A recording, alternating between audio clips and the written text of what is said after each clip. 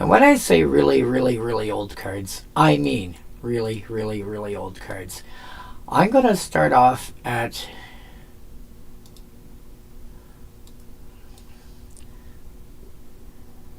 the start of the game.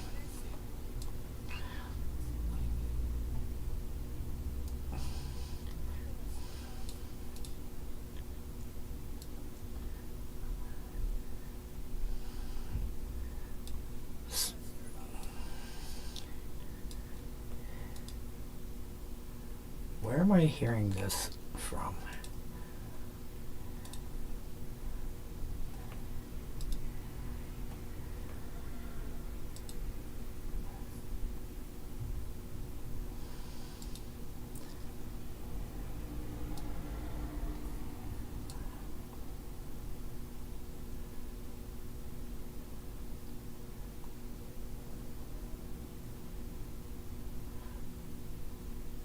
Oh no, is it picking up another mic?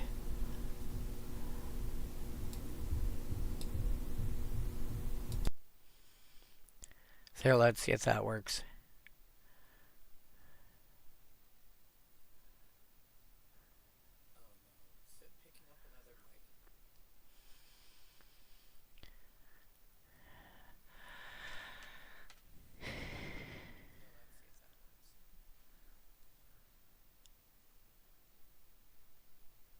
I am very confused. It was not doing this before.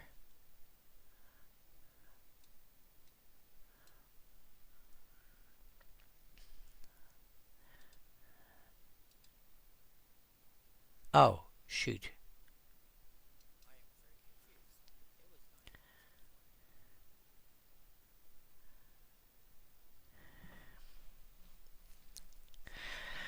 This is what happens when you update software and you're not expecting additional changes.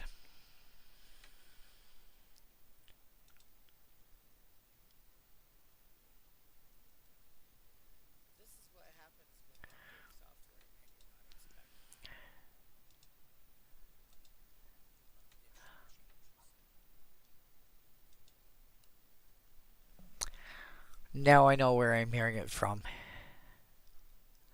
Okay, never mind. I'm good.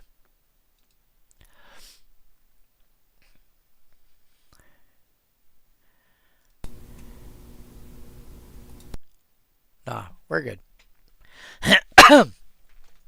Alright.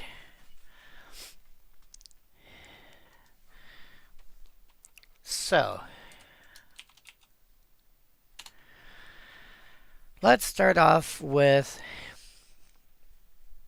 I'm going to say the 10 worst cards. Well, let's go for like 20 worst cards. 10 if it's a small enough set.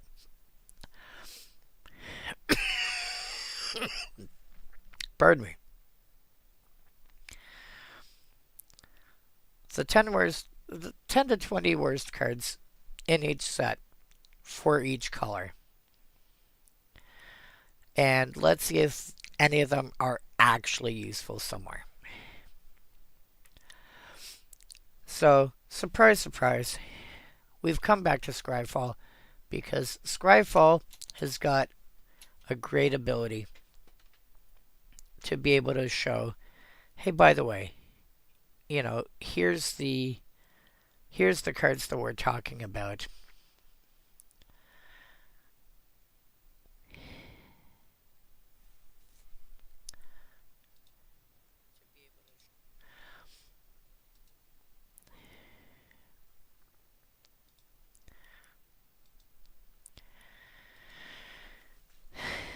Alright, so the laces in general are just not useful. If you want this ability at all, there's much better cards. There's Painter's Servant. If you're willing to go in a blue, you've got Shifting Sky. Now, Pure Lace will affect spells, which a lot of cards that will change something's color don't actually do.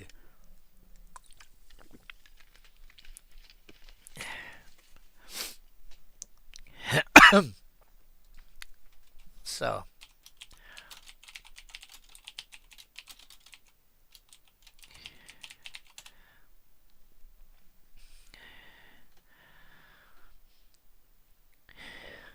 but you've got Blind Seer, which will do the same thing. 8.5 tails will turn something white. Ursat's Gnomes will turn something colorless. Illusion from Illusion and Reality will turn something the color of your choice. Moonlace will make it any permanent. Moonlace actually takes the other 5 laces and throws them onto a single card, and then makes it colorless. We can pretty much rule out the laces because there are much better cards. Guardian Angel, damage prevention usually is not great. No, okay. Damage prevention usually is not great. But one thing that puts Guardian Angel above other effects is that it not only prevents some amount of damage to one target, it also says, hey, by the way, if you need to prevent more damage later, you can just pay extra mana. So you could Guardian Angel for 0, prevent damage to this target. You don't prevent any damage. But then anytime damage needs to be prevented, you can just go, oh, okay, I'll pay 1. I'll pay 1. I'll pay 1. Oh, I need to prevent 5 damage? Okay, I'll tap 5. And just do that all at once. So this is a very unusual card that if you are in the mood for a damage prevention effect, if that's the sort of effect that you actually need, Guardian Angel is not bad. Personal Incarnation.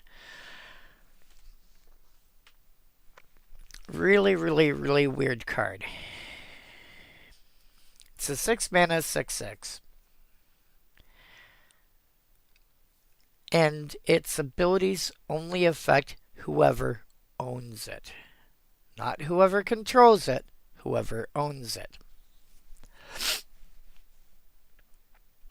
So, the owner can basically redirect damage that would be dealt to it to themselves instead. And when it dies, you lose half the owner loses half their life total.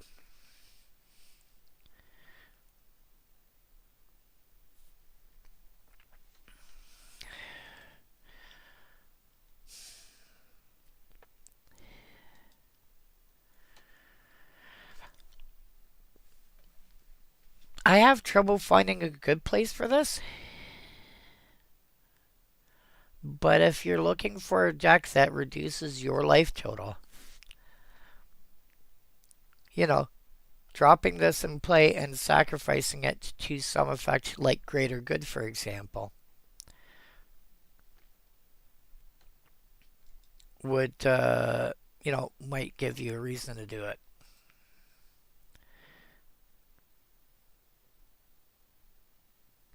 Farmstead, basically, you pay 2 white on your upkeep to keep it around.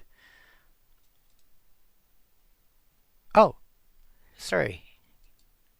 On your upkeep, you can pay 2 white to gain a life. Only if life gain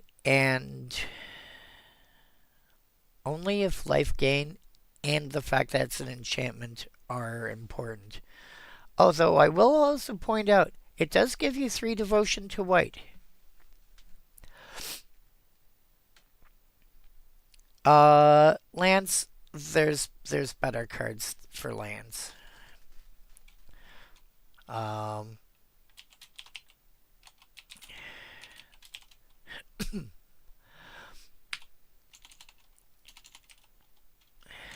uh,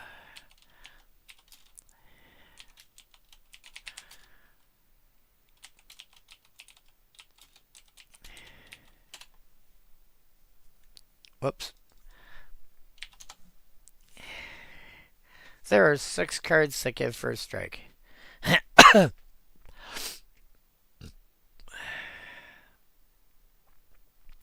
Cartouche's Solidarity does the exact same thing, but additionally gives +1/+1 and makes a soldier. Hyena Umbra gives +1/+1 and totem armor. Ethereal Armor gives +1/+1 for each enchantment you control, which will include itself.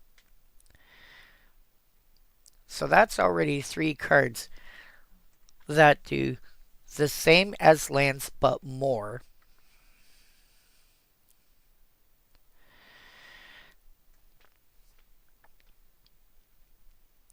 Zealous Conviction, if your opponent is if one of your opponents is sufficiently poisoned, will give first strike and a net of +2/+1, and it's got flash. Military Discipline is the only one that's a maybe because that's +1/+0 and first strike until end of turn. So I'd probably pass on that if I'm looking for first strike on a 1 mana aura. But the other 4 perfectly viable. I don't think I would be playing lands in that. Give me a moment.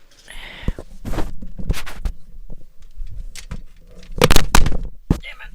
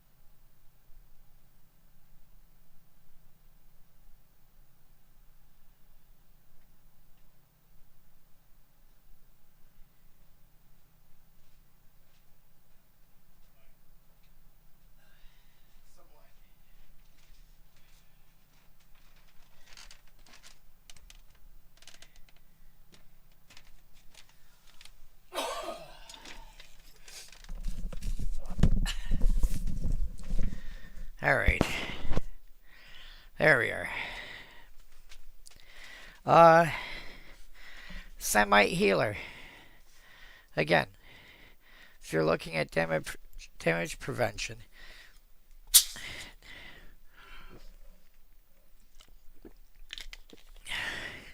see,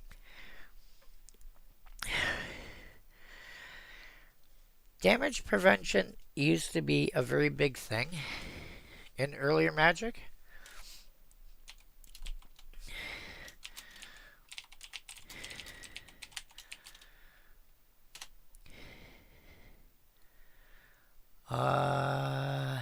Release date.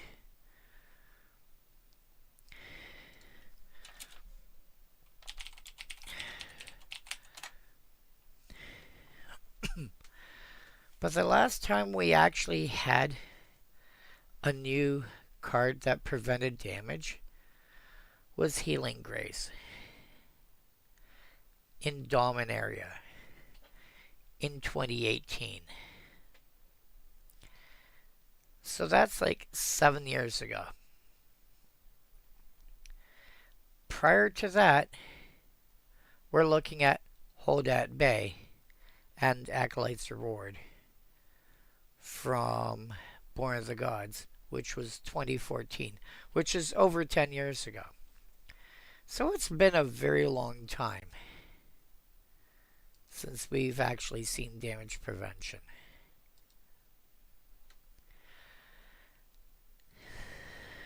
But this was the this was the starting point of white getting the consistent ability to prevent damage.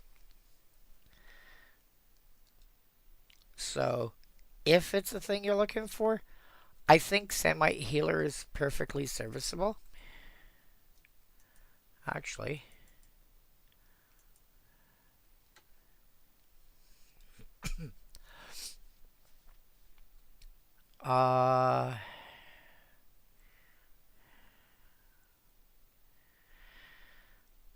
For 2 mana, Abuna Acolyte, I would probably run that first. Because it's the exact same with an additional ability to prevent 2 damage. Vengeful Archon, if you want to go high up the scale, you've got a 7 mana creature for 7 mana, a 7 mana 7/7 creature. But damage that it prevents can be redirected elsewhere.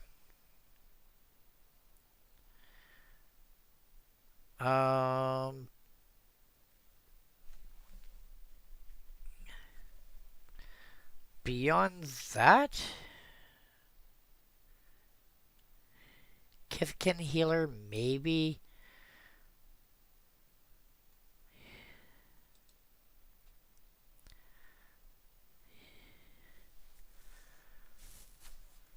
Yeah, it's not really a thing that's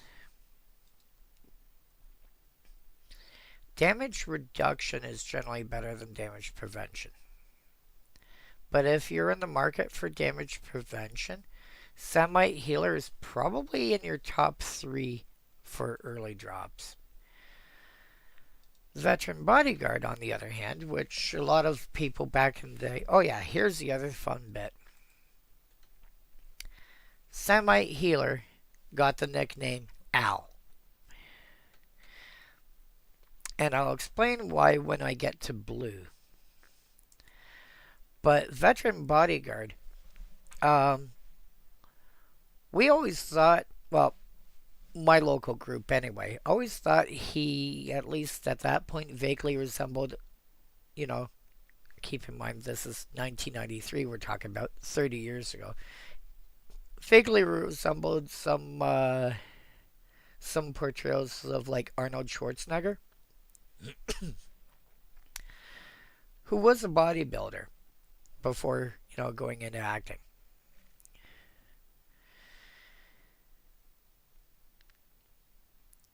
And he will take any damage. Like, creatures are attacking and, not blocked, he will take it all.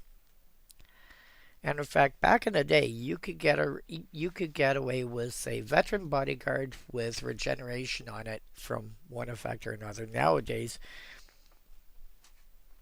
it would probably be making him indestructible one way or another. And just not care about people attacking with creatures because you just plow right into you. Hilariously, he actually had a creature type, summon Bodyguard, because back in the day, we didn't have this race plus class thing going on that you see from like Dungeons and Dragons and other stuff, where it's like, your race being your species basically, and your class being your occupation. No, they just took,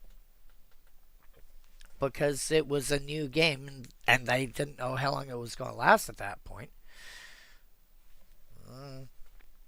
and they just rolled it all into one. It's kind of like very early versions of Dungeons and Dragons. I think we're looking at when it was still called Dungeons and Dragons, and they hadn't even hit Advanced D&D yet, um, which also was in the 70s. You know, you could play a fighter or a wizard or a thief or an elf or a dwarf, and those were different classes. So when you're looking at Alpha, Beta, Unlimited, the idea is that a dwarf, which at that point was, no, this is what I do. It's not just who I am, but it's also what I do. Was basically a fighter thief, if memory serves me right. And an elf was basically like a fighter wizard. Yeah. Um, they basically took that idea and said, hey, by the way, we're going to, one creature has one creature type. Okay. So it was a bodyguard, which I think. I feel like if they were to apply modern, like the creature types that exist nowadays, and give Veteran Bodyguard a creature type, he would probably be a mercenary.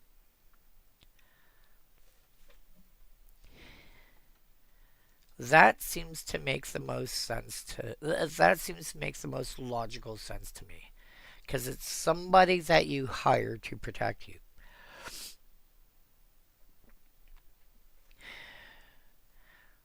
But yeah, I would have no problem running Veteran Bodyguard in a commander deck nowadays. It's just unfortunately one of those cards that I forget exists. But Veteran Bodyguard, I think would be, when I start looking at really old cards, I think would be on the list. And just for frame of reference, up until 10th edition inclusive, every core set, so Alpha, Beta, Unlimited, Revised, 4th, 5th, 6th, 7th, 8th, 9th, 10th, were just reprints. We didn't start getting new cards, ignoring Alpha,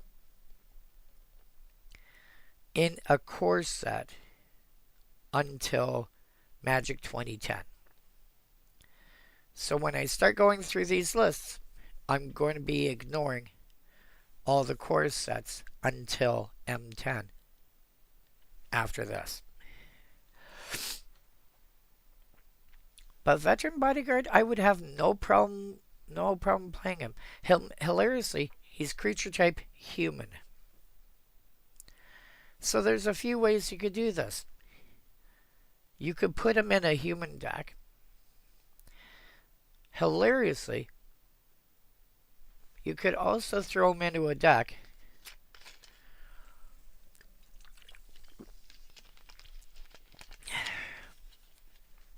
let me throw up one of my deck lists real quick. Whoops.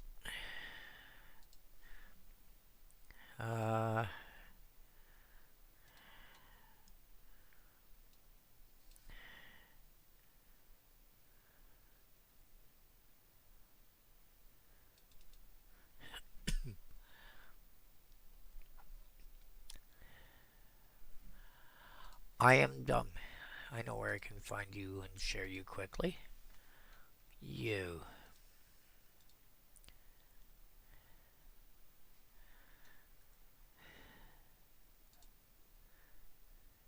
This is my Essica Gaza Tree Commander deck. This is my 3 tickets to the zoo, please. And the plan for every card in this deck is that everything has a animal type. If you take a look, apart from Essica herself, bird, dinosaur, elephant, cat, otter, whale, swamp mosquito is now an insect. Cobra is going to be a snake. That's also going to be a snake. Viper is probably also a snake. Yep. Unsurprisingly. Pit scorpion is, surprise, surprise, a scorpion. Whoops. Blight widow is a spider. Dinosaur, insect, dog, elephant, goat, dinosaur, bird, badger, cat, lots of dinosaurs. Starfish might be a fish. Nope, starfish. Actually kept its creature type. I am amused and bemused by it. Spider, boar, insect. Are you actually something? No, you're just insect. Spider, badger, ape, spider, dinosaur. Crab. Are you actually a crab? Yes, you're actually a crab. The difference between printed wording from old cards and what they are now. Oh, there's a crab here. Okay. Whale, bat, apes. Are you a gorilla now? No, you're a monkey.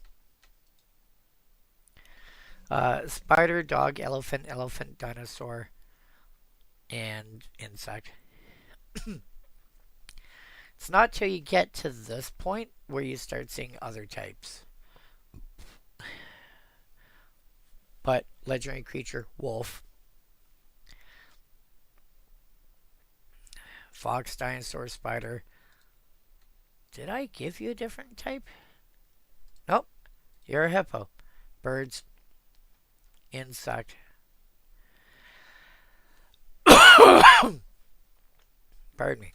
And the reason I bring this up is because this particular deck was based around a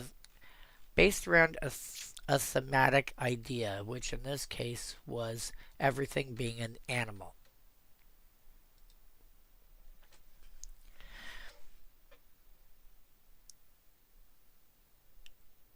So, why do I bring this up with Veteran Bodyguard? The reason I bring this up with Veteran Bodyguard is because if you take a look, it's creature type human. It's not human soldier, it's not human mercenary, it's not human whatever, it's just human. So at which point I start to wonder, how many cards are there in the game that have a single creature type where you expect there to be a class as well, but doesn't have one? Or, hilariously,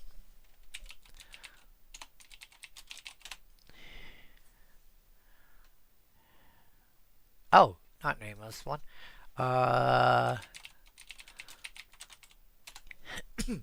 Nameless race.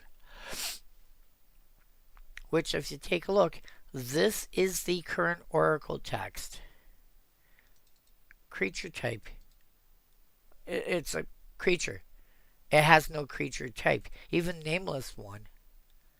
It's a individual that doesn't have a name. But Wizard Avatar, it still has a type. Nameless race has no creature type. 2007. This currently has no creature type. It's nameless.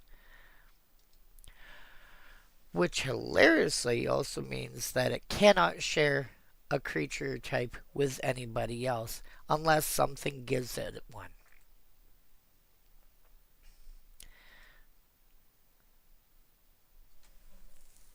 But yeah, Let's see how many creatures we can find that are elves or dwarves or this or that or whatever that could have a race and a class, but only have a race. I think that would be, sorry, a tribal type. Sorry, a kindred type. I hate that word. Anyway, that's a me thing. I understand the reasoning. I don't exactly disagree with the reasoning. I think it would have been fine the way it was. But that's me. Anyway, Veteran Bodyguard, I think is still eminently playable in current Commander. Conversion. If you don't want to muck around,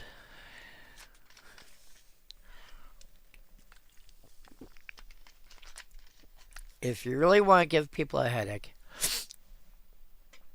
play Conversion combined with Blood Moon. I believe the interaction is Blood Moon turns all non-basic lands into mountains. Conversion then takes a look at the mountains and turns them into plains. So all non-basic lands become plains.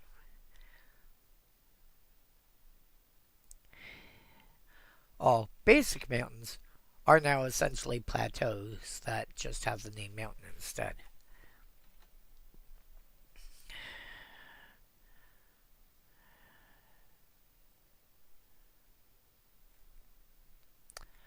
I believe that is how that works. So if you really want to muck around with color changing and stuff like that, do that. White ward. There's a ward for each of the 5 colors, plus I believe there's also an artifact ward.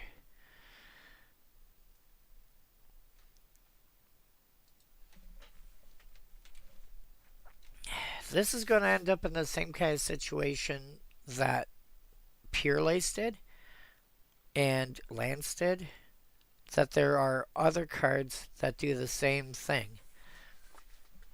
Actually,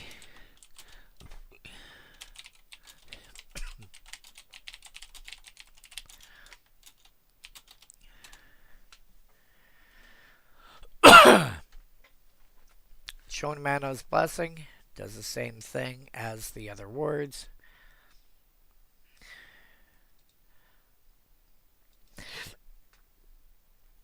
Flickering Ward does the same thing. It's just the Oracle text turned around and said, hey, by the way,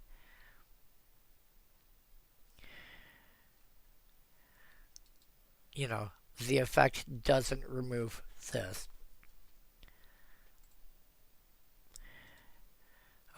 Floating Shield, same idea. Again, you're going to find a lot of cards that do the same kind of effect. Or the same effect but better. For about the same cost. Although, to be fair, the monocolored ones are all 1 mana. It's only Flickering Ward that's also additionally 1 mana.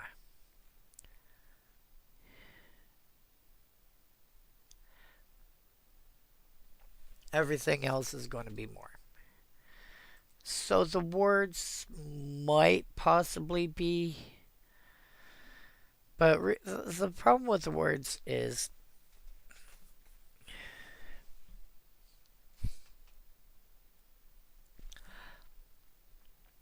It's very easy to turn around and stop your whatever from losing to whatever you need.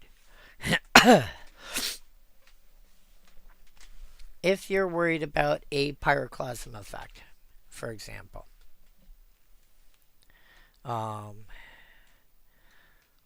pyroclasm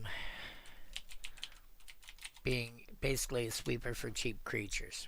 2 damage to each creature for 2 mana.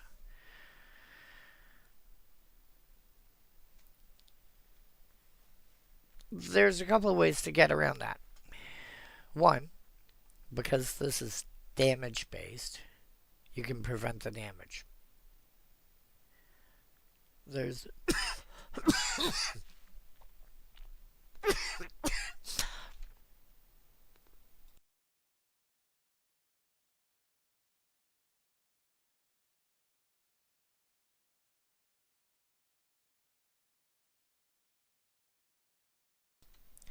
I apologize, folks.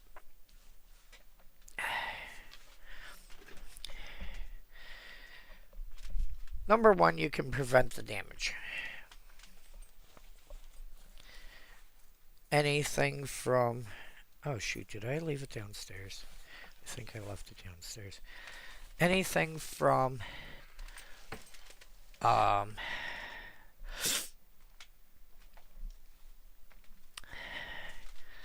know, there are damage reducing effects. I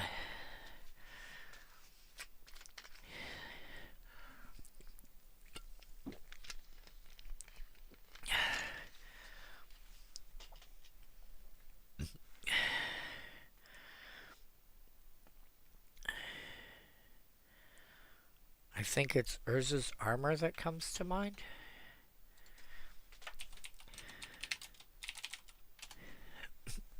Yeah, if a source would deal damage to prevent one of that damage. So, similar effect. That would...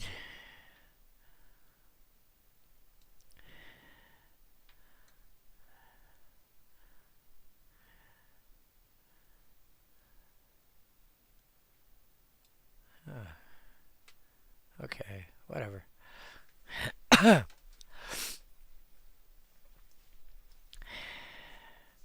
So a similar effect to this that affects your creatures would work. You have effects like Prodigal, or not Prodigal Sorcerer, Semite Healer, and Guardian Angel that we talked about earlier. This deals 2 damage.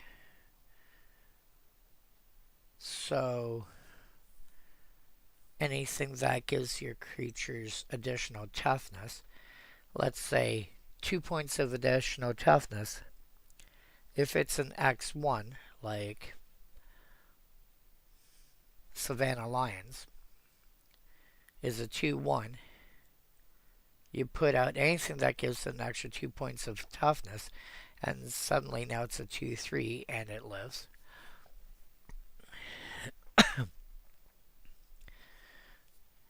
So there's damage prevention. There's anything that guarantees toughness. There's preventing the source from dealing damage in the first place. You know, your typical like counter spells are your usual consideration there.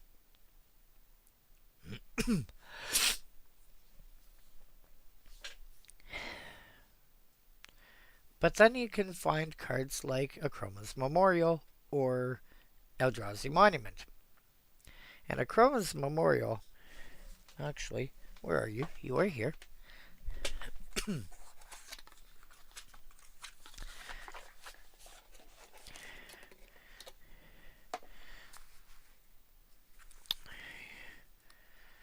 You should be in this section.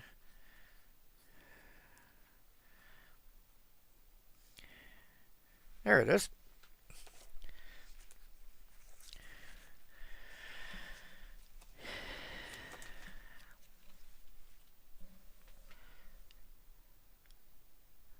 Chroma's Memorial, amongst other things, it's a 7-mana artifact that, amongst other things, gives protection from black and from red. Creatures you control have flying, first strike, vigilance, trample, haste, protection from black and from red.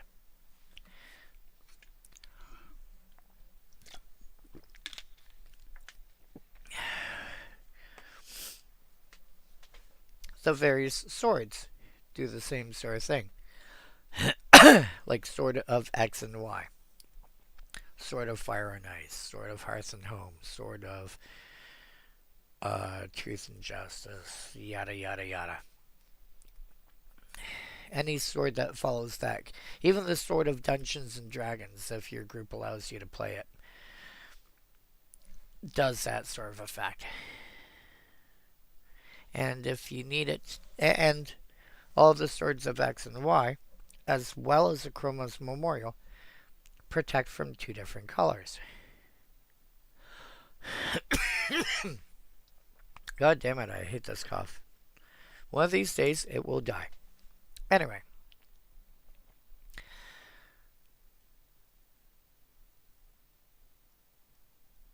So, protection from a color. Protection from a color is nice.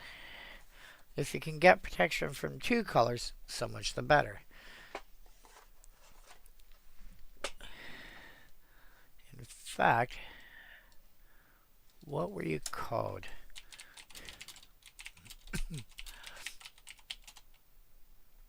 Yeah, Mask of Long Grace. 1 white gives protection from black and from red. And again, if we go back to the discussion about laces,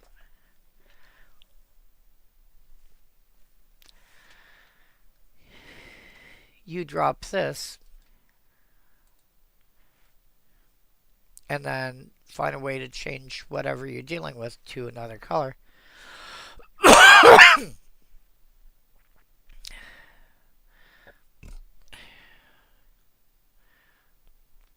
White ward in this context is probably the worst one because it rarely deals damage. Although, hilariously,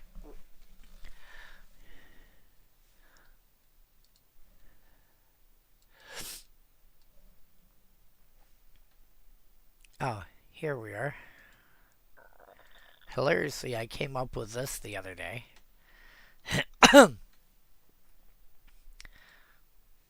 I came up with a mono white burn deck.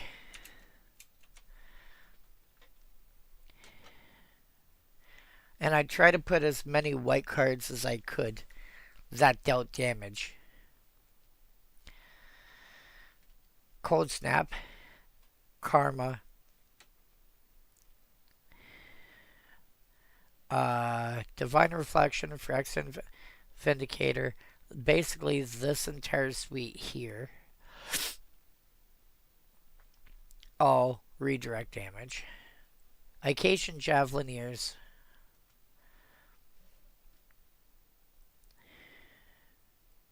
plus a handful of cards that proliferate, because you want to proliferate not just the counter here, but, you know, some of these other counters as well. Equal treatment. You combine that with, you know, Ication Javelineers or something of that nature, and it actually increases the damage. Fire and Brimstone can hit 2 players for 4 each. Ication Money Changer deals 3 damage to you when it comes into play, but you put a counter on it. At the beginning of your upkeep, you put another counter on it, and then you can sack it eventually during your upkeep for 1 life per counter that's on it.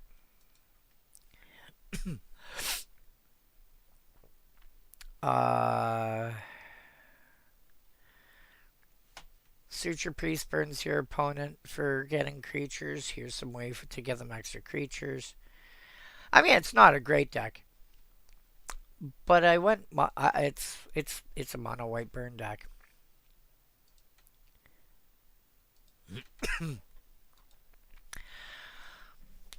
It's possible for white to burn out your opponent. It's really hard. I had to put some actual effort into that one, and it's not easy.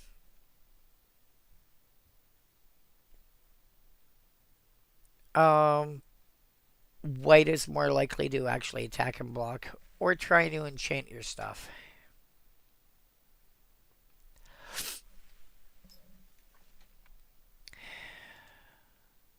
At which point, giving your stuff hexproof, basically hexproof and unblockable, is probably 80% of what White Ward would need to do.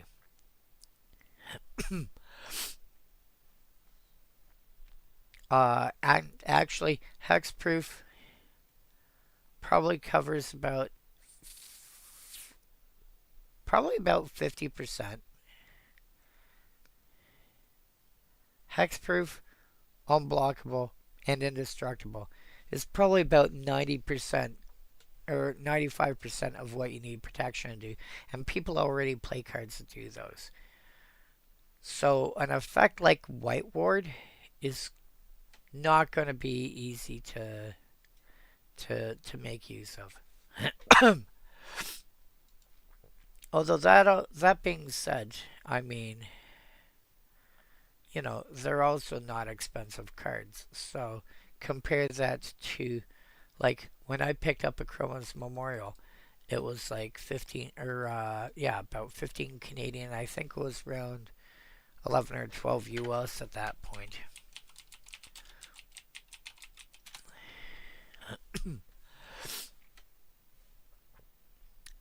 It's now like 2.5 times as much. That is a pretty version.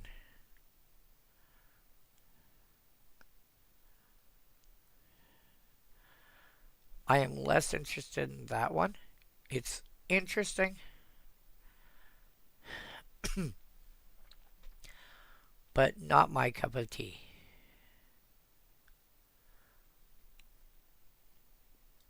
But, art is subjective.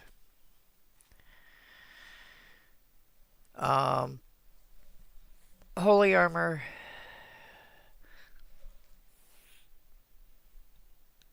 I think it's really easy to get.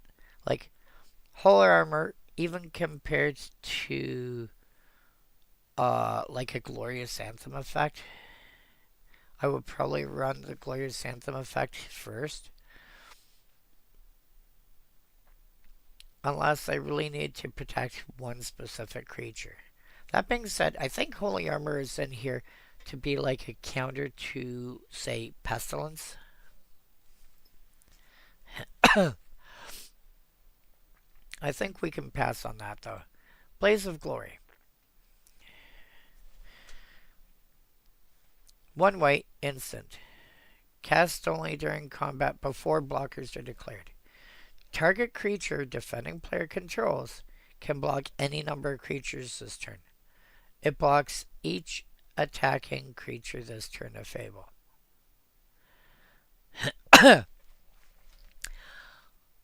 I don't care how many of you there are, I'm taking you all on. What? Yeah.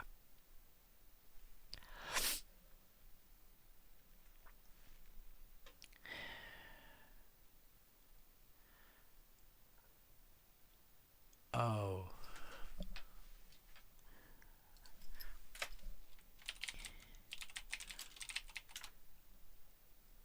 Deals combat damage. Ah, crap.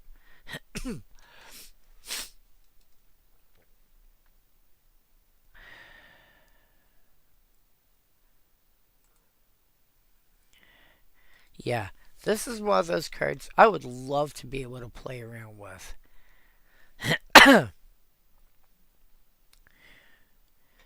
If I have let's say I have a 7/7 creature, and I'm being attacked with 6/1/1s, I can go, cool.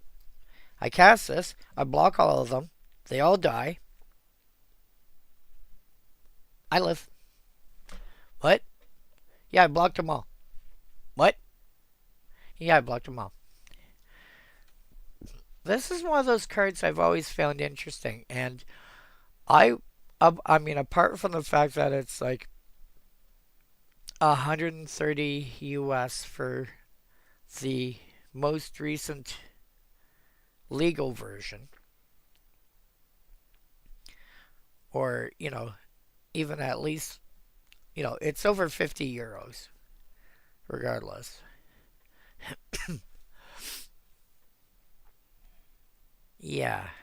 Um, I would not say no to this being in a deck. I'm actually, I would actually be quite happy throwing. Yeah, I'm just gonna block them all. What?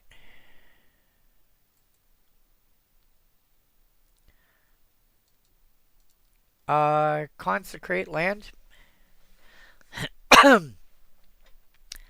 I think consecrate land is fine. If there's a land that you want protected from, like, if you expect people to be playing with strip mine or, ghost quarter or what have you, and you have one specific land that you really want to make sure stays around, I think consecrate land is probably fine.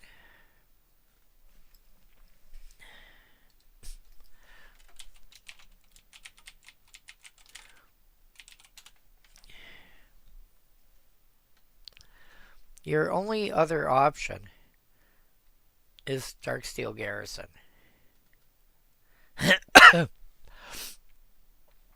that I can think of.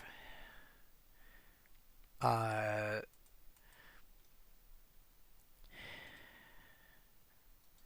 if you have a Maze of Ith, you want to make sure it stays around, or something of that nature.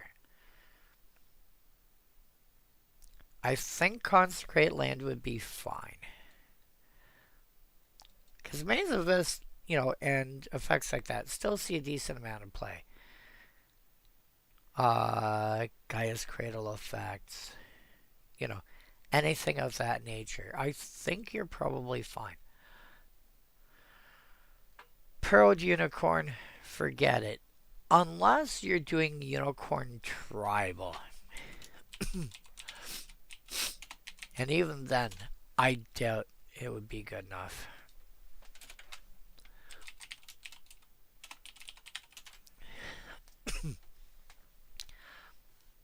I would prefer that. This is more or less a 1-3 that affects others as well. Would rather.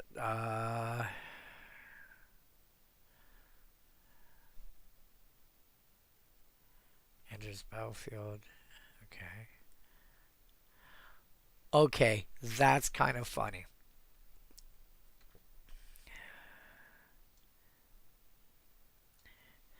Emil the Blessed. Pay 3 to flicker something. Bright Mirror. Tap up to one target creature when it comes into play. Gain life equals that creature's power. Celestial Unicorn. When you gain life, put +1 counter on Celestial Unicorn. So a 3-card combo. A 3-card mono unicorn combo. Yeah.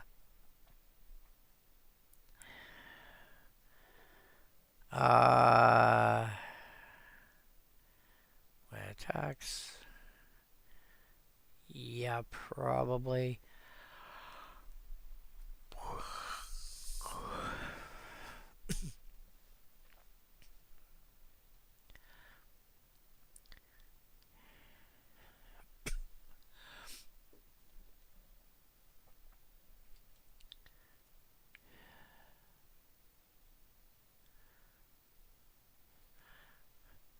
Strictly better than Pearled Unicorn. 1 less mana, same size with lifelink.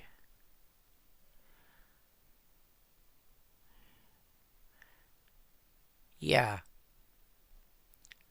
I think Again, strictly better. It's got an extra point of toughness for the same cost.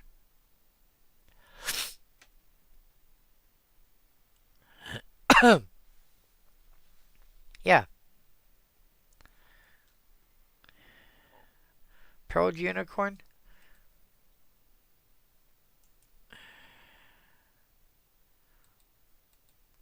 Pearl Unicorn. No good reason to play it. The other four words, we covered them. Northern Paladin. Um, definitely playable. Actually, definitely playable. People play enough black in Commander. I would say. I would presume that the color least likely to get attention is probably red.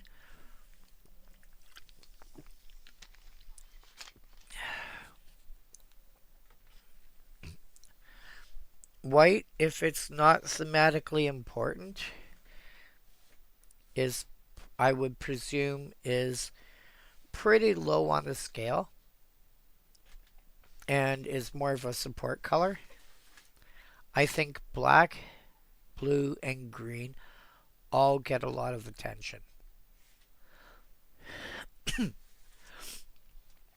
I assume that in any given table, assuming you've got four people, I would assume that at least one of them is playing some amount of black. Quite not unreasonably, two people.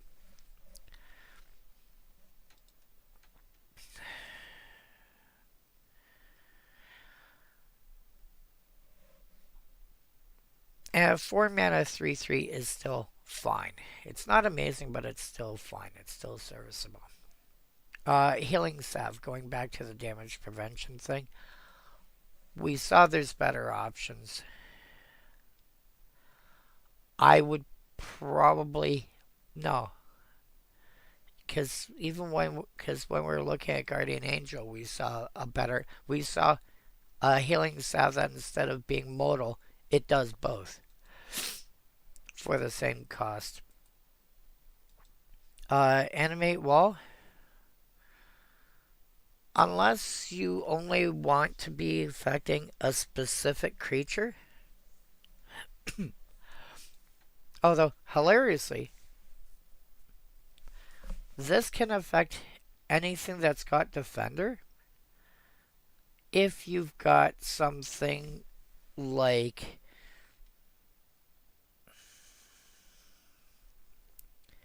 not Birthing Bells, the other one. Wow, why can I not remember the name? Maskwood Nexus. If you've got something like Maskwood Nexus that turns around and says, hey, by the way, all my creatures have all creature types, that includes Wall. The big reason why this used to be at all a big deal was because that Wall's Defender used to not be a keyword. In fact, that wasn't, I believe, until the first trip to Kamigawa, which was, what, like 2004-ish, I think?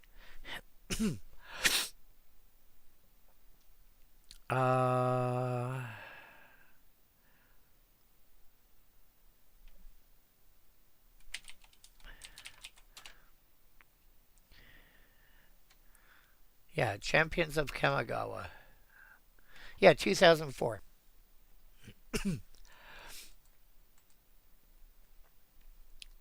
That is when we actually got the Defender keyword. Prior to that,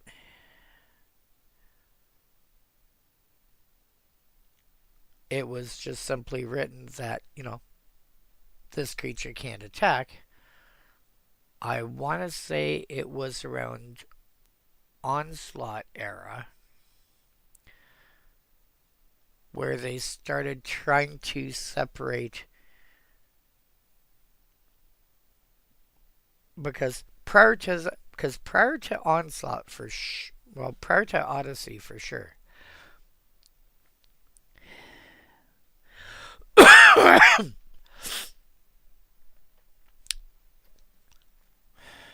Legend was a creature type,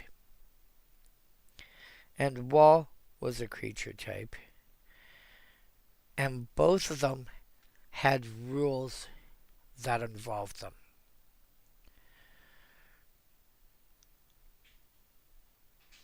Walls couldn't attack,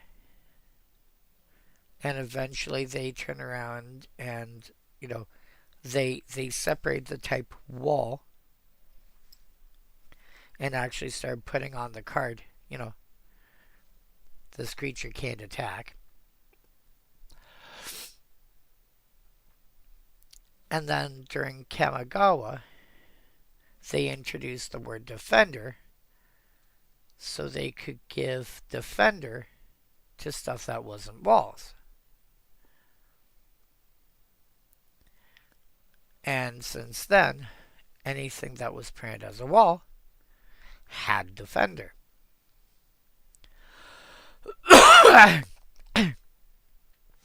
But this wasn't something originally, this wasn't something that was on the card. This was something that was in the rules. And it made logical sense. Oh, it's a wall. Walls just stand there. They can't they don't attack. They block really well. Which is why Animate Wall was a thing. But if you've got a creature with defender that has gained the wall type somehow,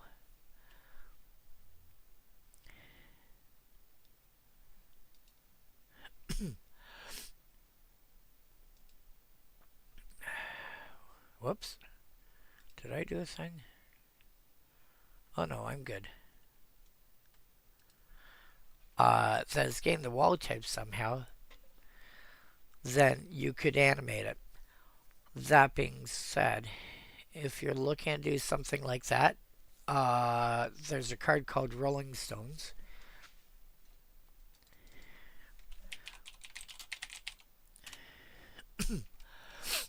Wall creatures can attack as though they didn't have defender. Notice that in 8th edition, which came out, it was the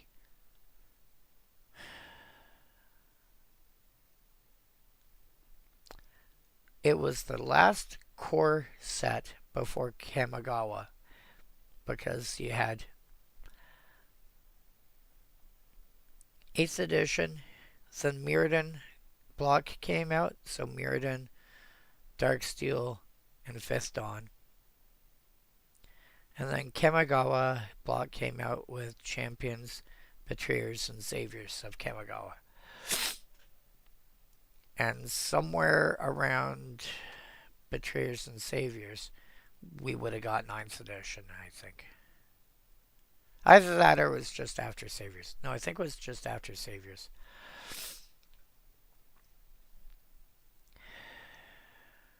But you notice how it says walls may attack as though they weren't walls.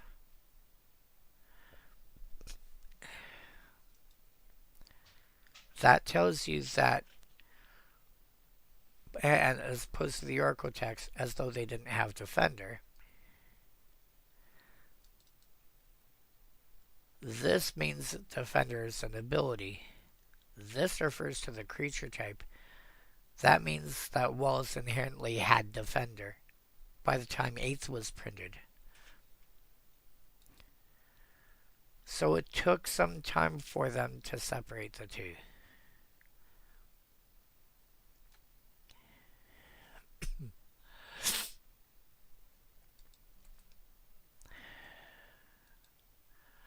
But yeah, if you're at all interested in something like that, for an extra mana, Rolling Stones affects all of them. But if there's only a couple in your deck that you might actually care about, then you might want to Animate Wall instead. Blessing. You know what? 1, 2, 3, 4, 5.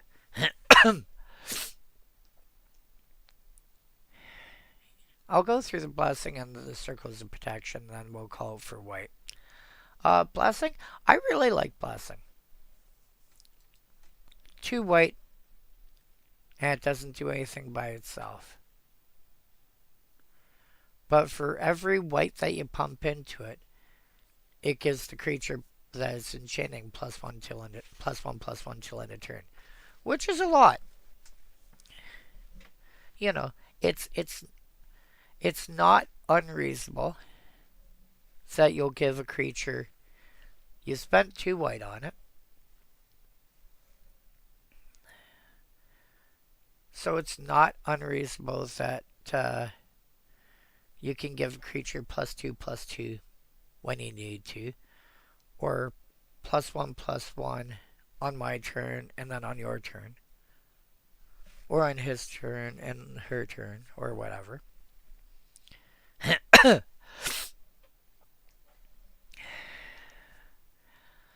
I think this is not unreasonable if you're building some kind of like a hexproof kind of deck. I think Blessing is actually a reasonable card to put into a deck like that. The only drawback, so to speak, is that you have to spend white mana to do it, which means you have to have enough white mana sources to support it. That shouldn't be hard. You know, if you're building a hexproof kind of deck that's involving white, which you probably are because you're probably loading up your creature with auras, you're already going to want stuff along the lines of Idyllic Tutor, or Auramancer gets enchantments back from your graveyard. Is it Heliod's Pilgrim I'm thinking of? There's a couple of cards that turn around and get auras out of your deck. There's like 3 or 4 at least that have a come into play ability that get an aura out of your deck. I think Blessing would be fine.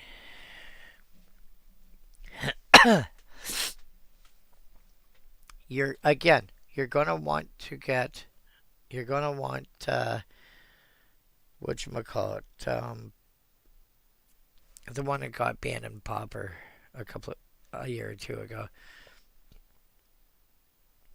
I mean, you're gonna want all that glitters first and so forth. Oh no, Ethereal Armor. Ethereal Armor? No, Ethereal Armor is not banned, right?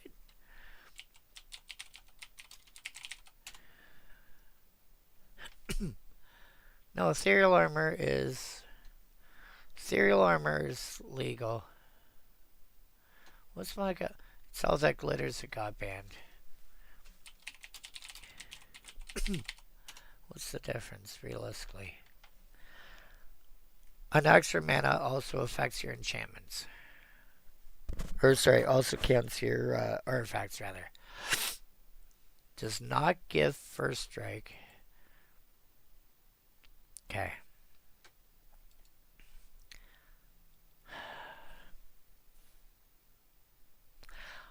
I think if you want like half a dozen or so white cards that can give a healthy sized pump that are cheap to cast, I think Blessing should at least be considered.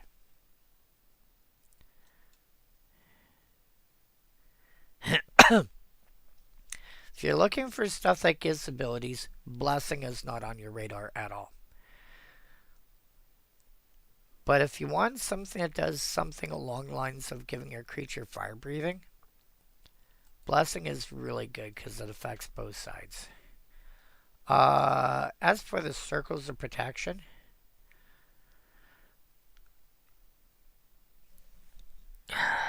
the circles of protection are going to run into a similar problem that the wards did. With the difference here being that these stop damage to you.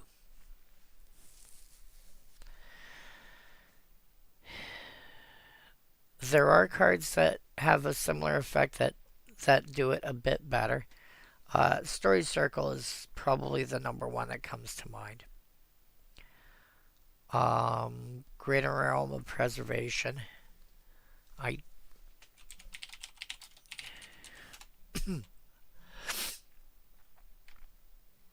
which is actually a pretty affordable card. I am pleasantly surprised by that. You can pick up the 5th edition printing for like 20 cents, and the Legends printing is under $4.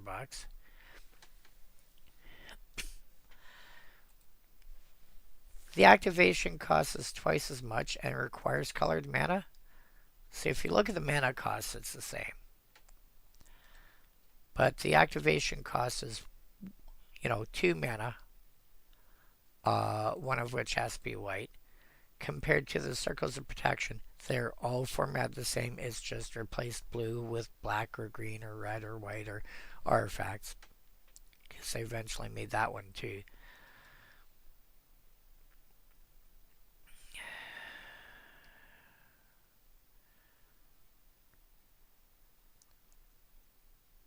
So it's kind of 3 times as much to activate it. But affects, but it's one card that can do 2 different colors at the same time. So I think the circles in general are a pass. The blue is probably the least relevant one in general.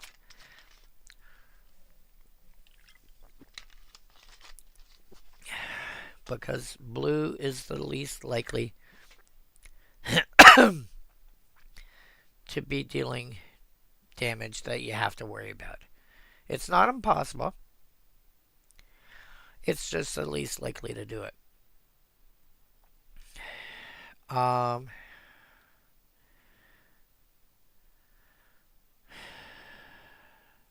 think I'll stop it there for white. Let's go blue. Phantasmal Forces. 4/1 flyer for 4 mana. With an upkeep cost of 1 blue.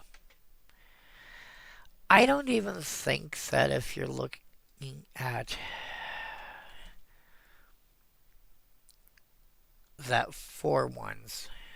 Let me think here. Color equal blue. Power equal 4. Toughness equal 1. O flying.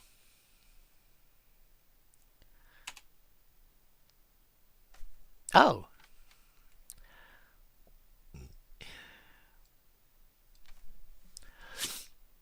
Actually. Mana value equal 4.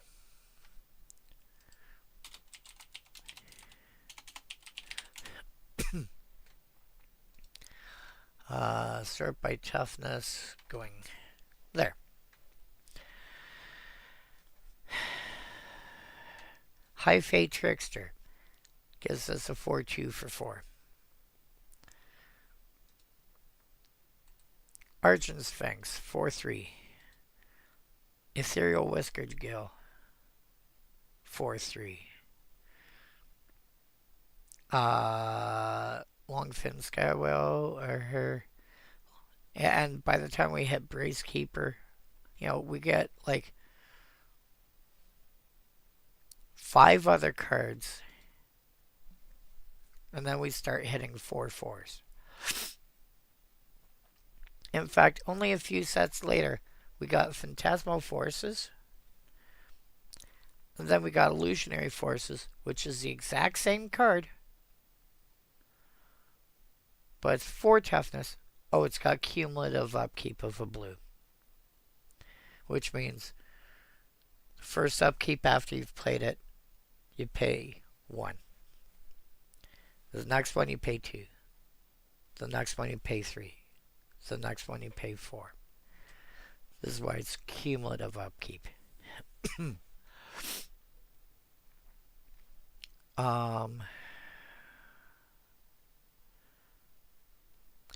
Living Tsunami would probably get played a lot because you can keep bouncing cards like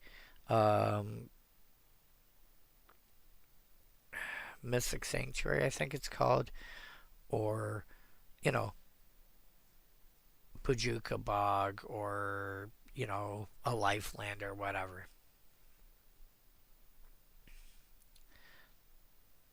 Where's Bouchin?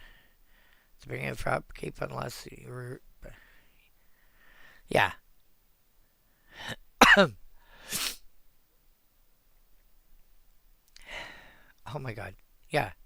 Twining Twins. 4 mana for 4/4 Flying Vigilance, Ward 1 with an adventure side. Yeah.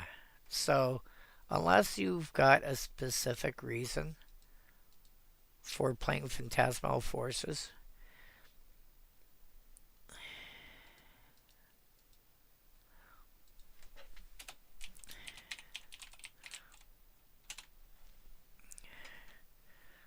maybe if you're playing Illusions. Maybe. But even then, I'd probably find other cards first. Water Elemental. Water Elemental is a fine vanilla creature. But I think even at that point, like, Air Elemental, instead of being a 5/4 for 5, you got a 4/4 flyer. Which isn't great, but it's still fine. If you're doing Elemental Tribal, you might look at it. If you're looking at Vanilla Tribal and you want, you know, and you're playing blue, you might give it a look. But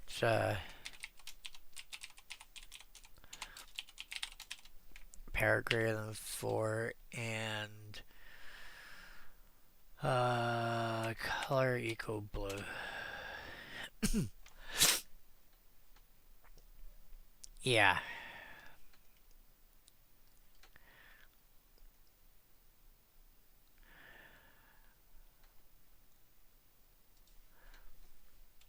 What if I go or toughness greater than 3?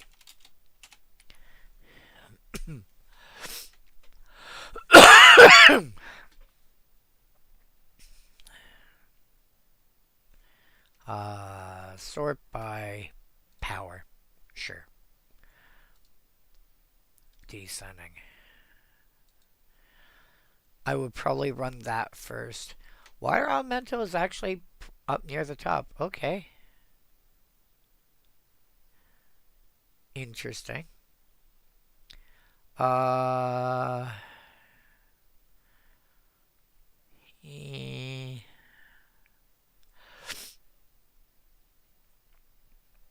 Yeah. I think it's unlikely people would be playing Vanilla Tribal and being interested in blue very much. Phantom Monster. Hilarious thing about Phantom Monster, which is just a 3/3 flyer for 4, but only requires a single blue. It took a very, very long time for them to actually beat that, in my opinion.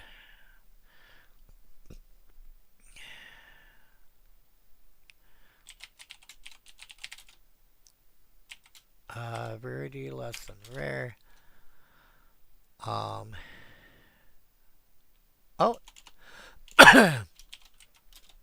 It did get a common printing at some point. Power equal 3, toughness equal 3. Flying. Mana value of 4. Let's see if that works.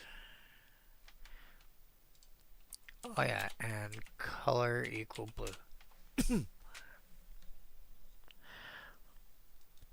Release date ascending. Oh, descending.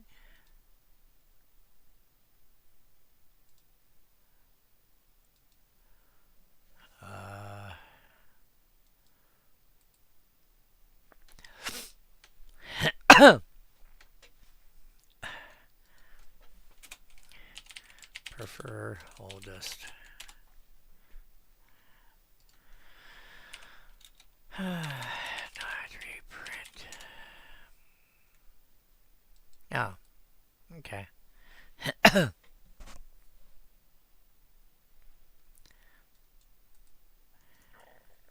Alright, so Phantom Monster.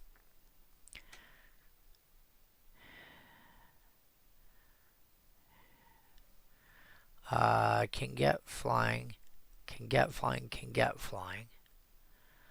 It took until Augury Raven for us to actually, like, take Phantom Monster and do more. Anything more. And then we got Augury Raven, Genie Windseer, Sky Swimmer Koi, and Cold Case Cracker. It took, was this 21? Yeah. So it took like 28 years for them to, now to be fair,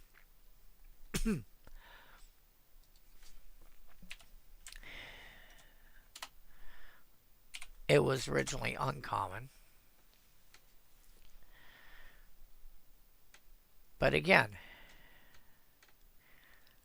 and we're not talking stuff that's got greater power or greater toughness or this or that. We're talking starting off with Phantom Monster itself. Gives anything flying. Bounce it back to hand when it's in combat. Enters the battlefield. Yeah, multi-kicker. So this is 2010. So that's 17 years for us to get something that was actually better than Phantom Monster. Like, same stats, same abilities as Phantom Monster, and did more at the same rarity.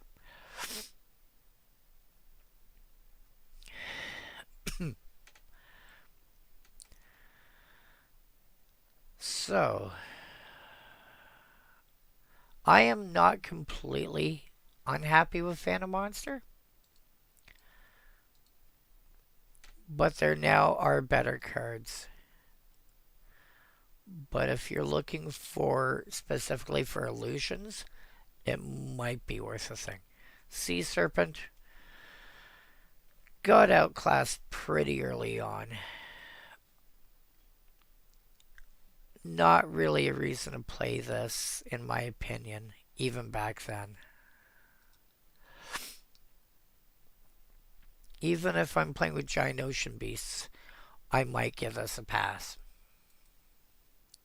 Feedback, on the other hand, a lot of people like playing with enchantments. Just go, hey, by the way, oh yeah, you know that Smothering Tithe you got? Take damage for it. What? Yeah, take damage for having Smothering Tithe in play every turn until you get rid of this thing. Or, whatchamacallit, Sphere Safety. Or, Arborea. The budget-friendly version of Moat.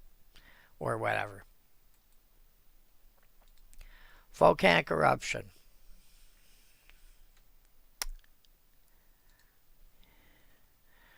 This is where I go here.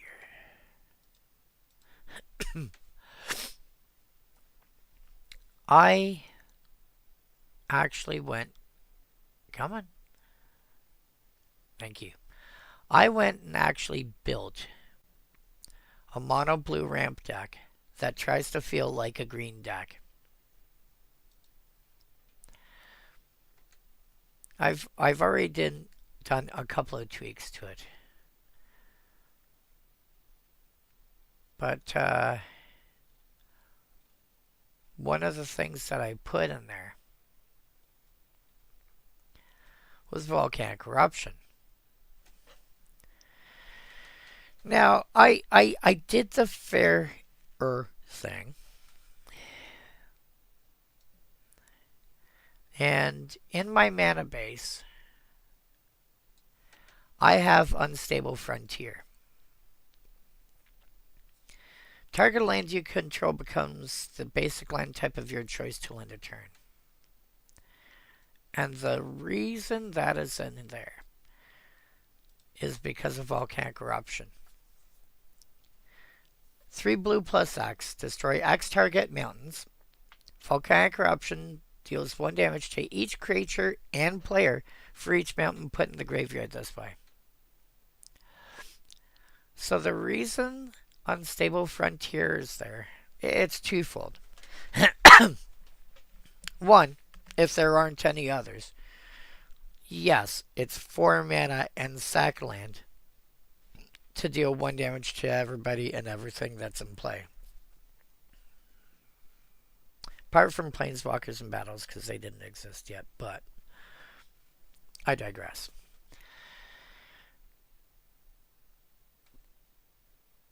But it's a mono blue way to get rid of stuff. Number 2 is I look at these 2 cards as I don't want to just be punishing red. I am willing to sacrifice something of my own to be able to do this. If I have to target a specific person, I can do that. If things come down to it, I can target a specific person. But I'd rather spread it out a little bit and go, okay, well, I'll take this out of yours, and I'll take this out of yours, and I'll take this out of yours. And just to be fair, I'll tap this and target one of my own. And now we all get a land that's blown up. And everybody takes 4, and everything takes 4. So there is the rare deck. If you're looking for an interesting mass removal spell in a very odd color that doesn't just bounce stuff, I think Volcanic Eruption is actually worth looking into.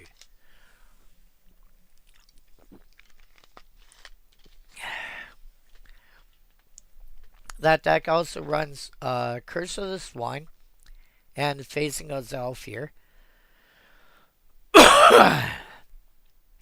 Largely to get a bunch of threats off the board.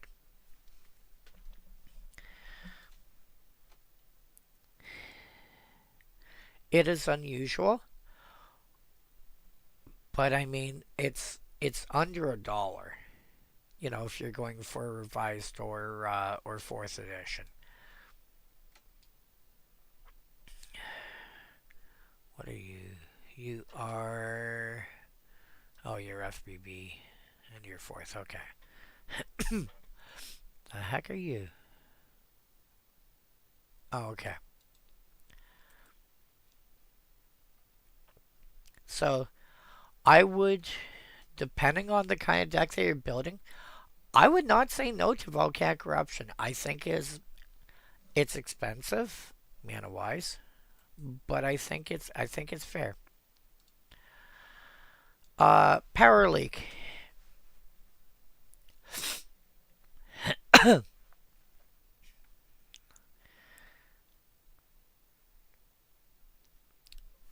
Power Leak is a bit like Feedback. It tries to deal 2 damage for 2 mana. but they can prevent some of that damage by paying mana into it.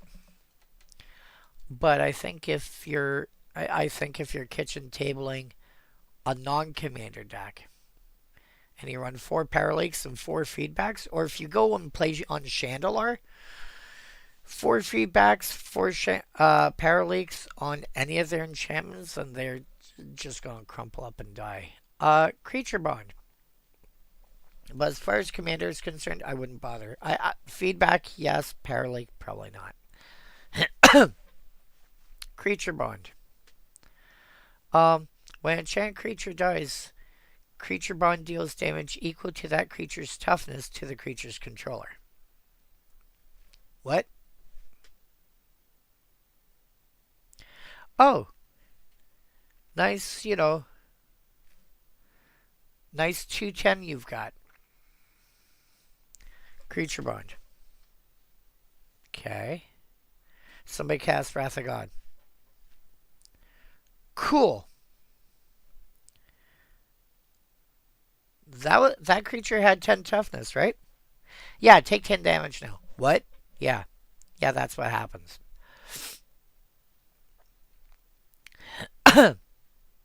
Again, this is a card that I think probably should see more play than it does. In like depending on the kind of decks people are playing against.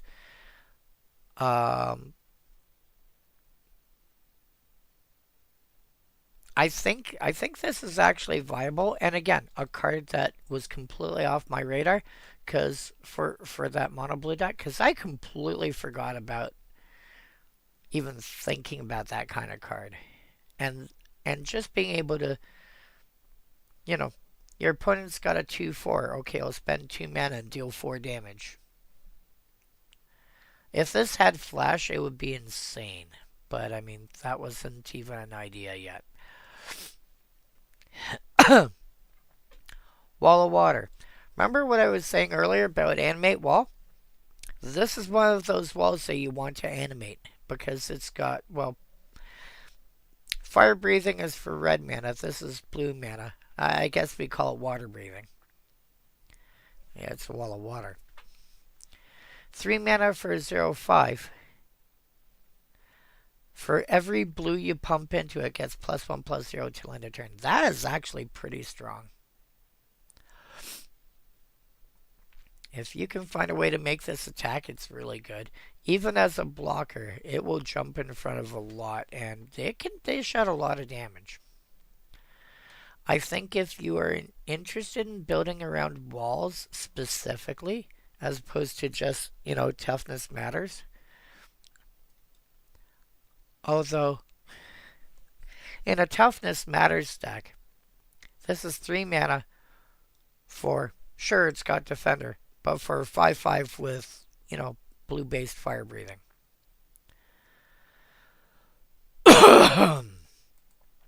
I think it's worth a consideration.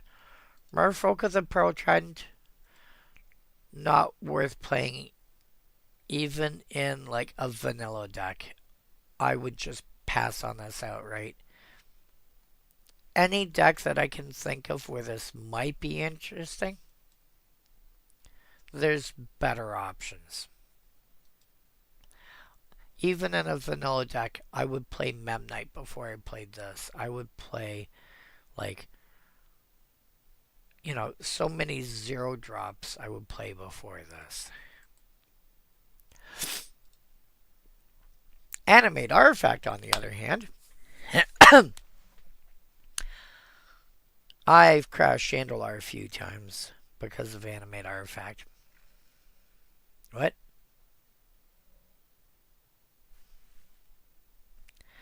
There's 2 different ways to play Chandelar. Chandelar, for those of you that don't know, is probably the first, to my recollection, the first way that you can play Magic the Gathering on your computer. It was an adventure style game, like, Legend of Zelda and whatever else.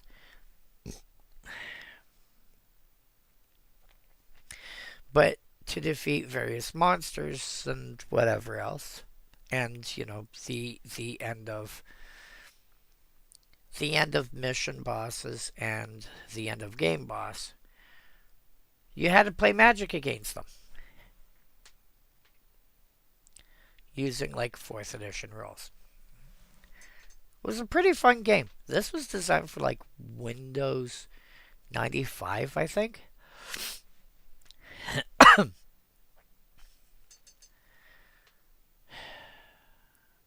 So you could play the way it was designed originally. Or people have occasionally put in effort to putting in more up-to-date rule sets and more up-to-date cards. That would be something that you could build off of what already existed.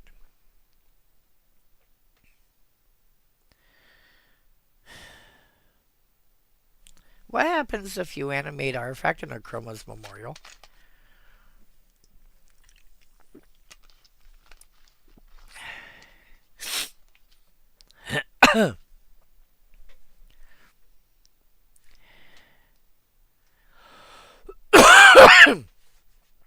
You're now beating down with a 7/7 with a bunch of abilities.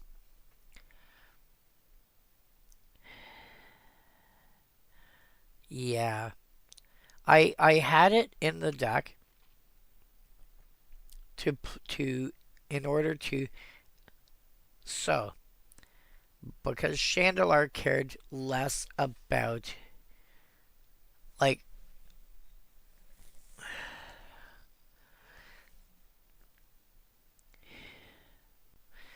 once you've got the hang of how Magic plays in general, it doesn't take long to learn things like if I have an artifact, well, if I have a creature and it's got like 2 or 3 enchantments on it, if I can get rid of that creature, I not only get rid of the creature, but all the enchantments that were on it. Chandelar is not that intelligent. It's a decent game, but it's not that intelligent.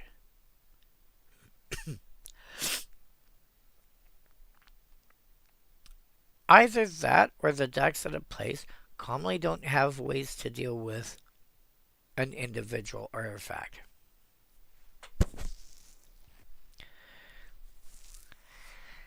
So, Time Vault. One of the most broken cards in the game. One of the Power 9.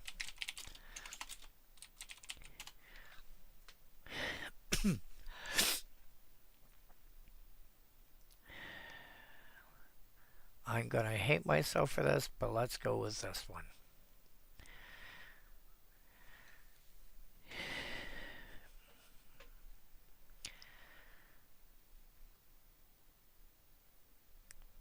The TLDR of this card is that it doesn't untap normally.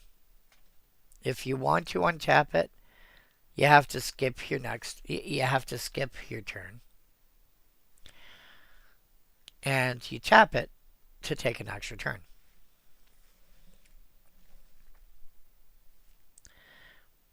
But there are ways to bypass the, having to skip a turn to untap it. And one of them, for Chandelar, if I take Time Vault and I cast Animate Artifact on it, well, it's now an artifact creature with power and toughness equal to its mana cost, or its mana value, which at that point, it's a 2 mana artifact, so it's now a 2/2 artifact creature. So that I can tap to take an extra turn,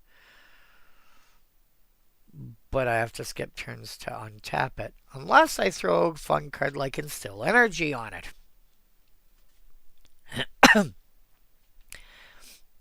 Which allows me, once each turn, for no additional cost other than the cost of the enchantment initially, which is like 1 green, untap target creature, untap enchant creature.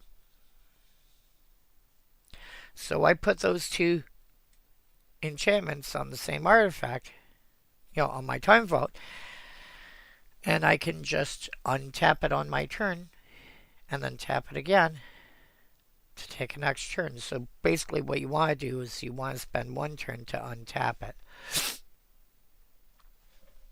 And then tap it later, tap it on a future turn.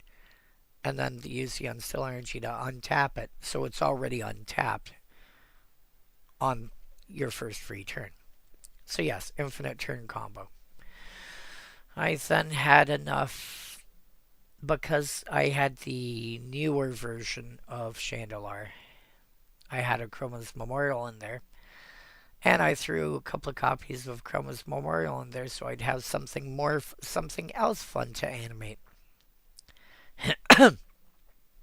And Colossus Astardia as additional things to throw instill energy on it so I could untap it for free instead of having to pay 9 mana to untap it. Animate Artifact I think would work well, would probably be fine in some decks, but you'd have to go through, you'd basically have to be already dealing with Karn Silver Golem, and Karn the Great Creator. Actually, you'd have to find your way down a few cards first. But a lot of them only do it until end of turn. So Animate Artifact might actually be on the short list of stuff that can animate it permanently. So it might actually be worth considering if you're looking at taking it's kind of like the discussion about Animate Wall. If there's only a handful of artifacts that you want to be able to animate, then it might be worth considering. But otherwise, there's better cards for that effect.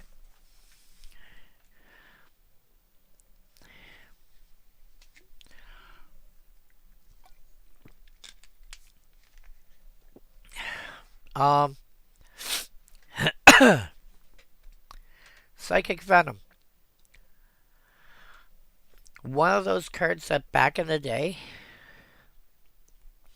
got really silly. Like you throw two of these on a single land. You throw two on a land. And now they're taking 4 damage just for tapping it for mana. And that adds up real fast. I would not be adverse to throw... Again, another one of those cards that I completely forget exists. And here's the thing. It doesn't even say becomes tapped for mana. It just says becomes tapped. You throw this on a Maze of Ith.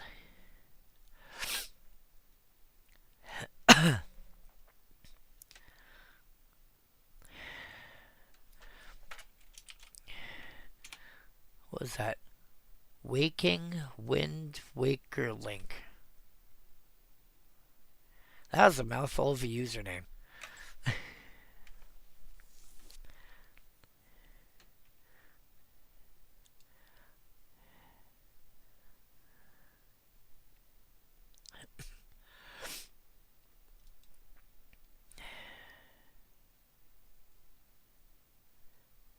I'm afraid to ask where your username came from.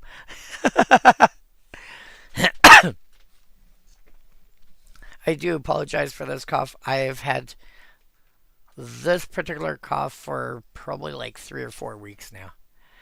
I'm trying to get over it. It doesn't want to run away.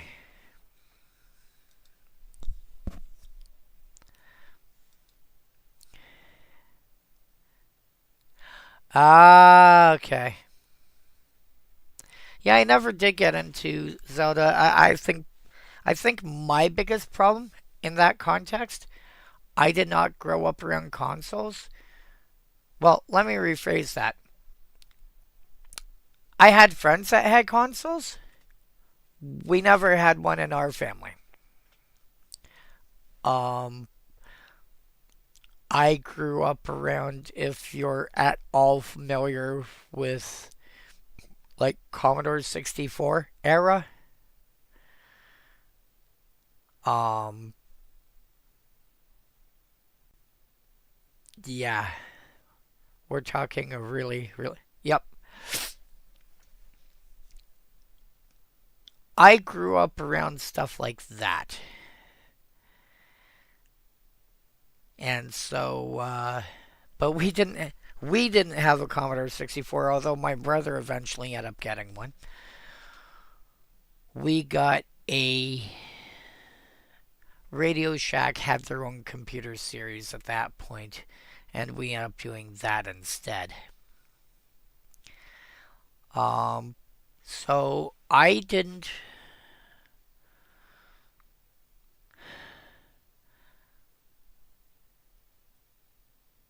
I think the first consoles that I got that was actually mine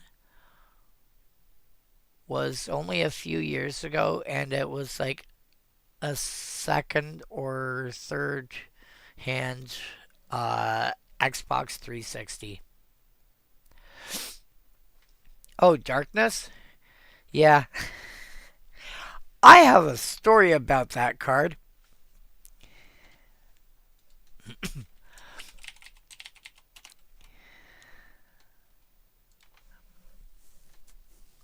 Although I'm going to cheat and I'm going to go to this one. So, Fog in Black.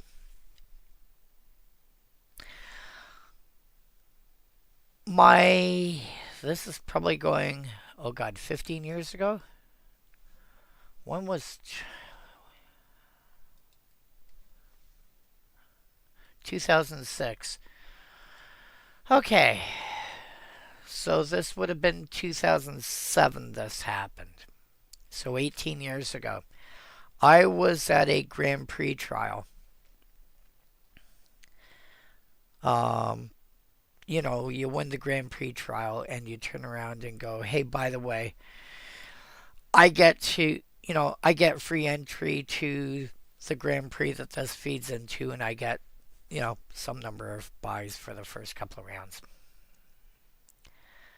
And there was I used to hang out in a chat room for people that played Vintage. And one of the most popular decks that I'd heard about at that point was called Keeper, also known as the deck. It was a 5-color control deck. I decided I wanted to try and emulate that for the Grand Prix trial. And a friend of mine that I'd been chatting with every so often convinced me to run a 61st card that nobody would expect. And he convinced me to throw Darkness into the deck. I didn't do well at that event.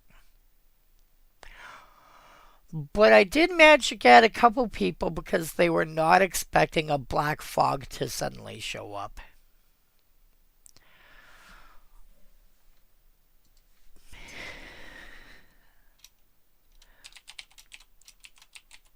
Whoops.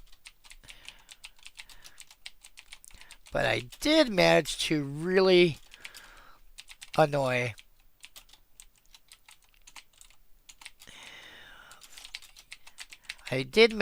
annoy one of my opponents by having these two cards in play at the same time.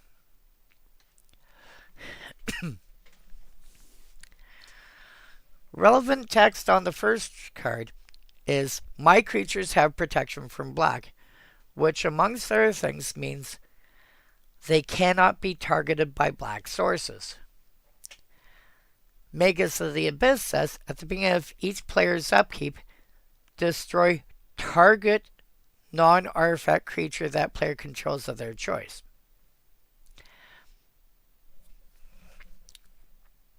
So here I am with a fourth, here I am telling my opponent, hey, by the way, you have to, you have to blow up one of your own creatures every turn. You're like, okay. And then I'm like, he's expecting me to do the same thing, and I turn around and say, I can't. What do you mean you can't? I can't. My creatures have protection from black. Magus of the Abyss is a black source that targets. I cannot legally choose any of my creatures as a target for the Magus's ability because I have a Chroma's Memorial in play. Oh, he was mad. You ever seen that meme with that guy playing Magic and flipping the table? I swear he was like 6 inches away from doing that. He was mad. Yeah. He was not happy when the judge basically turned around and said, "Yeah, he's that's how it works." Oh yeah, and Life Force. Um, I've I like making all sorts of weird decks. In fact, if you go to, let's see here.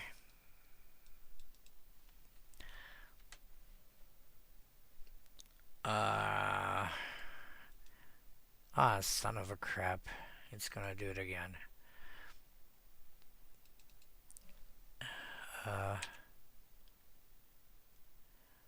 Okay. That does do what I wanted it to. That link will get you to this page. This is a bunch of decks that I either so I'm planning on building a commander deck for each color and color combination.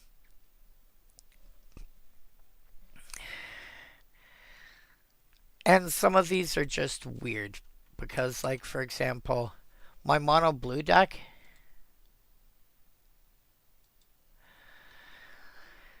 thinks it's a green deck. It tries to ramp the way a green deck does. On the other hand, my mono green deck is a control deck that thinks it's an Esper control deck, and it even beats down with flying creatures. I don't remember if I actually did, but I do know I was strongly considering putting Life Force in Dosan.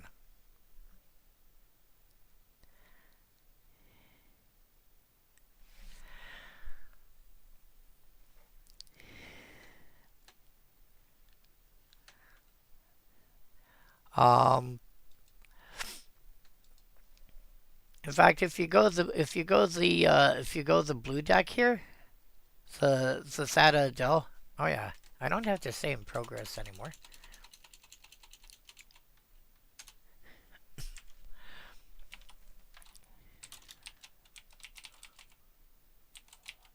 There.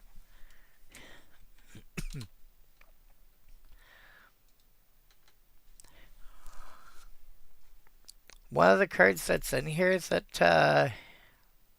because I'm currently going through the list of what's in Unlimited, that's interesting. Yeah, I'm running Volcanic Eruption in it. Actually, let me go back to Visual Spoiler. There, I'm running Volcanic Eruption because, yep, Death Grip.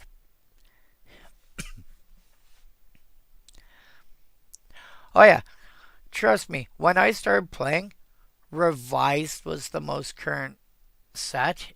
Legends was about to come out. Yeah, there's a lot of really weird old cards.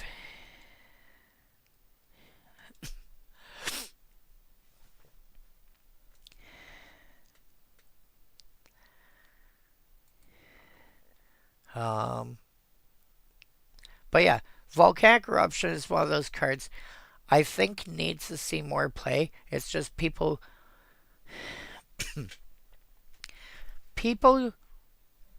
logically don't expect blue to have mass removal outside of bounds. And it does have some small amount of non-bounce mass removal. Volcanic eruption, I think, probably works best when you can ensure more people have um whatchamacallit, have mountains in play. But I turn around and I mitigate that. If you look down towards the bottom of my mana base for the blue deck, you'll see Unstable Frontier.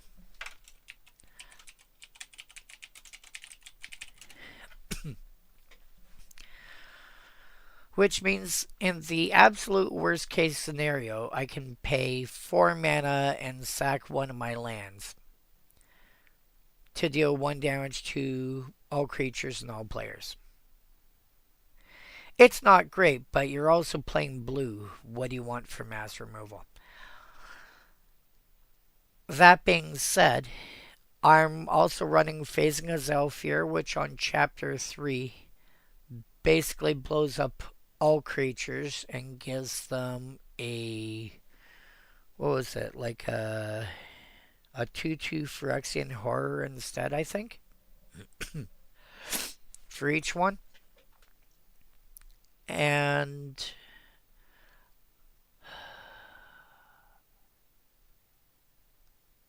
Curse of the Swine, which turns X target creatures, basically exile X target creatures, and they get 2/2 um they get 2/2 boars instead for each one.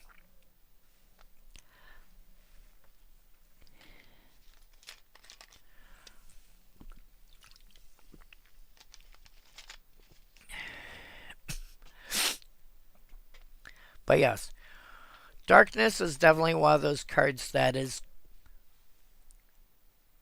not irregularly on my radar. It's one of those cards that's like, oh yeah, there's also that.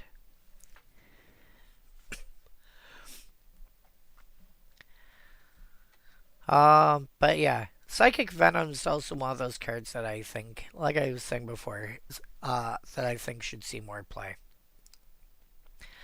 It's hilarious. I mean, I was already thinking about what happens if you throw it on Maze of Ith, which a lot of people like to play with.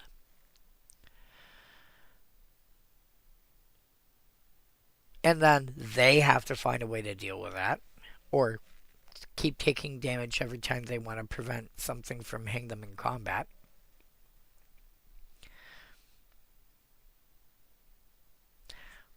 If you throw it on a City of Brass, now instead of taking 1 damage, they're taking 3. Same with, oh, what's the other one? Mana Confluence, which is 2 damage plus a life, so they're getting pinged for at least 3.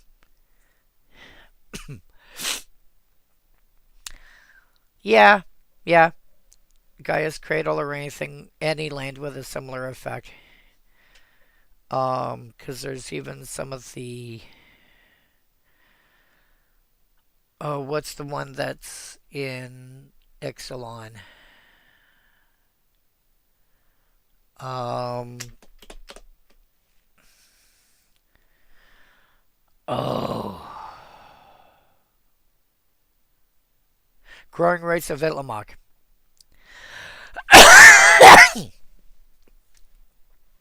Yeah, throw it on a Dryad Arbor, and then find a way to force the Dryad Arbor to have to attack. Wait, what? Yeah.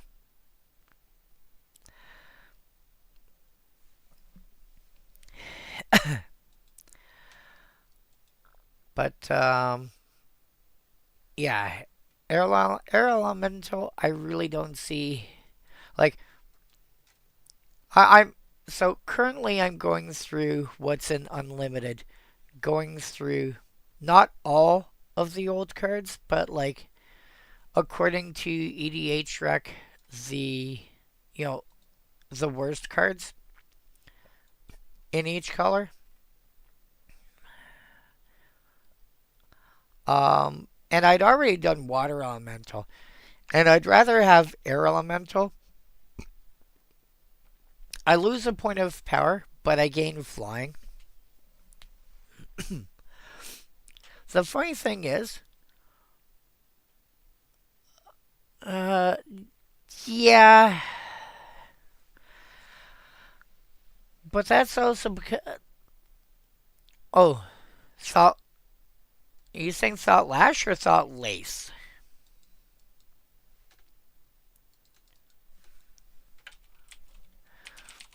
Whoops.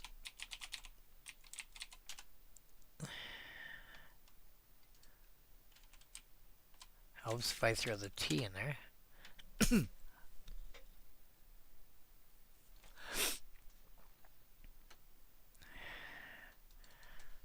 Orvar. I don't remember Orvar. Which one are you?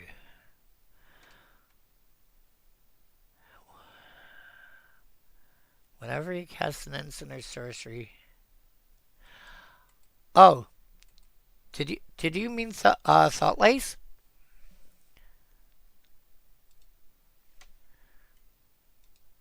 The one that makes the thing blue?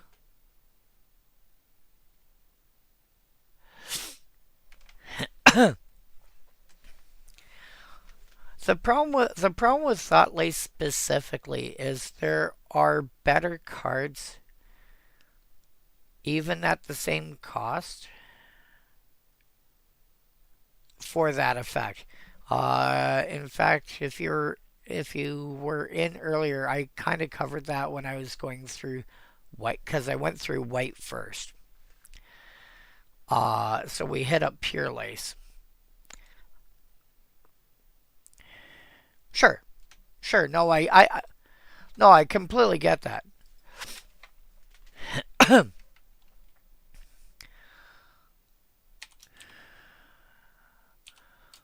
uh,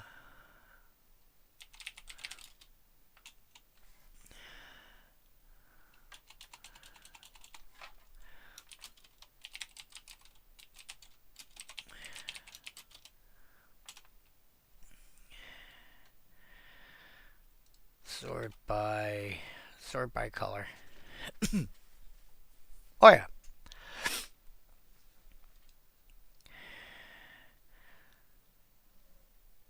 like Moon Lace, Prismatic Lace,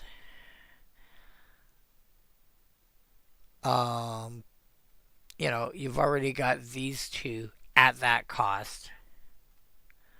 Blind Seer. Orvar didn't care if it was a spell, did it?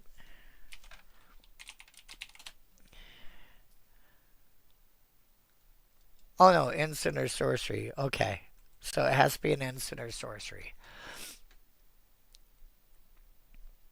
Uh, Argent Mutation, maybe. Moonlace, Prismatic Lace, like you said, Vim of Wrath. Um, Thermal Flux would also work. So there's already at least 3 blue cards.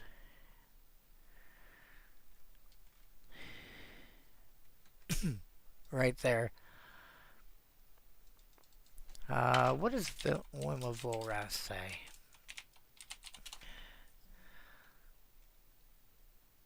Oh, change the text. Yeah.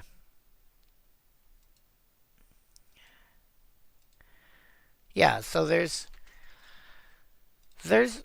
there's a lot of cards that you could use before you even have to worry about running Thought Lace. Yeah. Oh, especially if you've got anything to reduce the cost on it. Um, what's his name? Oh, the blue guy.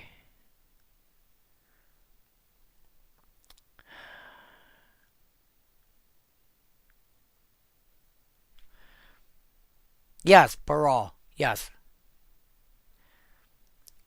Compliance, not complaints. Although there's probably enough complaints when he shows up. But that's a different problem. But yeah, you run Baral, you run like Helm of Obedience, not Helm of Obedience, Helm of no, was it Helm of Obedience? But like there's probably half a dozen cards that you can run in mono blue to reduce costs. Um, Sapphire Medallion. You can get it down to the point where it's just pay a blue, blue colon, you know, Whim of Volrath with buyback.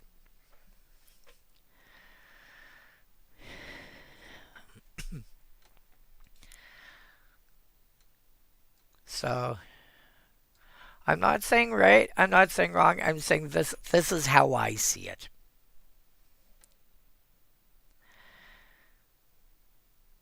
Um yep, yep.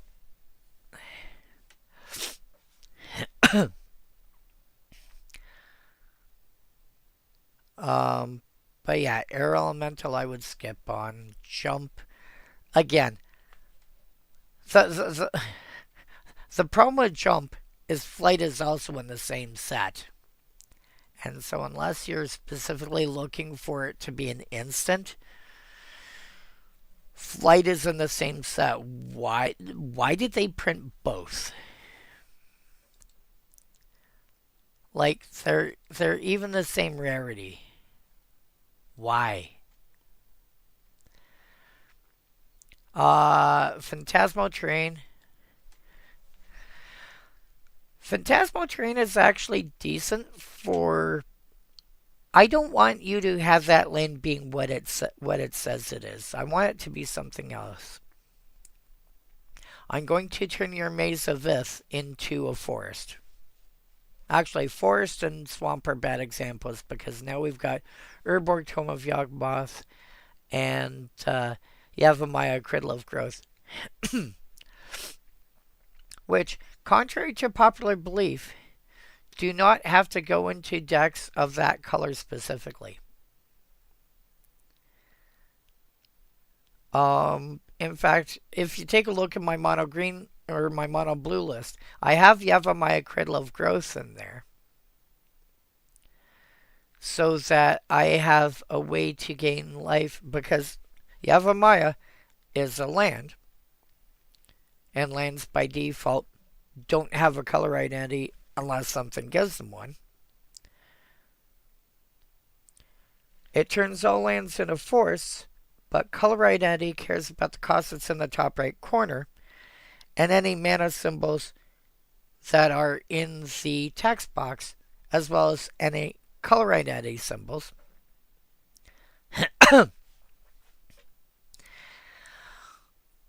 Yeah, I don't play that cruel. I don't play that. I don't play that cruel unless I absolutely have to.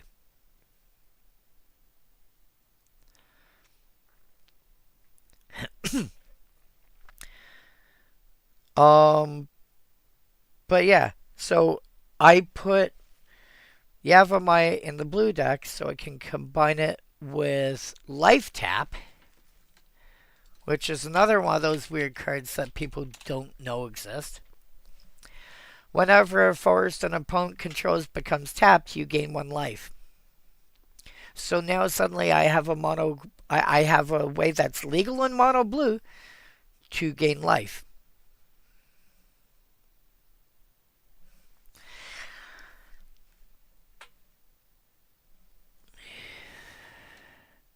Although, mine looks more like this. I then figure if I'm doing things this way, because I am not doing, because I'm not playing the way blue normally plays in that deck, I have,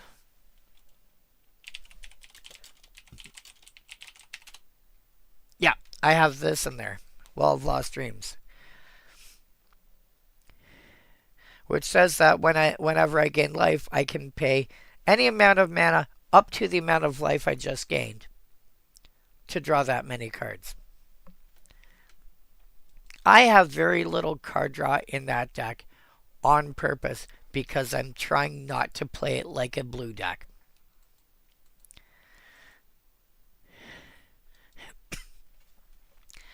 But yeah, Phantasmal Train, I would have no problem with somebody playing that card just to shut down.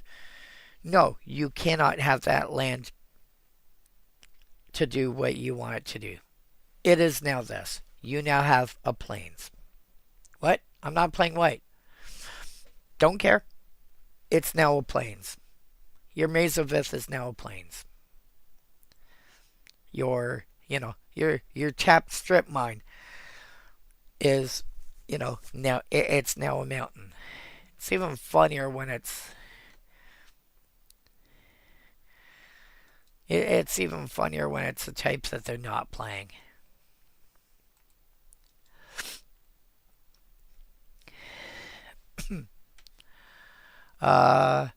Mahamadi Jin. Again, just another creature that's been outclassed by so many things. It's a 6 mana 5/6 flying. We could probably do better than that now.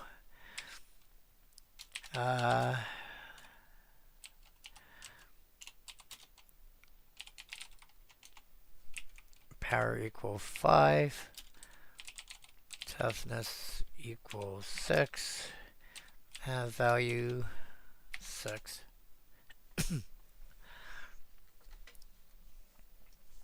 14 cards. Elagath is the same, but does more. Shimmer Dragon is the same, but does more. Sibilant Spirit. Sibilant Spirit, depending on the kind of deck you're playing, mate, may actually be better. Sphinx of the Chimes does the same but more.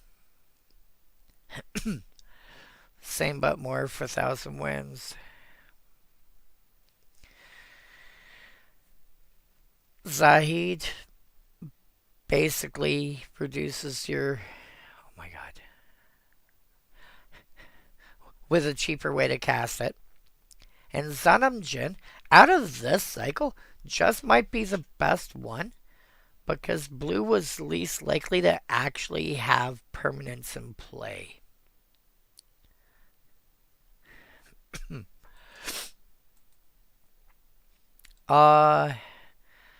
Magical Hack. Again, this goes back to the Whim of Volrath discussion.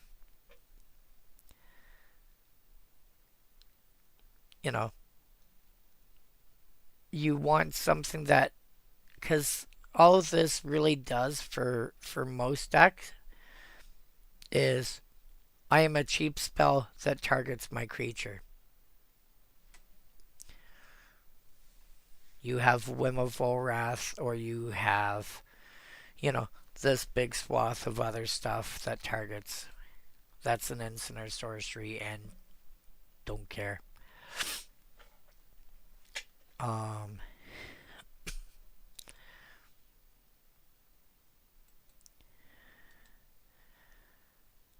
Flight, probably.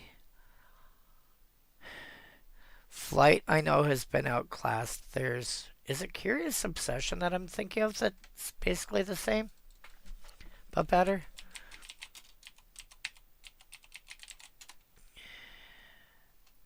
No, it's not Curious Obsession. What's the one I'm thinking of? Arcane Flight? Yeah, Arcane Flight. The Tellurian Academies are known for their magical research, powerful sorcerers, and accidental destruction of ecosystems.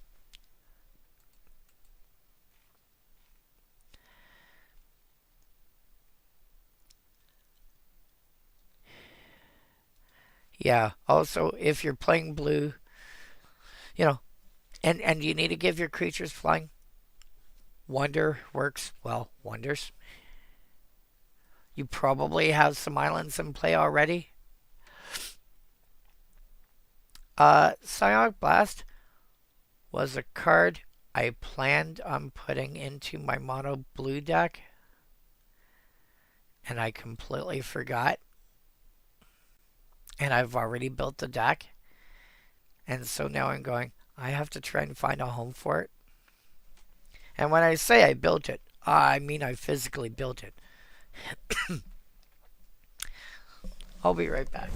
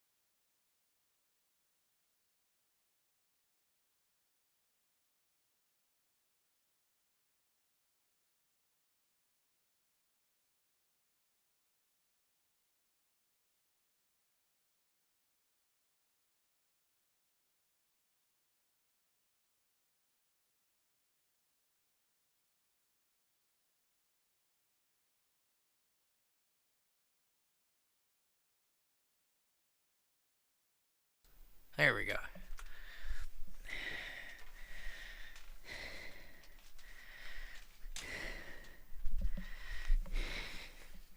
And I think I may have grabbed an incorrect. Oh, no. I think this is.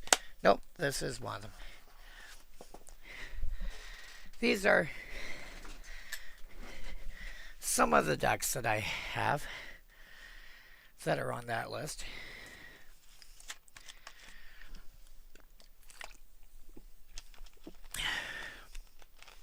I think this might be all the ones I've got marked as yes. 2, 3, 4, 5, 6, 7. Oh, no, sorry. As built, rather. 1, 3, 4, 5, 6, 7, 8, 9. 1, 2, 3, 4, 5, 6, 7, 8, 9.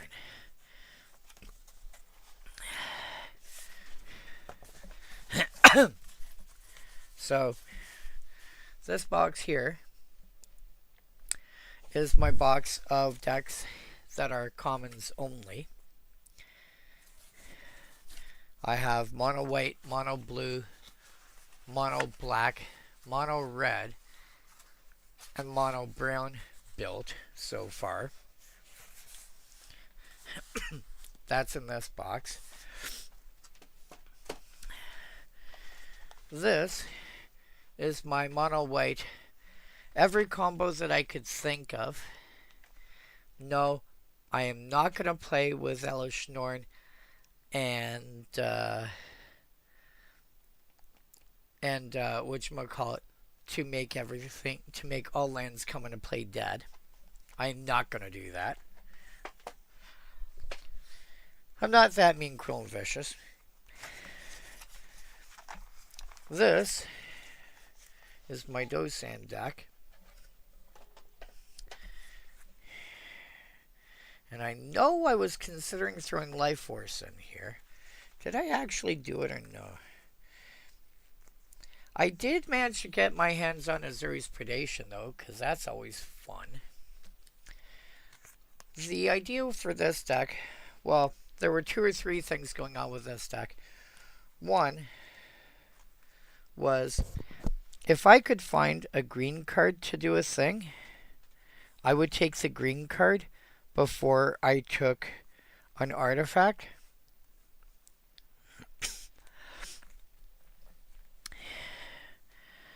And the other thing is, oh yeah, I also have Primal Order in here. Whoops. Blah. Which deals damage to each player on their turn, equal number of non-basics they have. And I've also got something like 24ths in here. Oh, yep. I have Life Force. Because it's a green card that counters spells.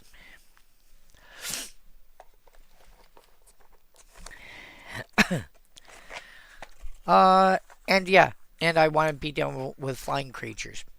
And it's a green deck. This one. This was all sorts of fun to come up with. Because this is Zera Aryan. It's a Jund Reanimator deck.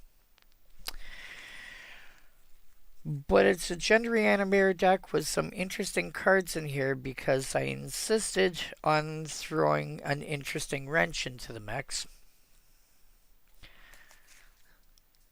I had to have at least 3 cards that started with each letter of the alphabet. So I had to have at least 3 cards that started with A, 3 that start with B, 3 that start with C, and all the way down to Z.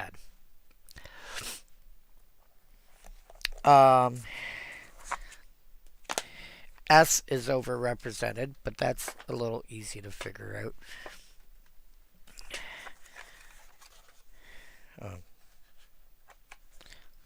You did not go back in like you were supposed to.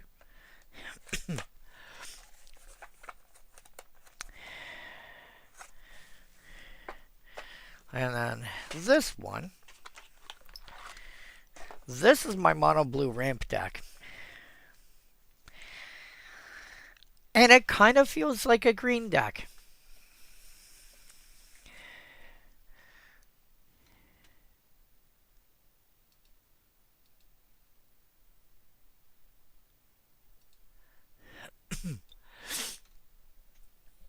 It kind of feels like a green deck because I keep fetching lands out and I have creatures that tap for mana and stuff like that.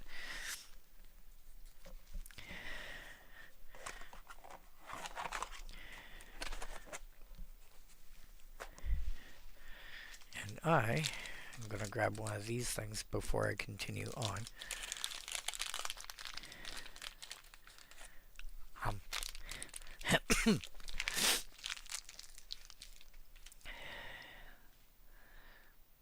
But yeah. But yeah, Psionic Blast was supposed to go in here, and I completely forgot about. And there were a couple other similar cards that I meant to throw in. And completely forgot. Wait, what? The Player's Reward card is like really cheap?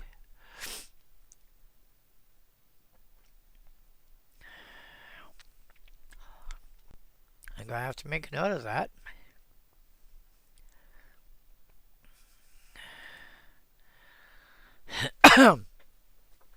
But yeah, if you're looking for removal to get a decent sized creature, not a big creature, but a decent sized creature off the board, and actually, kill it, not just bounce it, Psionic Blast is pretty serviceable.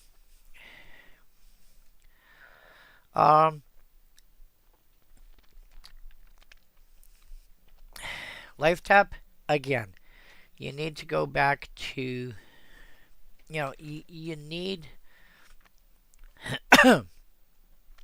you got one of two options. you can assume, not unreasonably, that somebody at the table is going to be playing green. Or you can combine it with Yavimaya Cradle of Growth, as I do in here,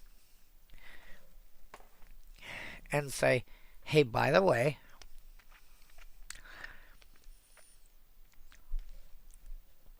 I'm going to gain like 8 or 10 life a turn cycle. If you want an interesting way to gain a healthy amount of life every turn, life tap plus Urborg, or not Urborg, Yavimaya Cradle of Growth is a lot of life gain, and you can play that in mono blue.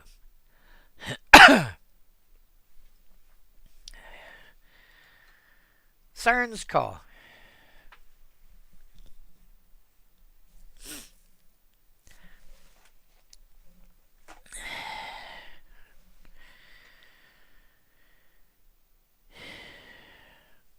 The person whose turn you cast it on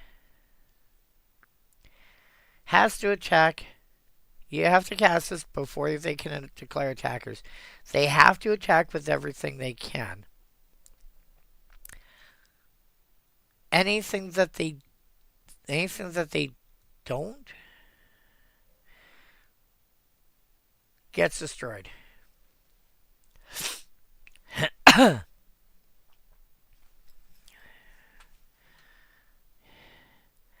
This is actually probably like a targeted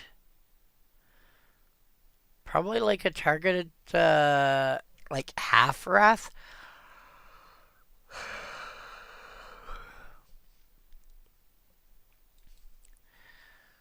I would say this is, I mean, again, this is probably a card that should at least have been considered for that deck. And I completely missed the boat on it.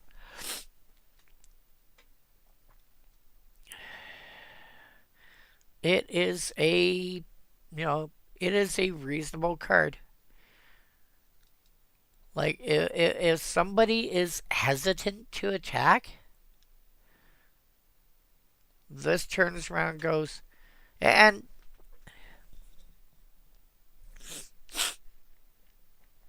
being hesitant to attack because you're a new player is one thing. We're talking people like, if you ever watch MTG Goldfish and watch Commander Clash, Phil and Seth, I've noticed, tend to be pretty hesitant to actually turn around and attack.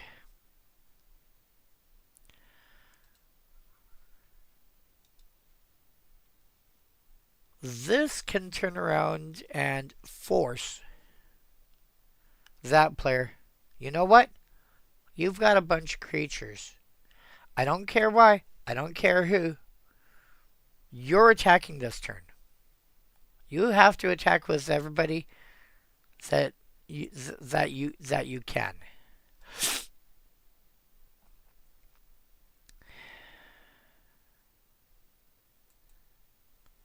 So, I think Siren's Call, again, is one of those cards that probably should see more play than already does. Spell Blast. I don't think Spell Blast is really worth it in general in Commander, because a lot of the spells that you want to stop, 4, 5, 6 mana, you're not really stopping, Moxen and so, well, Moxen might be a bit of a misnomer, but, zero casting cost spells, you're not really stopping them. You're not really stopping Soul Rings or, let's be honest, Ragavans. At which point, Counterspell itself just ends up being better. Arcane Denial is better.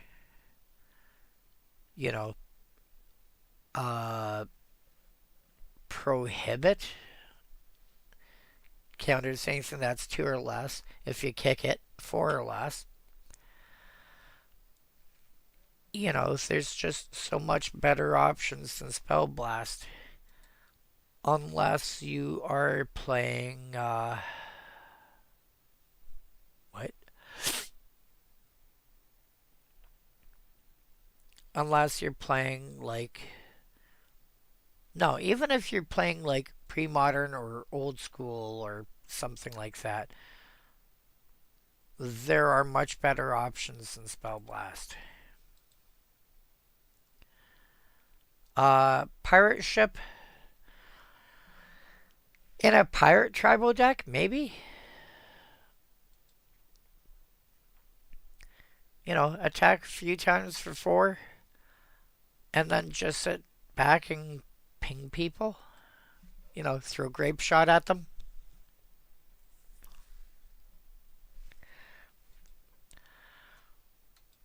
But I think even in a pirate tribal deck, you're probably. Yeah, I don't know. Do you have better options?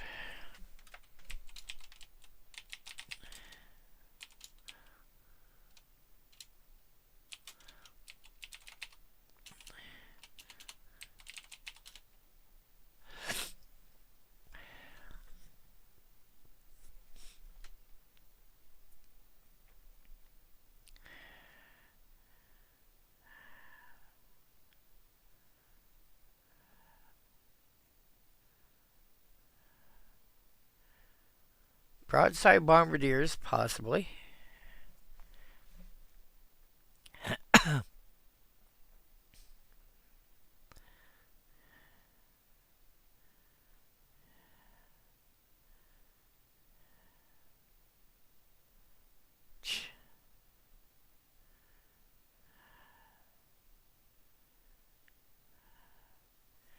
Clint Horn Buccaneer, conceivably better.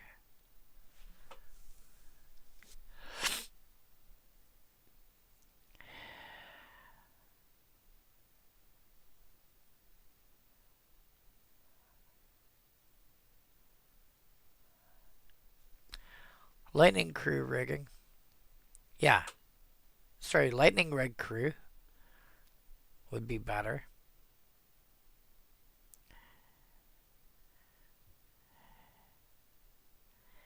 Yeah. I'd say there's maybe 2 cards that I would play ahead of Pirate Ship if I'm looking at something that pings for damage. So, okay. Possibly, conceivably, Pirate Ship might actually make the cut. 5, 10, 15, 20, 25, 30.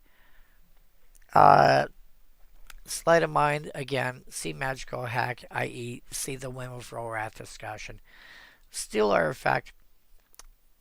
If you're wanting to play Control Magic, you should at least be considering playing Steel Artifact. Similar thing, it's just it affects artifacts instead of creatures. And blue has the ability to turn anything into an artifact. Or everything into an artifact. Much more easily, probably, than it can turn stuff into creatures.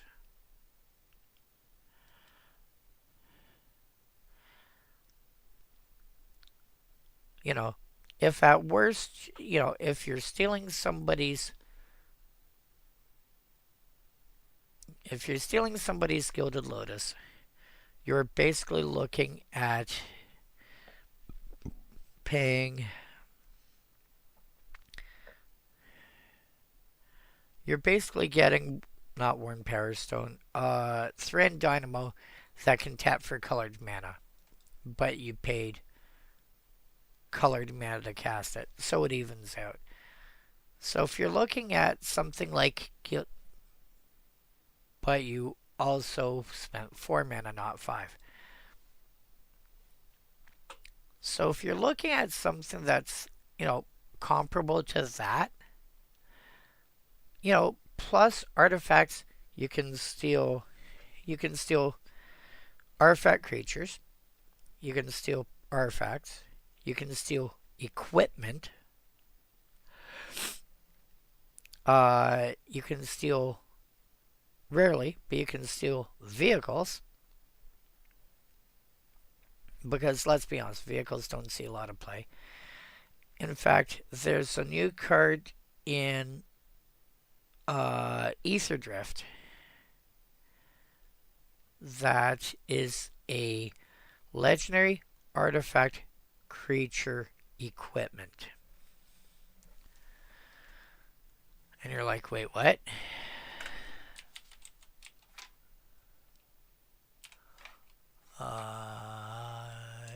Ether Drift. Boop.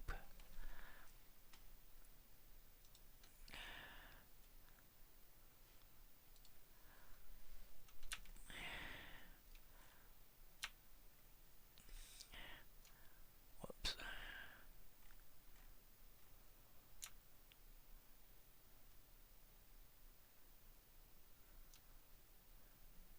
Yeah, good enough. The Ether Spark.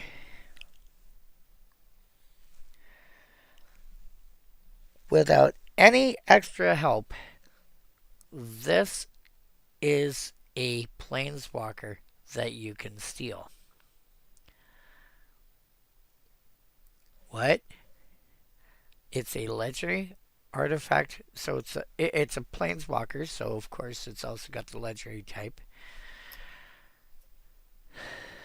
Because they're all legendary. All planeswalkers are legendary.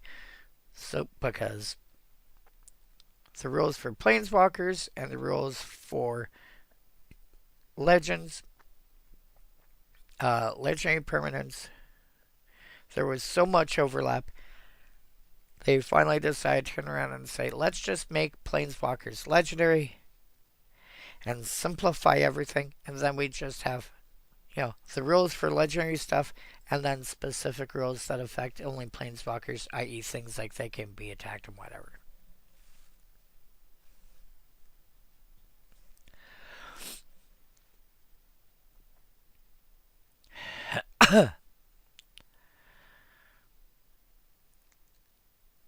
So it's a planeswalker. That's also no equipment. Hilariously, this is also going to be a planeswalker that does not have a planeswalker type. I think we've seen that once before.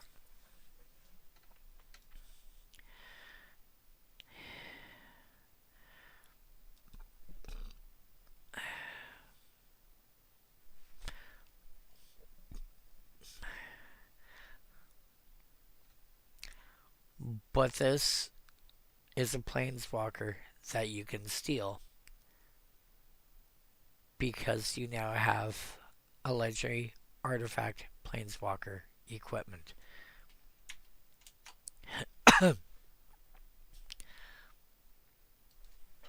Actually, give me one moment, please. I need to do a thing. Whoops. No, that's right. I need to do a thing real quick.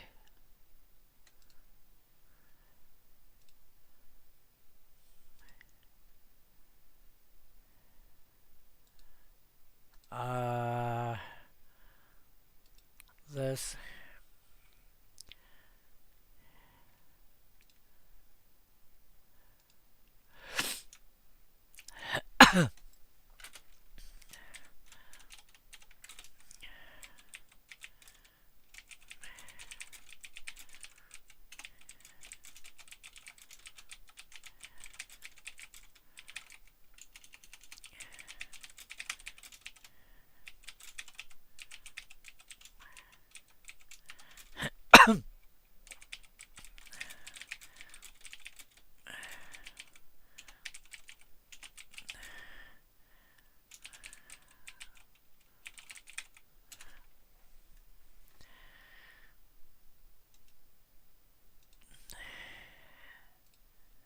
There.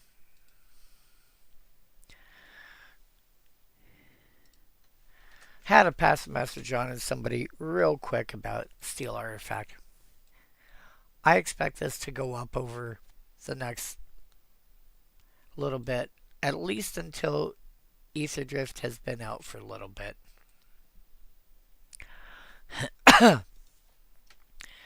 Drain power. Again, in my mono blue deck, as basically a ritual effect.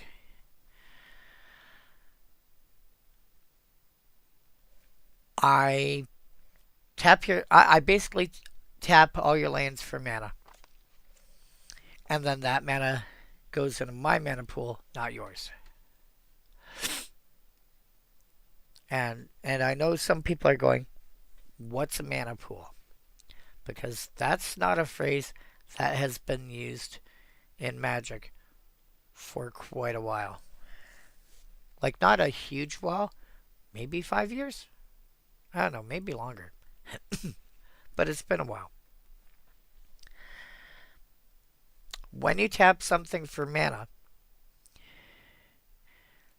that mana doesn't just, doesn't just go from I tap a land and it's immediately spent on something. That land or whatever you're using to produce mana goes into your mana pool. It's like if you go to probably the easiest examples of I can think of is if you want to pay for something at a store and they've got a bank machine there. You go to the machine, you take the money out, and then you go to the cashier and you make your purchase.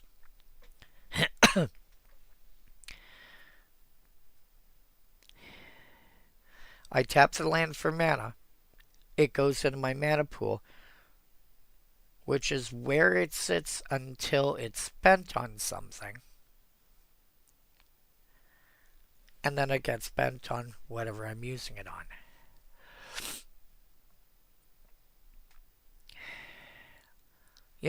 If you get paid for, if your paycheck comes in and you want to spend that money on a new game, the money doesn't go from your, from wherever you work or whatever, straight to the retailer or to Steam or whatever. It goes into your bank account first, and then from there it goes to Steam or GameStop or whatever, PlayStation, wherever you get your games.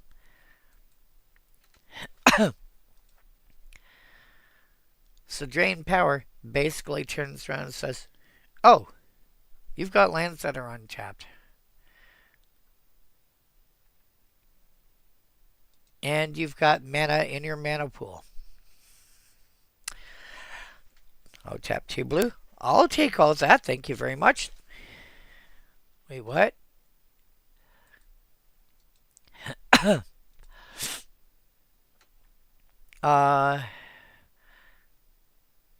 So if you're looking for a blue way to suddenly get a bunch of mana, especially, later in the game,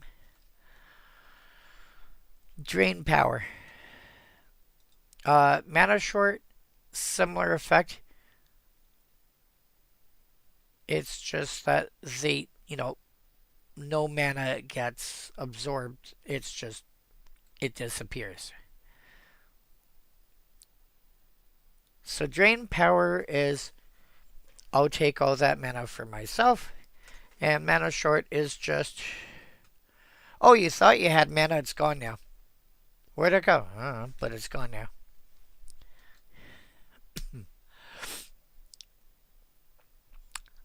So, I don't know a good way to compare them. Yeah, I think I'll stop there for blue. Alright, let's see what we got for black. Okay. Scavenging Ghoul. Well, now it's a zombie, so that's going to help.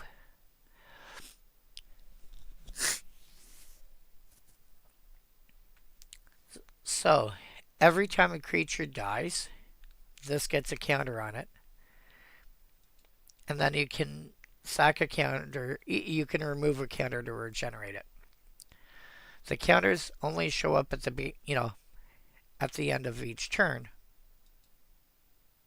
But if it's around at that point,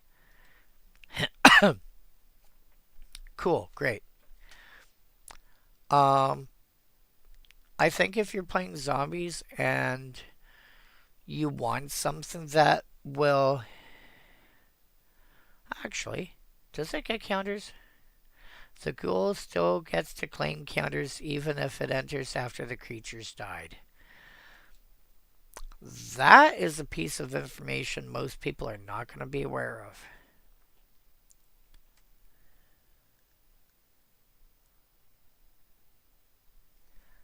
Also, I think I like the mana symbol for black mana from Unlimited over Revised, but that's me.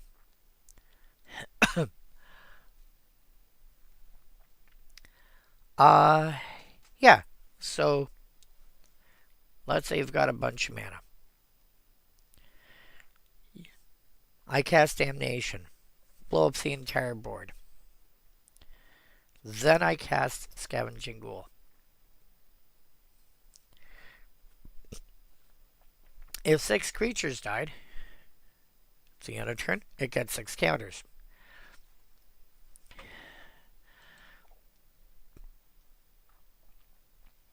And every time it would try to die because of something, you can spend a counter to regenerate it. I'm not complaining. Laces, we've already discussed. Scathe zombies. Here's so much better cards.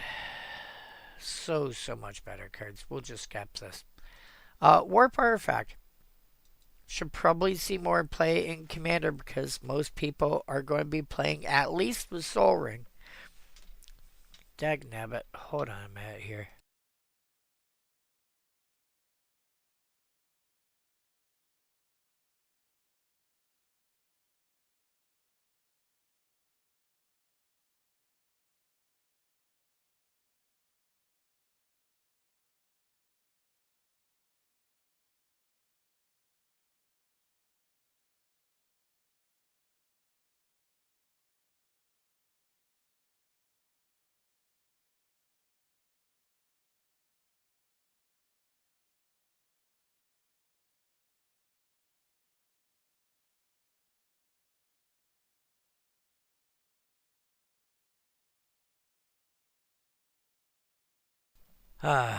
Grumble, grumble, grumble. Yeah. So, most people are playing with at least Soul Ring, a couple other mana rocks.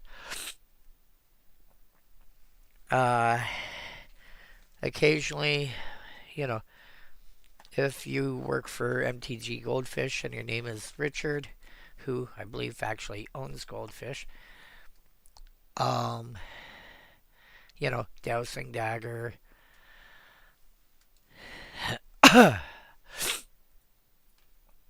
etc., etc. I think it is not unreasonable that most decks are going to run like 4 or 5 artifacts of various things. I think Warp Artifact is completely reasonable to throw into a deck and go, hey, by the way, you're taking a damage every turn until you get rid of this.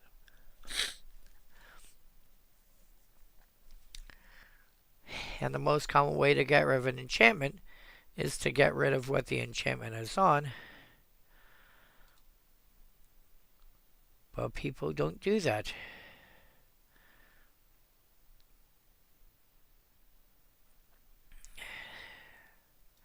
They just, yeah, they'll take the damage for like 10 turns or whatever. Yeah, if you, and for 2 black, I think that's a pretty good deal, let's be honest. 2 black, you don't have to tap it or anything. You just, hey, by the way, here, you're taking damage every turn. Uh,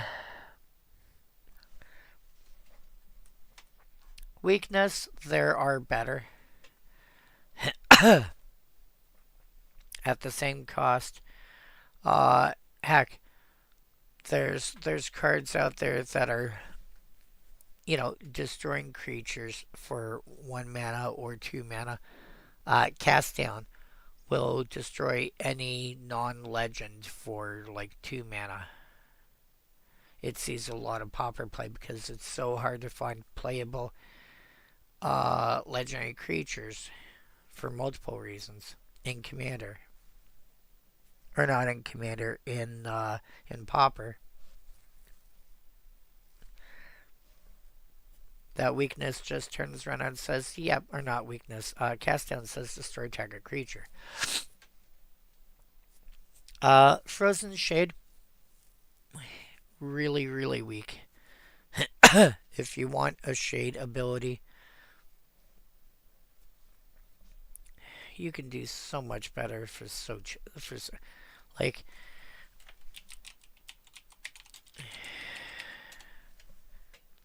compare Nantuko Shade, which originally came out in Torment. 2 black. So here's the thing. Frozen Shade, 1 black, 2 other. For 0/1. Pay black, give it +1/+1 to end a turn.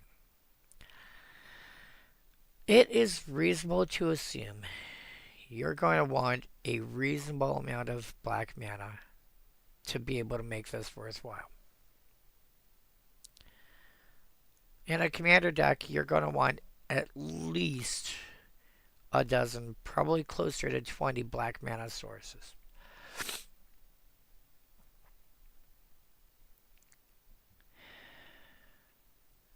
Then you're looking at Tuco Shade. And for an easier cast, you're looking at 2 black for 2/1. So, slightly harder to cast in theory, but 2 extra points of power and the same pump ability. If I'm looking at somewhere around 50, probably at least 15 black sources, I should probably just be running this guy instead.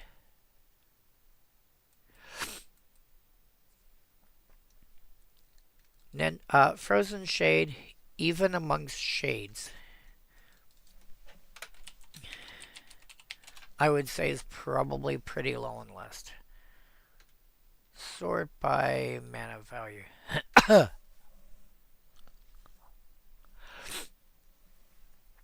1 mana for a 1/1 lifelink, 3 to pump. Okay, yeah.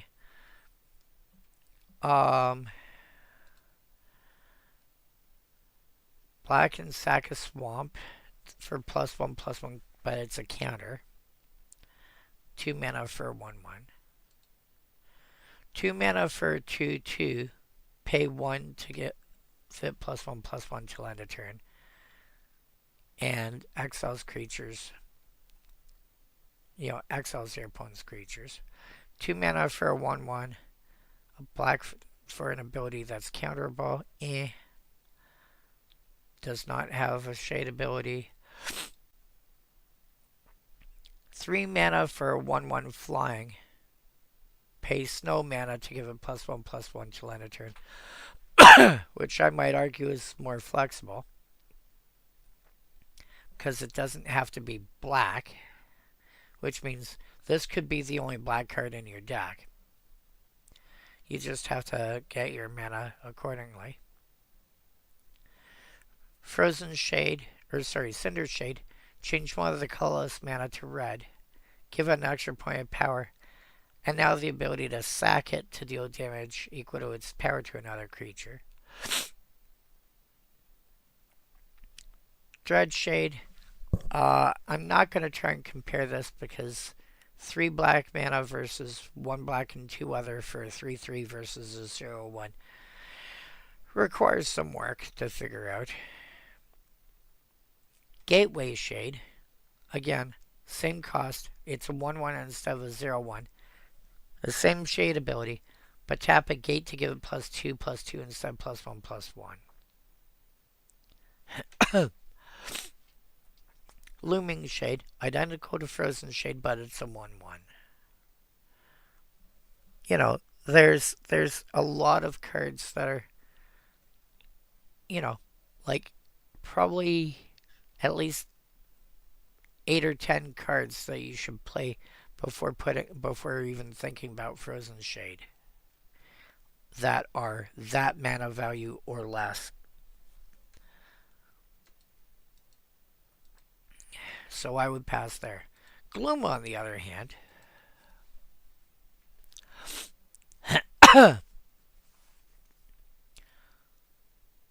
um,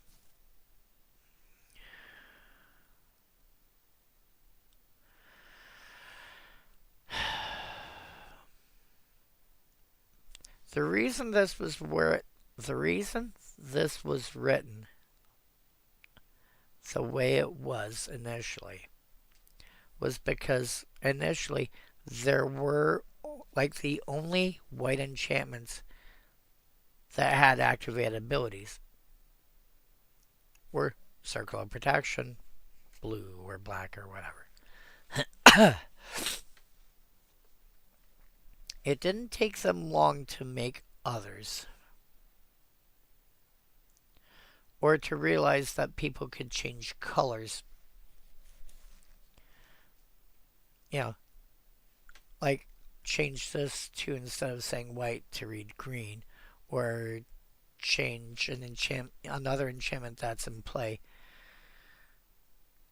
to suddenly being white.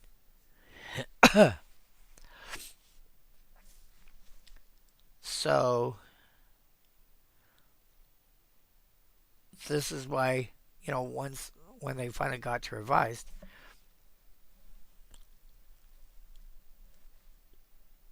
instead of spelling out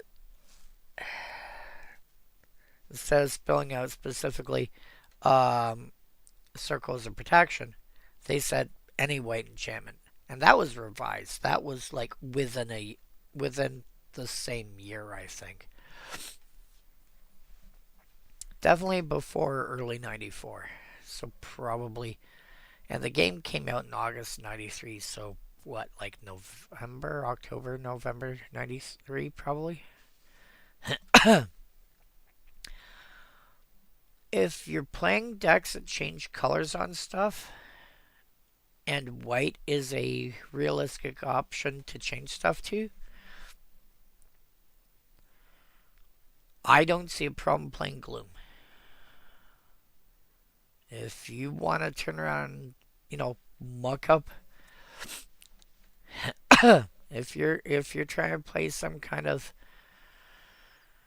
taxing deck,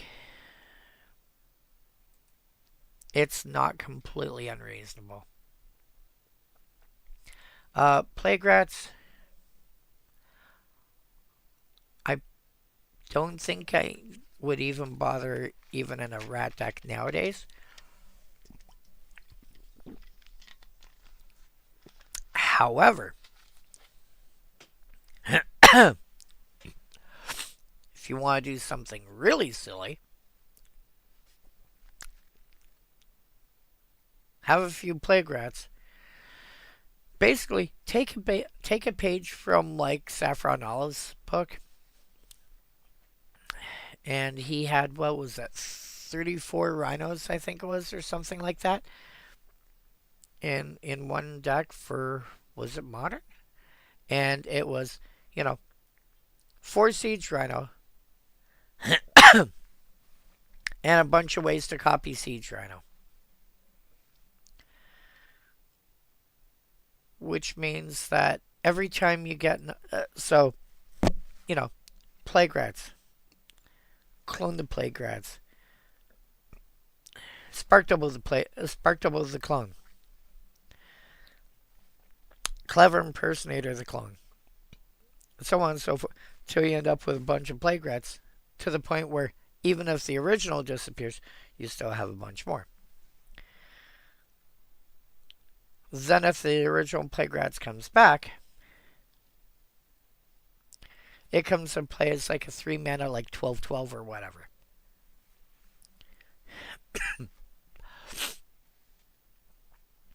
However, this is a much better idea for a 60 card deck. And for Commander, I don't think it's worth it. It would need to be. I think it would need to be like. I think it would have to be like Relentless Rats in size, I think. Yeah, Relentless Rats feels right.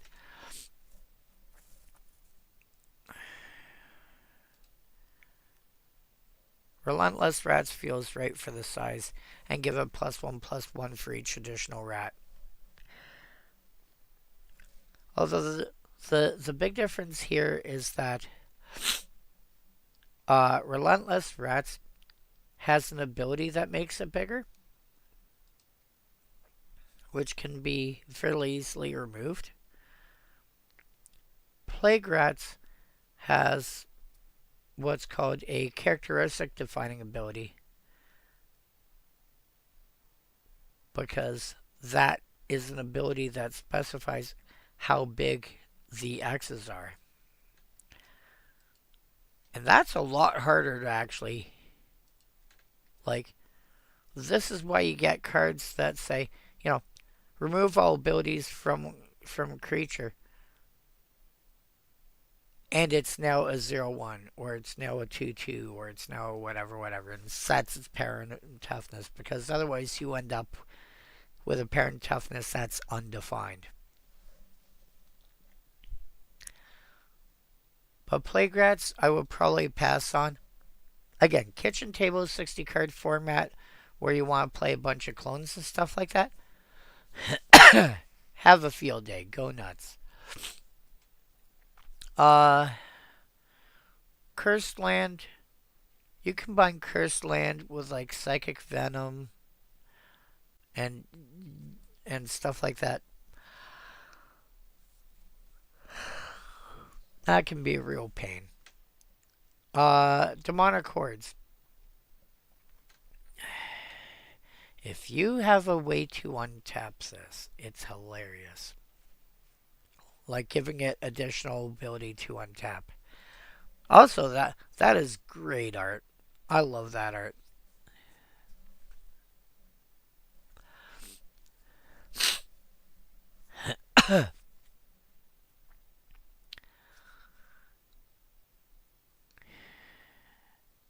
If you have a way to untap this every turn, it's like, I'll kill one of your land, I'll kill one of your land, I'll kill one of your land.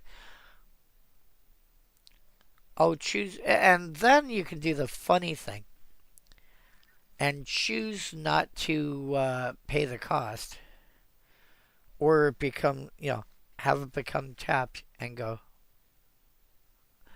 oh, oh no.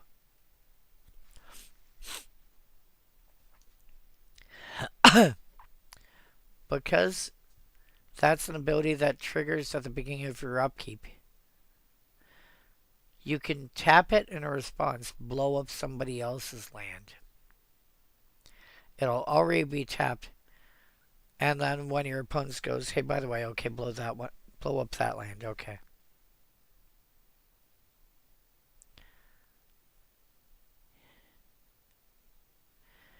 And it's a 5/5. You know what? I think if you've got ways to untap this additionally every turn, it's actually going to be pretty decent. If you can go like an entire turn cycle and untap it on each person's turn, you can wreak a lot of havoc. I think if you're building a demon deck, I think a lot of decks that you could make this work. Which explains why it's like almost $8. Um, ew.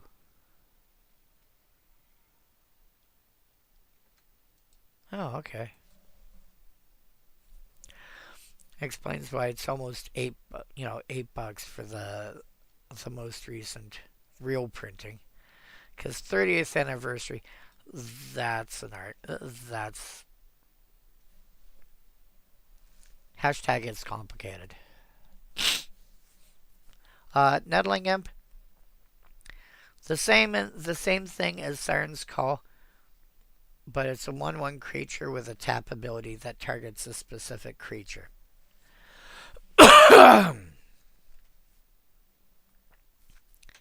This is kind of like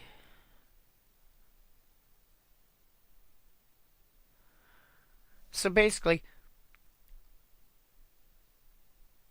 force a creature to attack, or they have to sack it at the end of turn. Although it's destroyed, it's not sacrificed.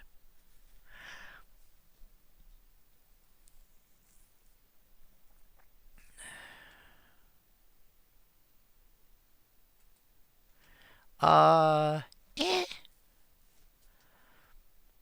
I think if you just want to play to inconvenience people, or again, force people to attack, Nettling Imp could work. Evil Presence, Urborg Tomb of Yawgmoth does the same thing, but this is like under $1 for like at least 3 different versions of it. And Urborg is, well, a lot more.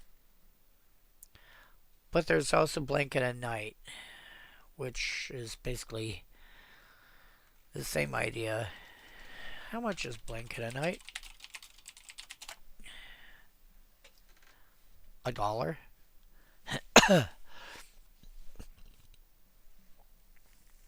Huh.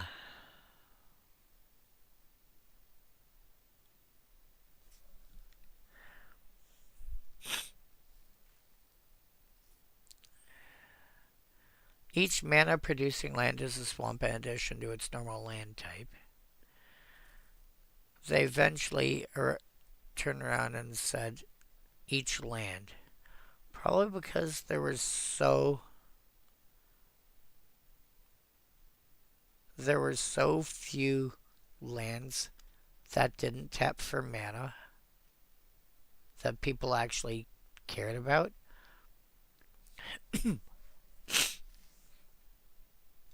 I wonder.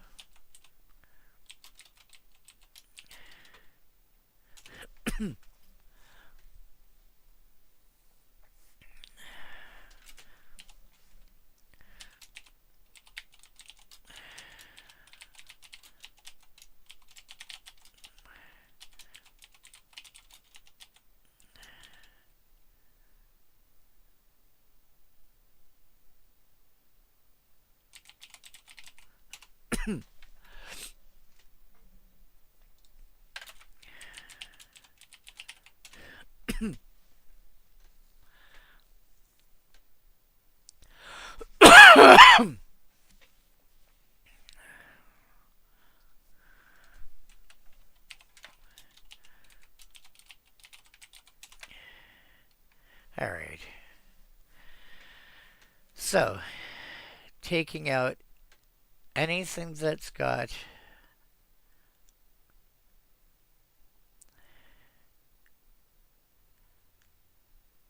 a mana ability that's just tap, add mana. Anything that's got a basic land type. And anything that searches for land.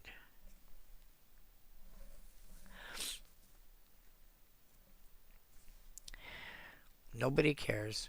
Nobody cared for a very long time. Bazaar Baghdad. Boseiju. Eh. Balmos Fault. That's still a mana ability. Because it's not tap. It's tap and remove X counters. Cathedral Sarah. Same as Adventures Guild House. Dark Depths.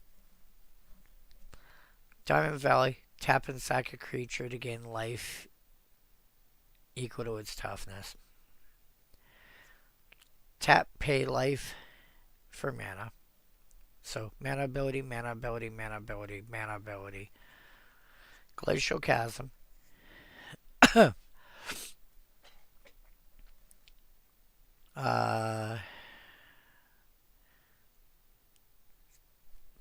Mana ability. Hull of Mists. No creature cut if attack. Okay, so creatures can only attack at best every other turn. Mana ability. Mana, mana, mana. Mana.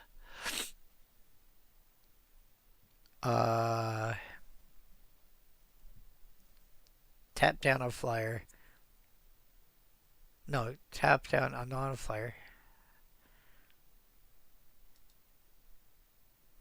Target creature with flying has base power 0 till end of turn. Mana, Maze of Ith, mana, mana, banding, mana,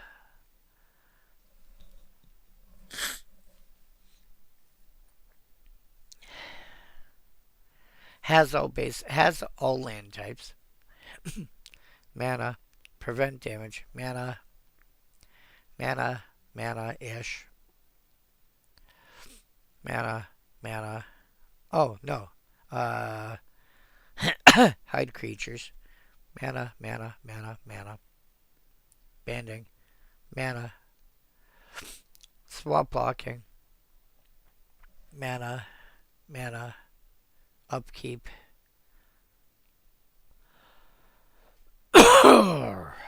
Mana. Banding. Mana.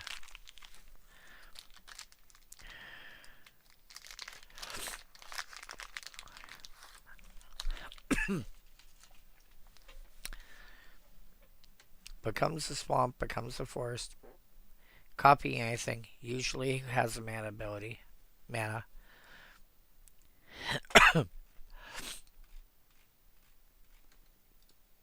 Whoops.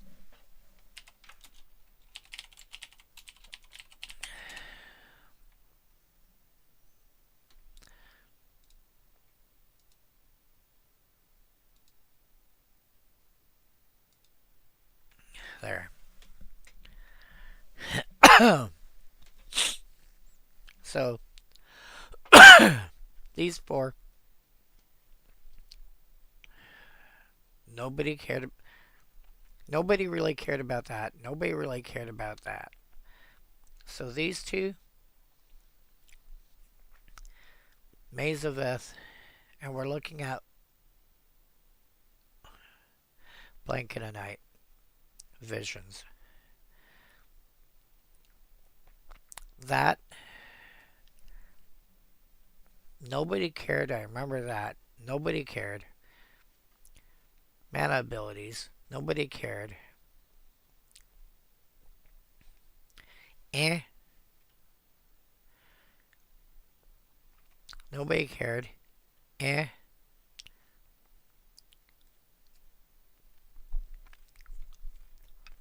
Yeah, so affected what? Maybe 10 cards that people cared about?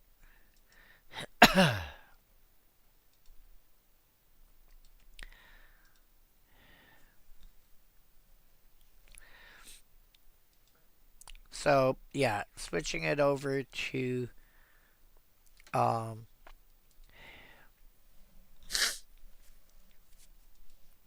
yeah, so Blanket of Night suddenly going, hey, from each land, from each mana producing land, affected maybe 10 cards, and yeah, not enough for people to care.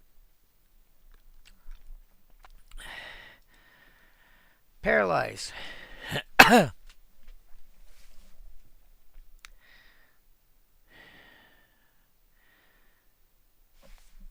I think, were you an activated ability at some point?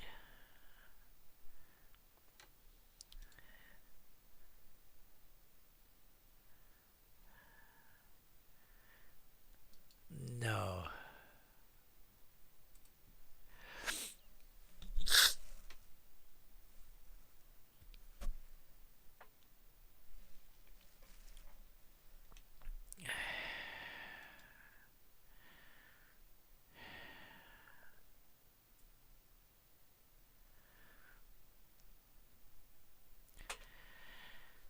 Okay.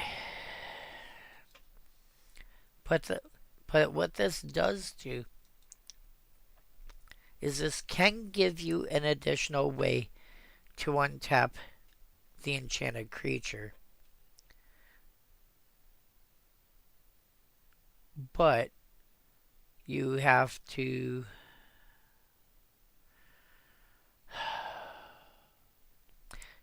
find a way to tap it after you untap in response to the upkeep trigger, i.e., before you draw a card for turn. So, no can only activate as a sorcery shenanigans.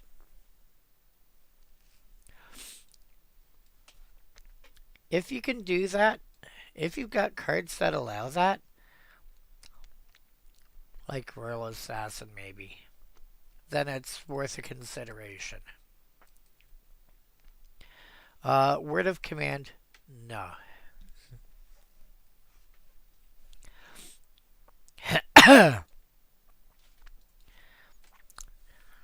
You look at one player's hand, you choose a card from it, you gain control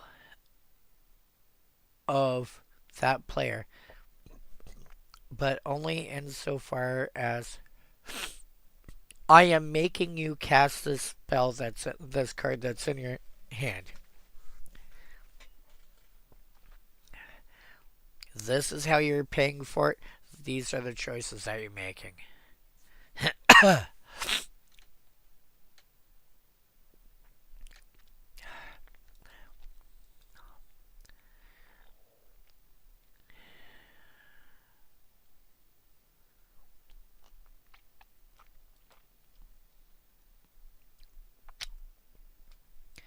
You control the player while the spell is resolving.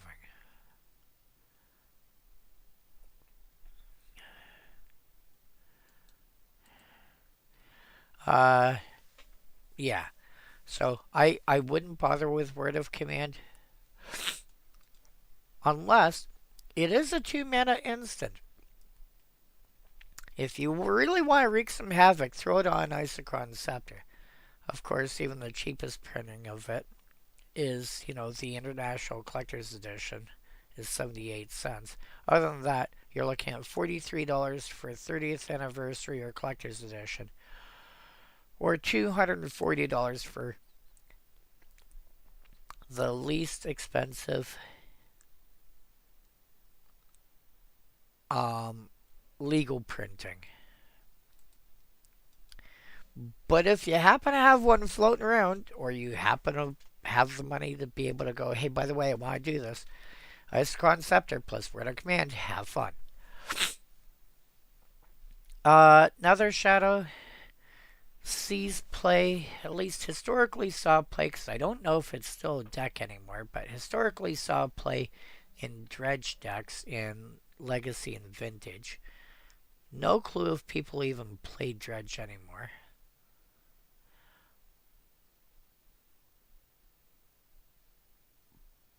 But basically, 2 mana 1/1 that's cool.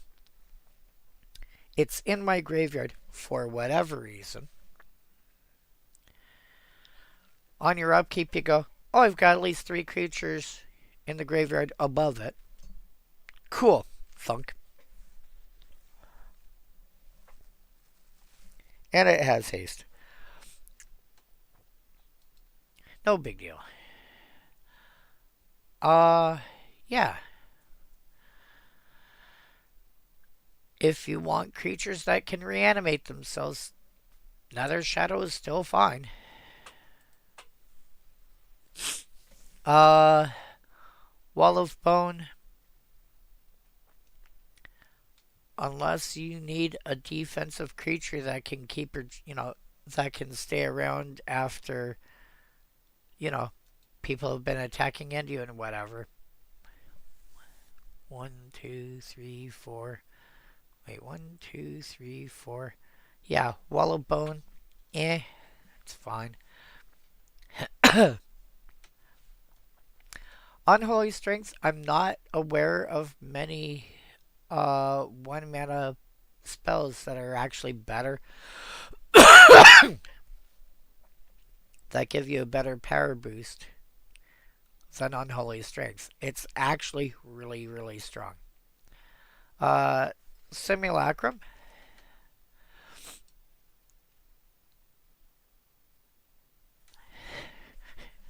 You gain life equal to the damage dealt to you this turn.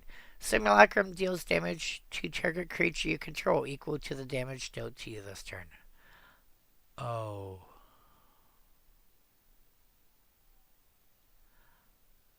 Oh. Oh no.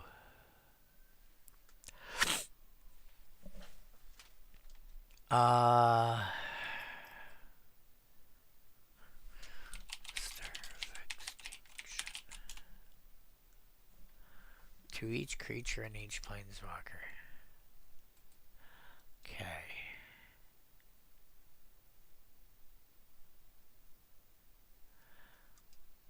I'm suddenly imagining that being directed towards Stuffy Doll or Breast Haunter, or I forget what the new one's called. There's the black one.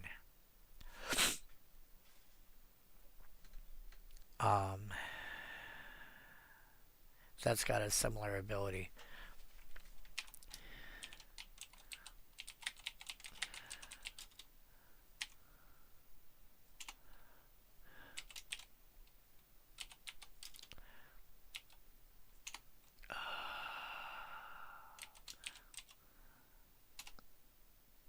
Barbed Servitor.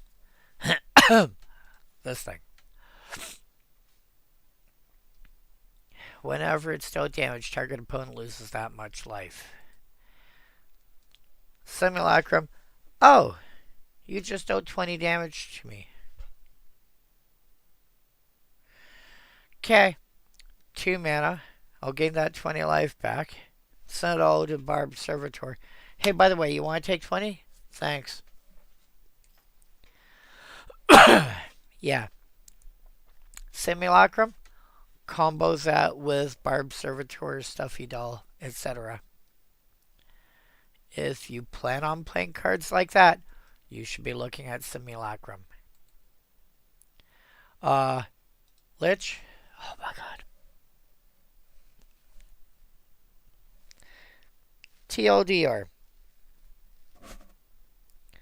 4 black enchantment. Your life total goes to 0. You don't lose the game for having 0 or less life. If you gain life, draw a card instead. Whenever you're dealt damage, note that it's dealing damage, not losing life. You sack that many permanents. Sorry, that many non-token permanents. Oh, probably says cards. For each point of damage, you must destroy one of your cards in play. Okay. So, you sacrifice a non-token permanent because it said card back in the day. If you can't sacrifice a non-token permanent, you lose the game. So you don't have enough cards to keep the Lich fed. And as soon as Lich hits the bin, you lose the game.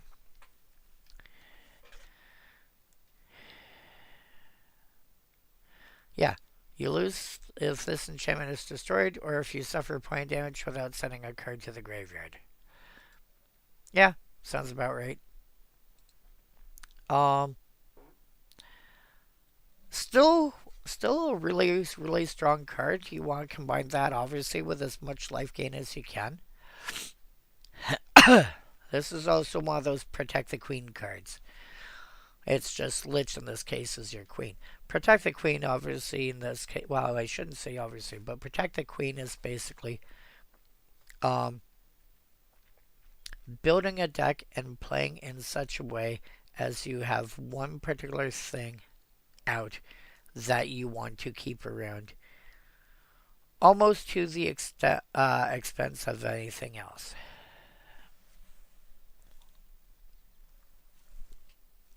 Now, obviously, if you end up with something like Platinum Angel out,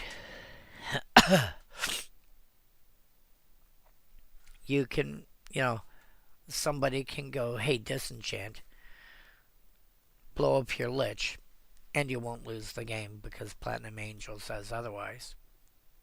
But, yeah, Lich is very much a build around card. Probably still playable.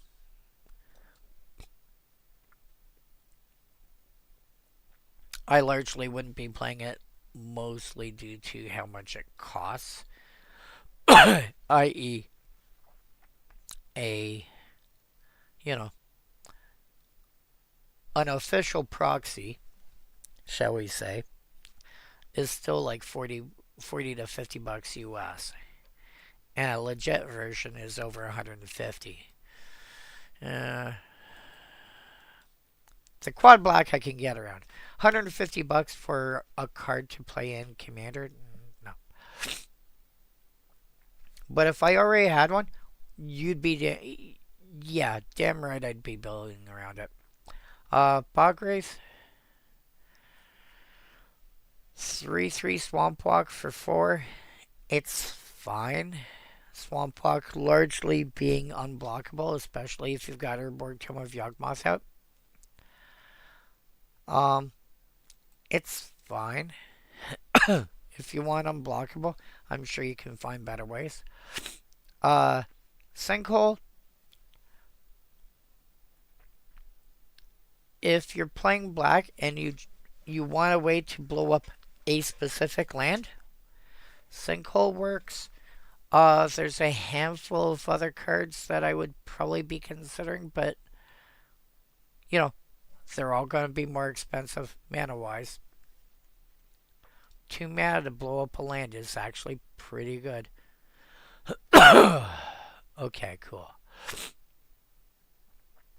That is neat artwork.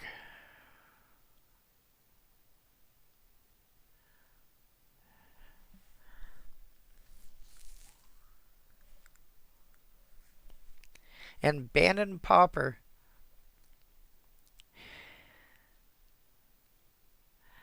from the time that Paper and Magic Online officially merged together.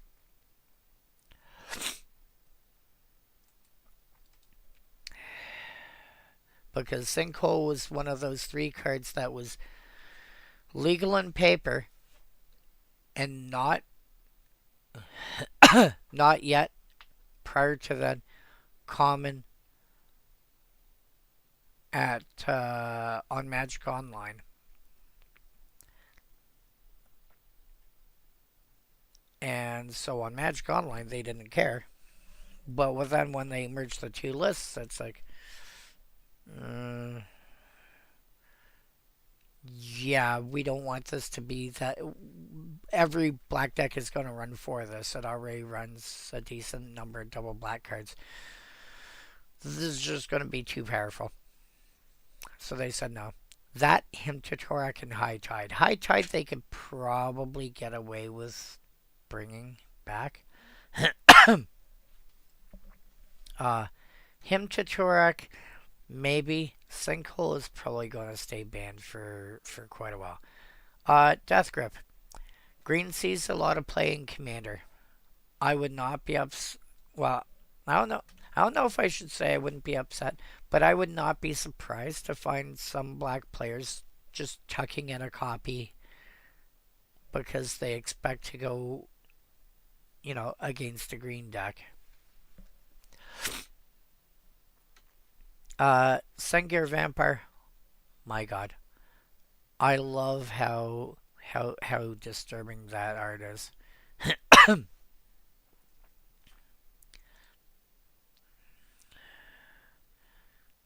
you know, we had this, and then we shifted over to, well, that for the beatdown set, and then this from Torment.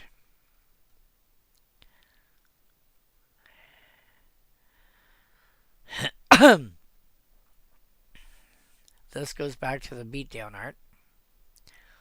And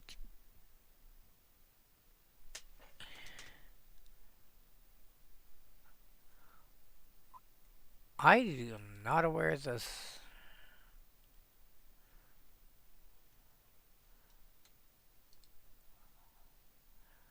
Huh. I am not aware of this art. Or this set.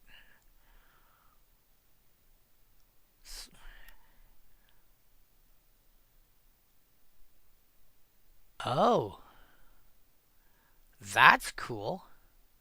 So they took like 5 iconic cards and gave them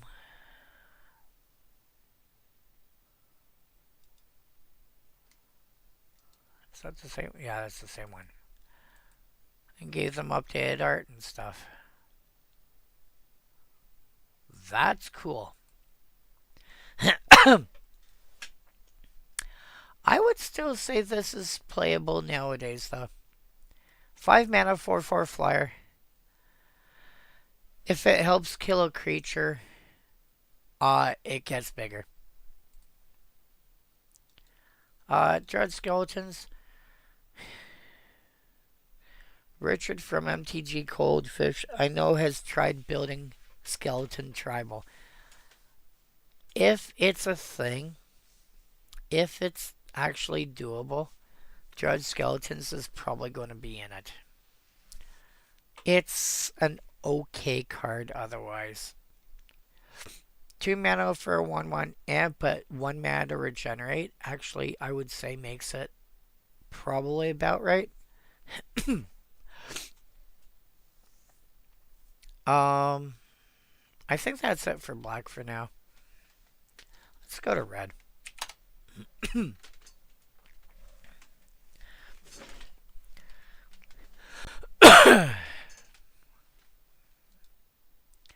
Did you actually say? Yes, you did say berry. Tunnel might actually be worth considering nowadays. Just one card tucked away somewhere near 99.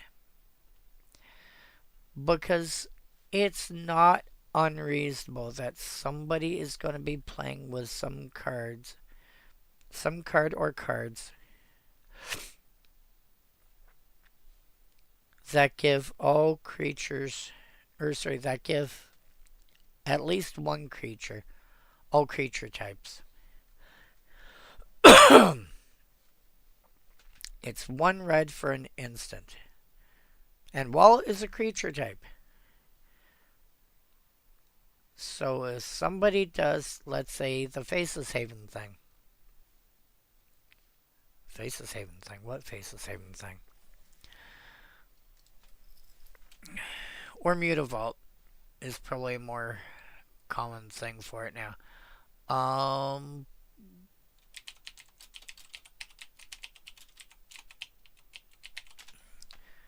Book of Exalted Deeds.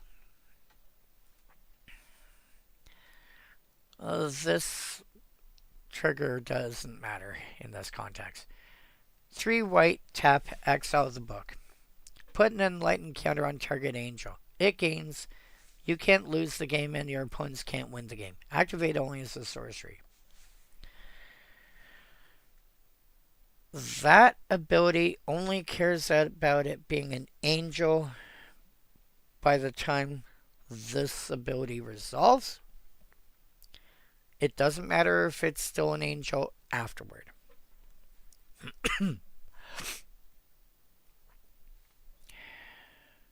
I take a land like Mutavault or Faceless Haven.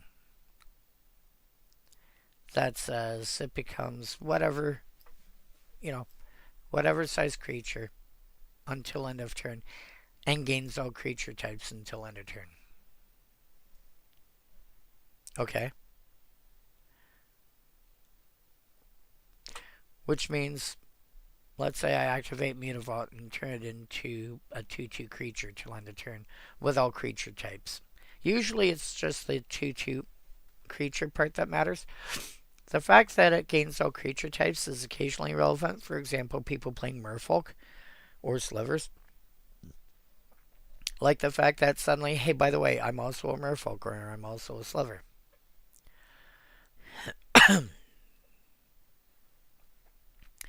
In this case, it's also an angel.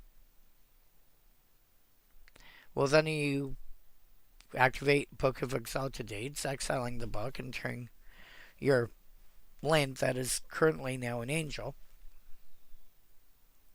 putting an enlightened counter on it, and giving it this ability.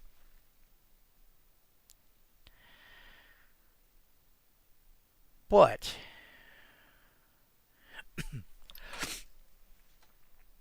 if at some point you can get your opponent low enough, or a situation where they would otherwise be dead, and manage to animate that land somehow. The land doesn't have any protection. If you can manage to get it animated somehow,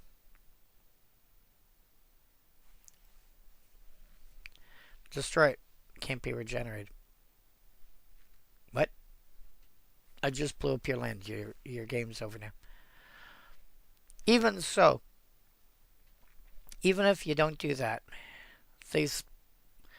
if before the end of the turn, in which case the Mutavault or Faceless Haven or whatever got animated,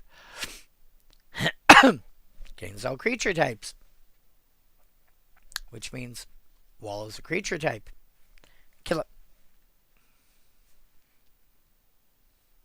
They've already lost their Book of Exalted Deeds. So you thought you were safe. ...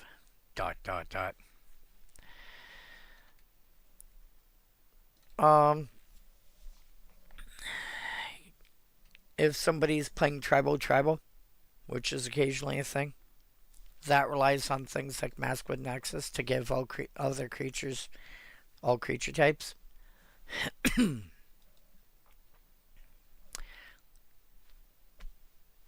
Tunnel. Cool. What's your most annoying creature? Kill it. For 1 red. Would not complain. Ironclaw works. Nowadays, you're getting 2 mana for a 2/2 with a relevant creature type with upside. But that's only relatively recently, like in the last 5-ish years or so.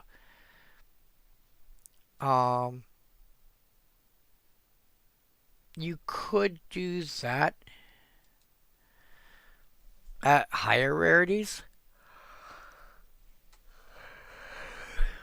but at common for a long time it was still things like when this dies, sacrifice land, or must attack each turn at Fable, or something. Much better cards out nowadays. Grey Ogre, not playable anymore.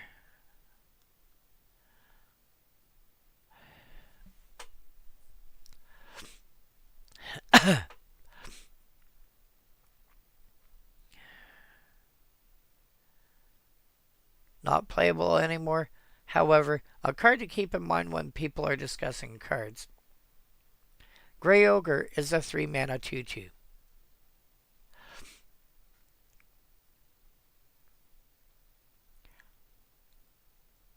Once you have a creature come into play, if it's a 3 mana 2/2 that has a come into play ability, and its ability has already gone off, or it has an ability that when it leaves the graveyard, or at least play, or dies, or it has an irrelevant ability. It's a 3 mana 2/2 for all intents and purposes. It's a gray ogre. It's one of those terms that's there's certain expressions that you hear a lot. Like, you know, if a 3 mana 2/2 has a come into play ability, and that's all it has, and it's like a couple of turns later, it's a 3 mana 2/2 with no relevant abilities, irrelevant what the card text says, it's now a gray ogre. It's one of those things you'll hear getting thrown around. Rocket Care Ridges. This is Phantom Monster, but in red, which makes it a more relevant color. And I wonder if I really wait. You're a bird. You're a bird. Rock, ROC,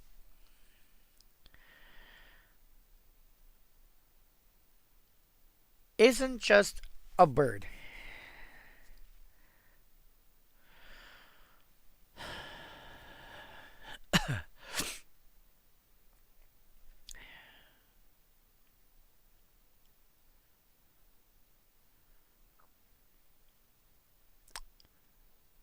See if I can find a good example here.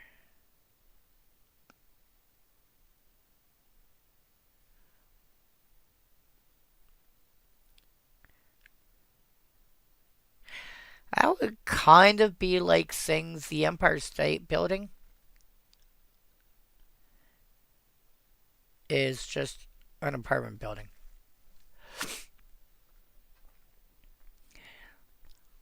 A rock, at least according to D&D and other similar games, is a very, very, very large creature with a very, very, very large wingspan.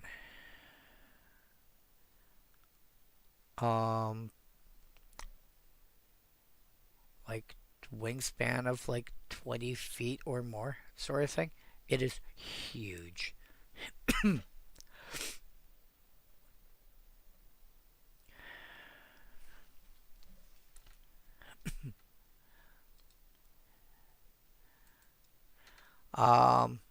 But yeah, if you're playing, I mean, I would not complain completely if somebody's playing like Bird Tribal or something of that nature.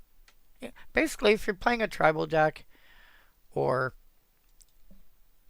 anything where flavor wise would make sense, go right ahead. This is actually it's not amazing, but it's perfectly serviceable. It's a 4 mana 3/3 flyer. It's still fine. Chaos Lace. See the lace discussions we had earlier. Two-head giant of forest, or I'm going to assume that it was meant to be pronounced four eyes, because two-headed giant, 2 eyes on each, 4 eyes.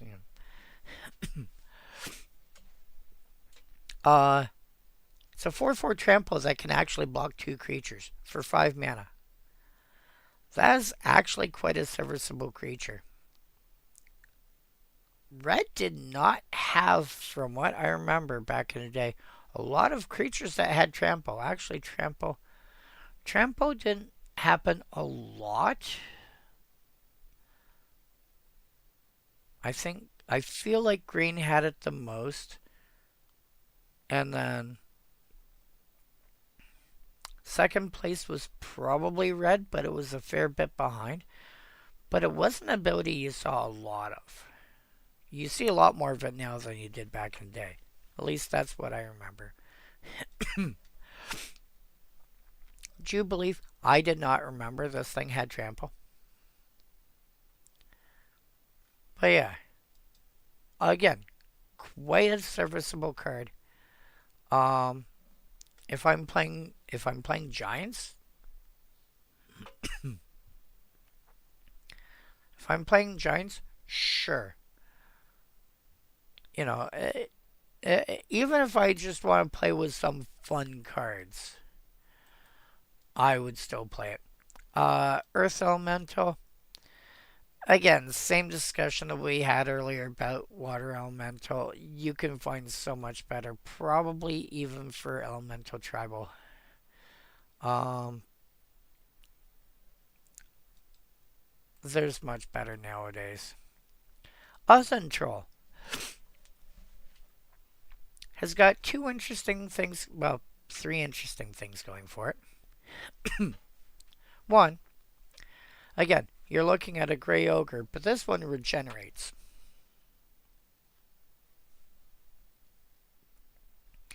Regeneration is not a common ability for red, by a long shot.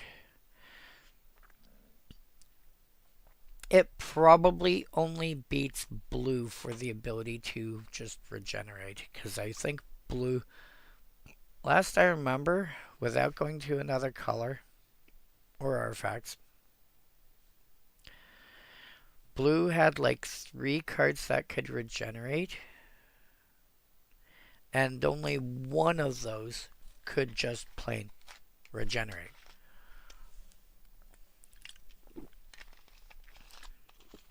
The others were situational. Troll, along with the Brute, which was an enchantment. It was a creature enchantment that could allow a creature to regenerate. And I think one other. I feel like there's another one. Oh, there's also Goblin Shuriken, where you can sack a goblin to regenerate target creature. So those 3 alone were already more in terms of flexible regeneration options in red than what blue ended up with.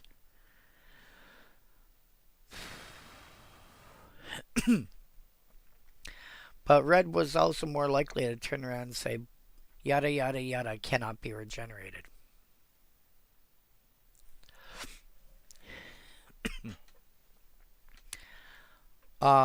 Second of all, creature type troll. Troll is hilarious. You know, you want to build a troll deck, go ahead, build a troll deck. And how much do you want to troll people? And then I will let you guys read the flavor text on your own.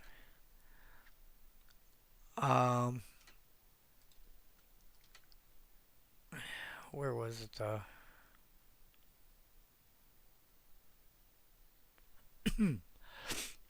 Okay, good. I thought I saw somewhere where they had changed the flavor text. They didn't. One, two. Alright, Earthbinder, so. Stone Giant. If you're looking at a fling ability on a creature, Stone Giant. Really good.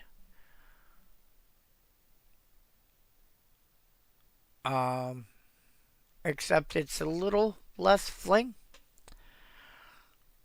It's more fling in the descriptive sense than the card name sense. Because what it does is it gives the creature flying till end of turn. Wee! Look, I'm flying!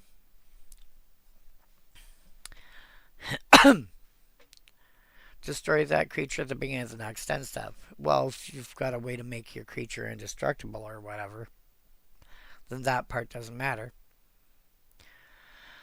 But yeah, you can toss one of your creatures up in the air and give a flying till end of turn It doesn't say only as a sorcery, so you can suddenly go, hey, by the way, you have reach now. What?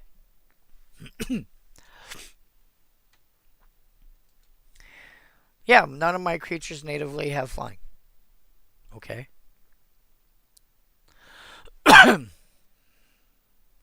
Yeah. Uh, again, a card I would not be unhappy with this. Giant tribal, sure. Take like your four-headed giant of forest or two-headed giant of forest, throw it up in the air, block two giant dragons. Wait, what? Yeah, just block two of your dragons. How? Hill Giant. Again, not a card that's worth playing, but another card whose name you should be familiar with. Just like Grey Ogre. This is a 4 mana 3/3 with no abilities. You have a 4 mana 3/3 that's already done its thing or doesn't do anything until it dies or does not have any relevant abilities. Considering yeah, it's a hill giant.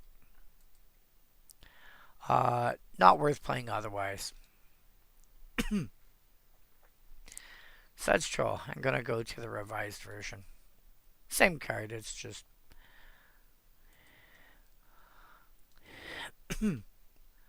this one just kind of looks funny. So I'll go here. Again, going back to Troll. This one you have to play black to be able to make use of it as far as Commander is concerned. Why? It also regenerates, but it requires black mana to regenerate. But if you've got a swamp in play, instead of being a 2/2, it's a 3/3. So for back in the day, if you had Badlands in play, which would have been the original red-black dual land,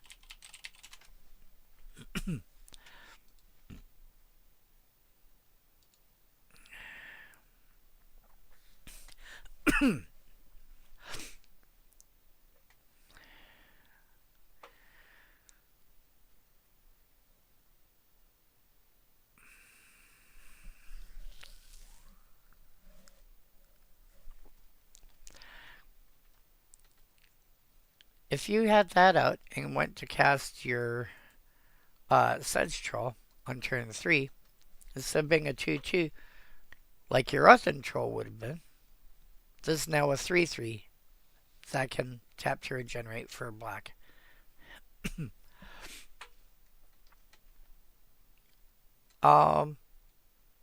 Much stronger than the Uthen Troll, requires a little more effort to make it work. Play a second color. In this case, specifically, play black. Okay, no big deal. Granite Gargoyle. A Grey Ogre that has flying, and you can pay red to give it +0/+1 till end of turn. And the first time we come across this name. Wait, who are you? Search Google for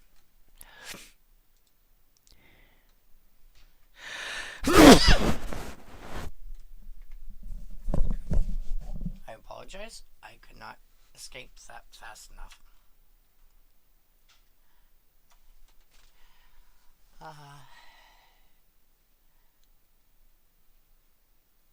Asmorano Marduk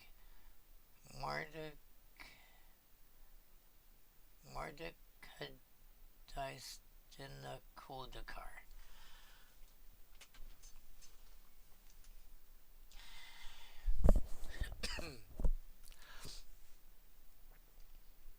Who, because of how long her name is,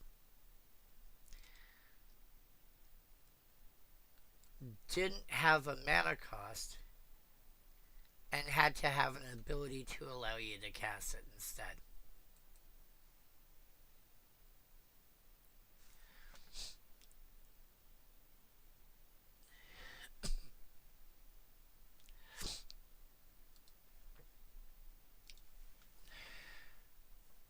Summon Gargoyle. Okay.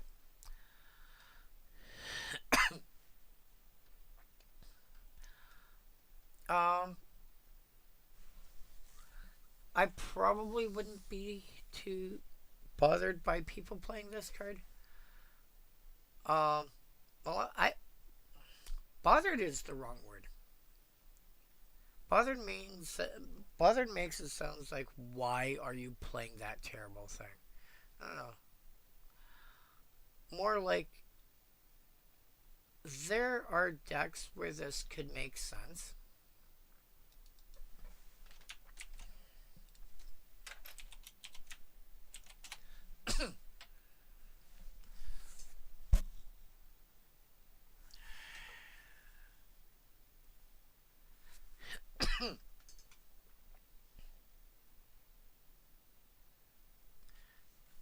Oh, my dog.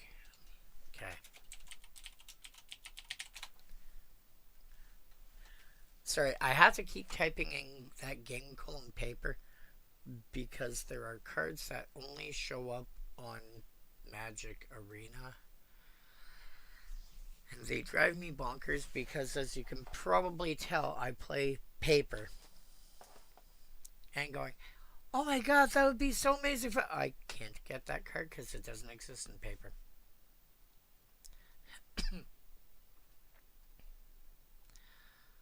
um...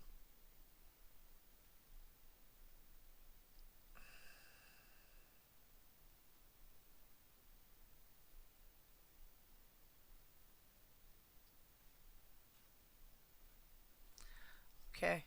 So Gargoyles looks like it's probably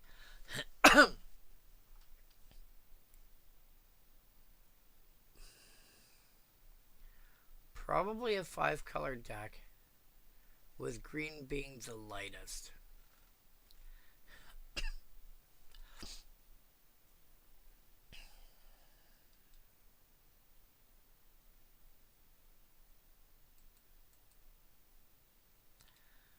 And it would probably make it into the deck.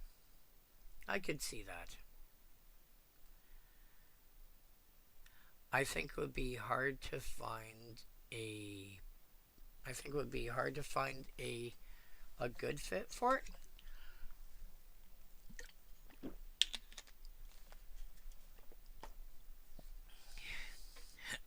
But if you're playing red and you have a flying gray ogre, i.e., you don't use its ability for anything else, I think that's quite serviceable. Dwarven Demolition Team might actually be better than Tunnel. 3 mana 1/1, tap to destroy target wall.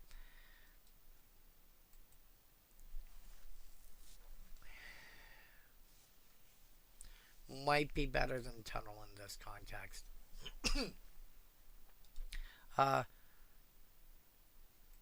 Also, it's a dwarf. There's at least one person I know who likes playing dwarves, or should I say dwarves.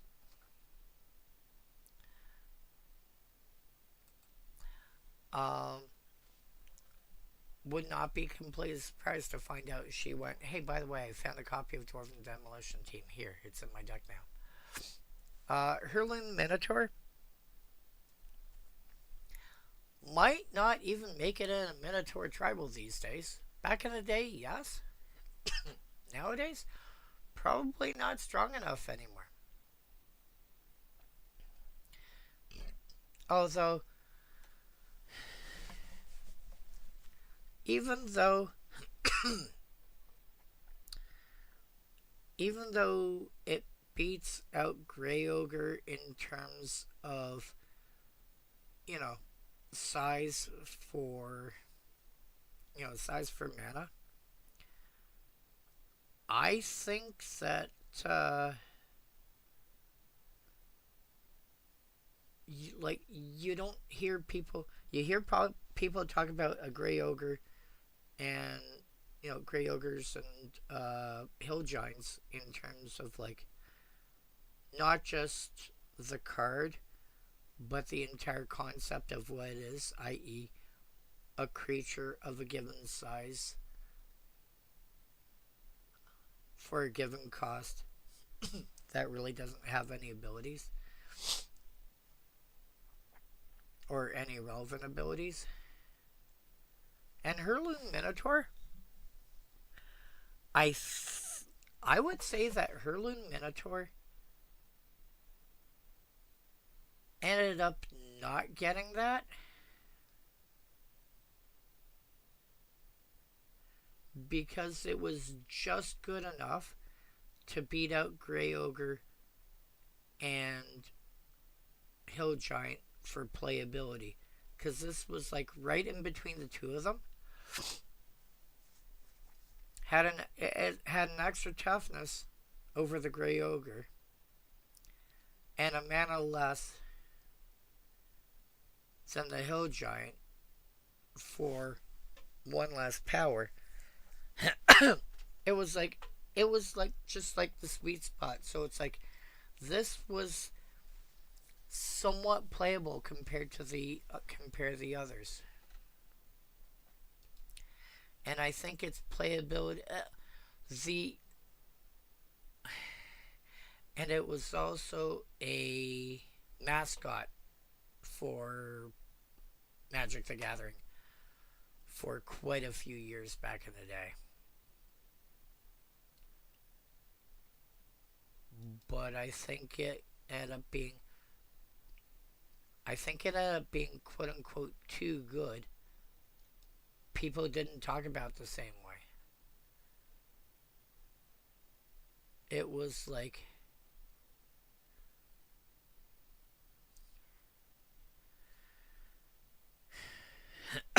it's kind of like if you had meh and then mediocre and then just bad.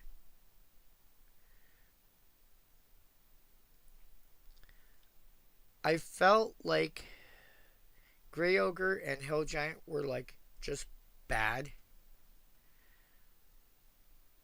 but their names stuck so that we could describe other creatures.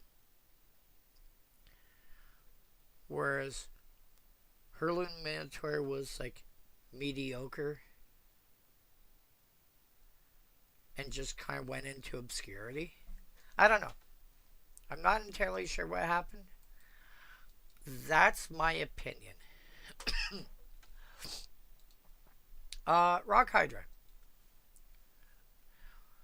If I were to build a Hydra deck that ran red, I would probably consider this.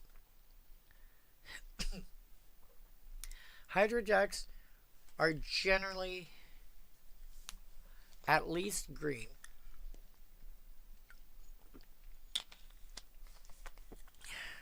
Sometimes green plus something else, but usually at least green.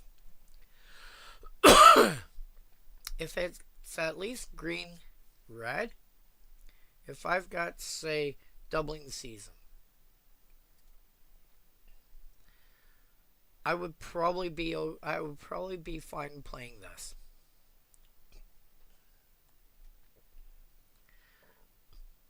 And I'm not even talking combo shenanigans, because I know that's a thing that can happen. Hey, SO! Why aren't you asleep?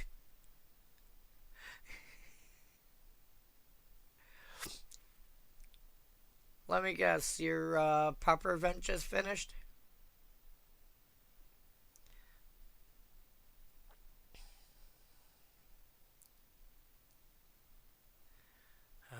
Let me think here. Quarter after 10. Oh,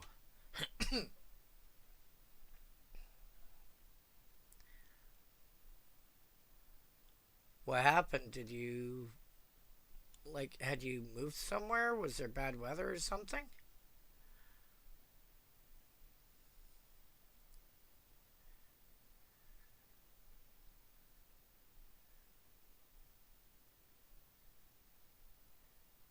Tell me it was just the internet, not anything else. Bad weather plus cell phone internet. Oh, yeah.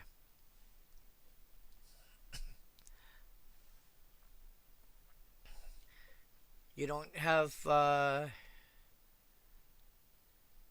you don't have cable or DSL or something where you live?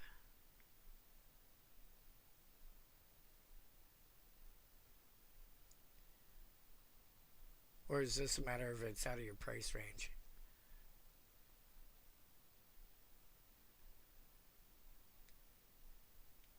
Because I have DSL here, but I'm on decent, I'm on pretty decent internet.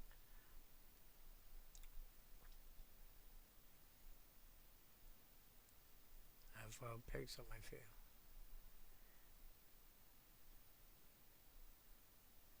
Like I have decent. I think it's like 1.5 gig or something like that. And it cost me. I have a minimum wage job, and it is somewhere around 7 hours worth of work to count for 1 month's worth of internet. Oh, okay.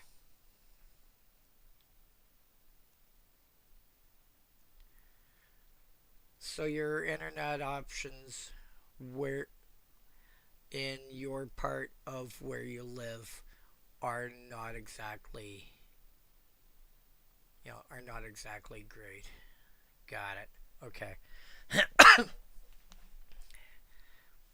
Yeah, see I live in the suburbs of a major city. Um so my options are actually pretty good.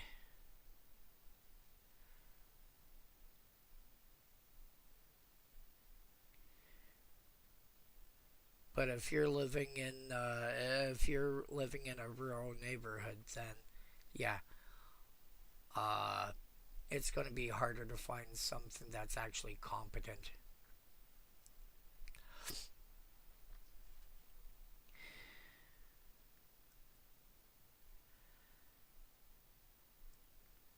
How you been otherwise?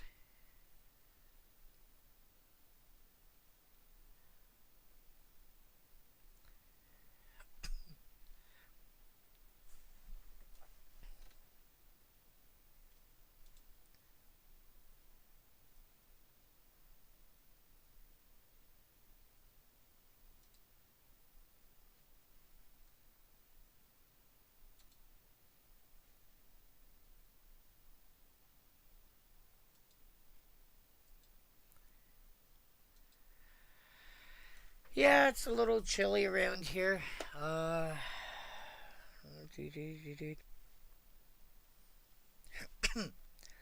It is about minus 16 degrees Celsius here right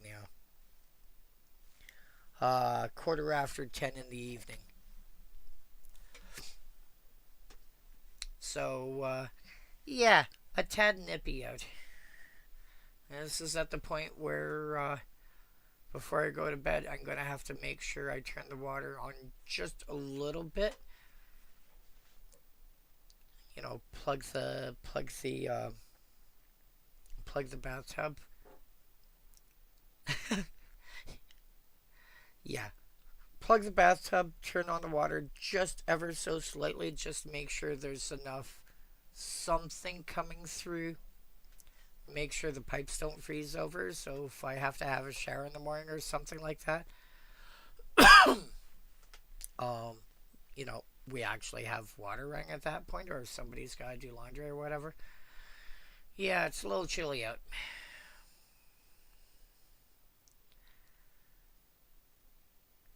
But yeah, I've decided to take a break from brewing for now. I'm currently going over not all of them, but I'm going over a bunch of the cards from the really old sets to see what could still see Commander play somewhere. And I don't. You've probably seen or heard me talk enough. If not here, then in Deluxicos channel. I'm not that up on competitive play, and like I will occasionally play competitive formats, but a lot of Magic that I play is very, you know, casual. Sit down with friends and have a good time. Not, you know, let's see who can nuke the table first. And so it's like, what kind of cards make sense in what kind of decks, and obviously for Commander in this context. And take a look at Rock Hydra, and I don't know about you. I think if I'm building a Hydra, as I was saying, I think if I'm building a Hydra decks generally tend to be greens or green something. And if it's at least green red, I would not have a problem throwing Rock Hydra in it.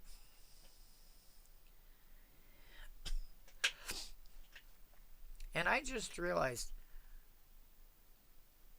even the earliest printings say they're +1/+1 counters.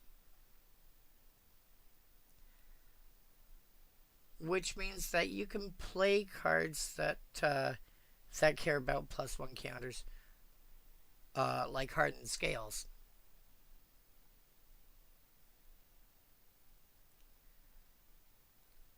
You know, let's say one Hardened Scales effect and say Doubling Season.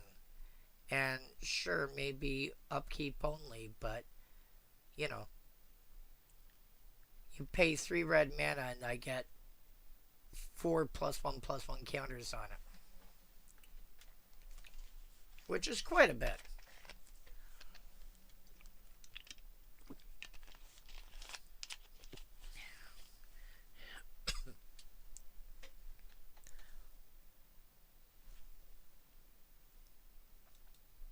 I think I would be relatively happy. I think I would be.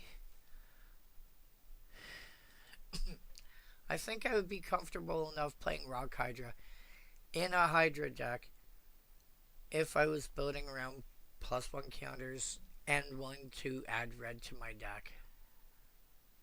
I think I could see that.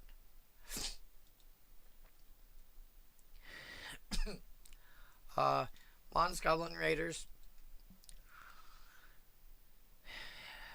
I can't think of anywhere I could think of legitimately playing that. Like, even in a deck that cared about vanilla creatures, you could probably get like a 1/2 or 2/1 by now with no abilities in red. uh,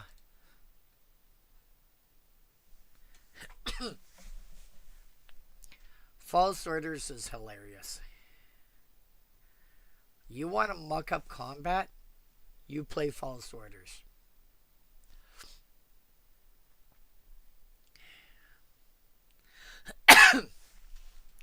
Yeah. Well, I think they. Nope. Yeah. They've actually got. They actually had in Foundations. They've actually got a vanilla creature.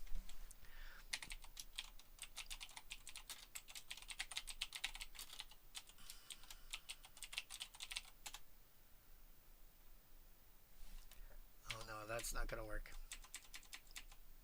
Oh, it actually took standard. uh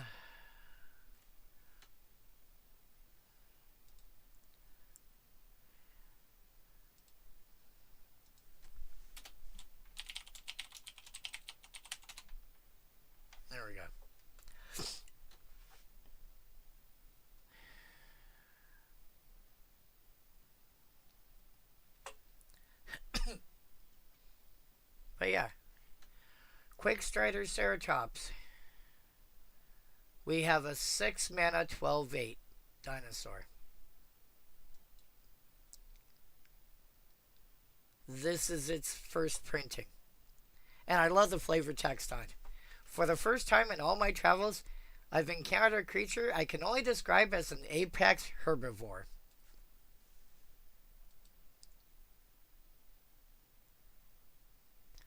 Oh yeah, great creature. Savannah Lions we've seen before, Aegis Turtle we've seen, Highborn Vampire, Fire Elemental, Bear Cub, Giganosaurus, Slimer and Stay Puffed is Yargle Motani. And then Swab Goblin. Oh,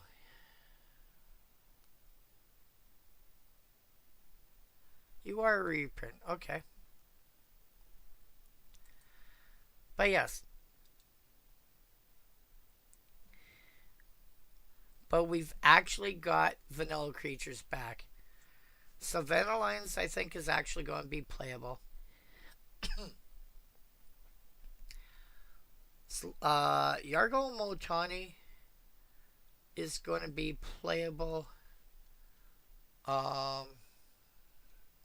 Because there's that deck that wants to like fling it.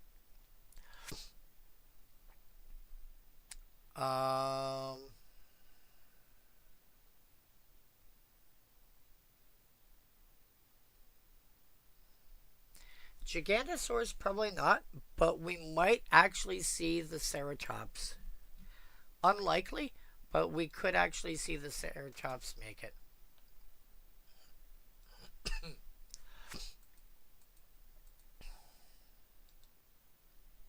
But yeah. So it's possible. We could actually end up, well no, we've got at least Savannah Lions as a playable. Because if nothing else, it's 2 power for 1 mana, and it's a cat, which some decks actually care about.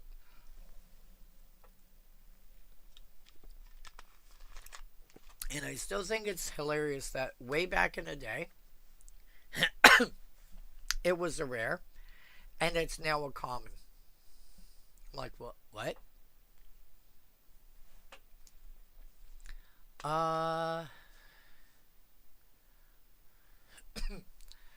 False Orders, though, is hilarious. If you want to muck around combat some more, this is like, I Mazavith your creature, but I'm going to tell it to block this other thing instead. Wait, what?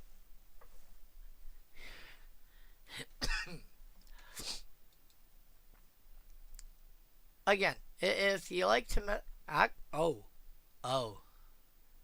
no.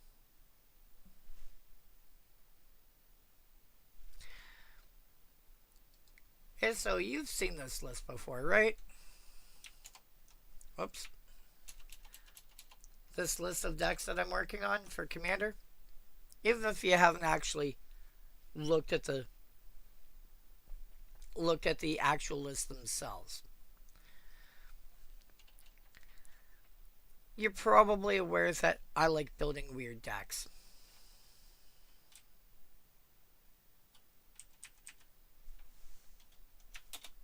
Whoops. This one here. Going to be building one deck, at least one deck for every color and color combination. Non-blue is a 4-color non-blue control deck.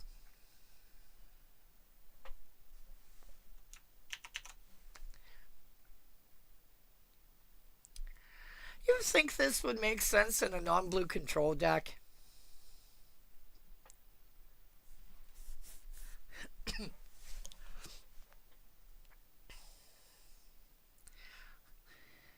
Oh, you think you're going to be able to jump block this? No. This guy can go over here. I'm going to let this big guy's going to get through now.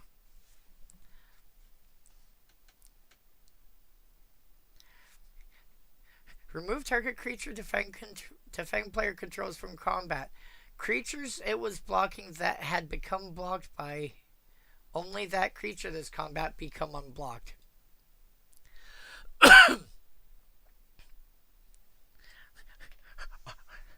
You are now being unblocked by this creature, and you're going over here now. This is a great way to push through extra damage.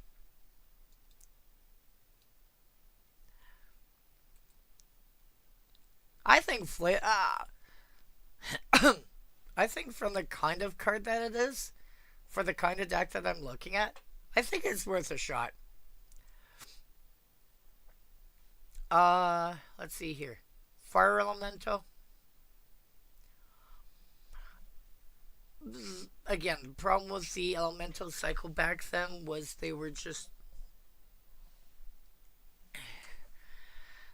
a decent size for their cost, but that was all they had, and I think he can do a lot better now. Brewing.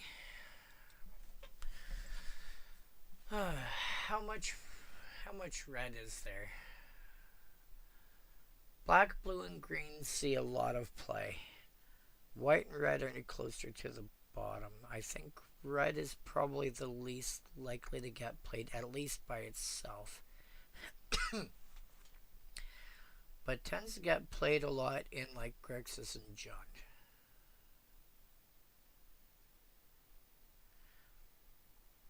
I think it's not completely unreasonable to play this if you're looking at something that you basically want to be unblockable. But it's probably only going to be unblockable against one person at the table. Maybe two if you start doing things like Blood Moon effects.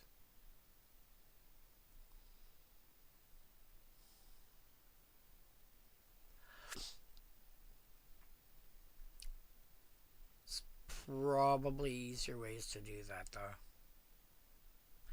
I don't think it's completely out of line, but I think there's probably better ways to do that.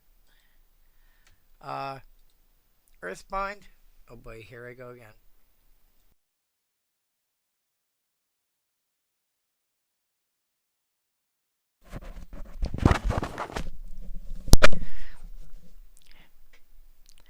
Tell me you didn't hear that.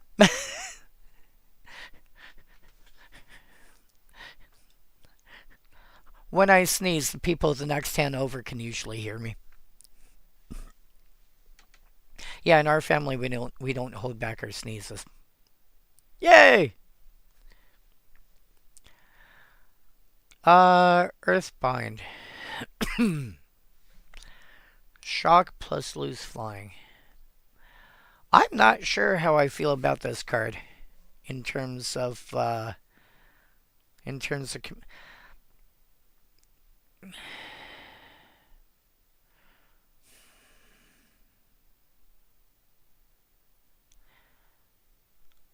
I think the big thing here, it's not going to be the 2 damage, it's going to be the fact that it's a red card that makes something lose flying.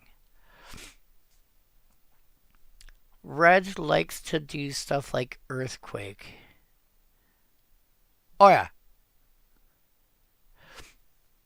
I mean, there's some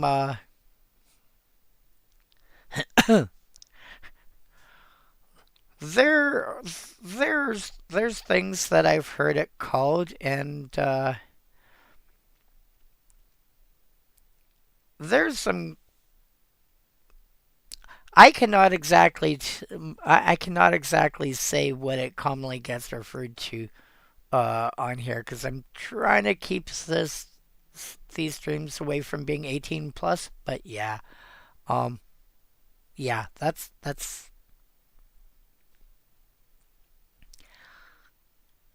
Anyway, I think the best thing that this does in terms of red, being a red card, is making something lose flying. Which is a lot easier if you are trying to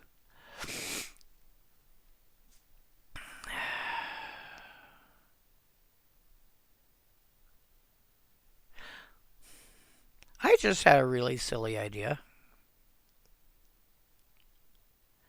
You think the way the current Pauper metagame is, this could actually be playable? It is apparently legal. Is it on Magic Online somewhere, or you don't look like you're on Magic Online.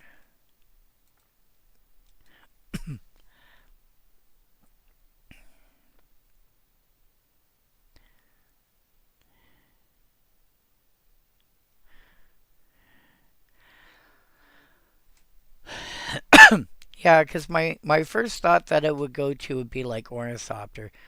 And what Ornithopter uses these days, I don't, I can't think of. Um, but then suddenly went to like Refurbished Familiar.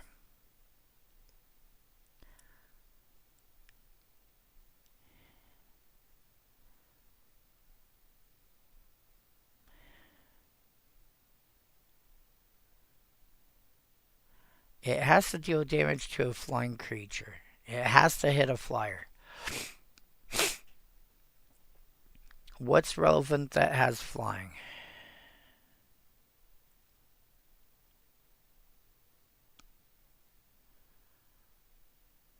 The white bounce creatures, like Core Skyfisher and whatnot.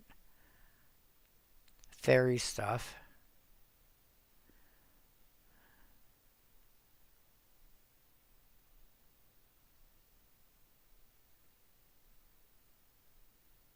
Spell Stutter Sprite, stuff like that.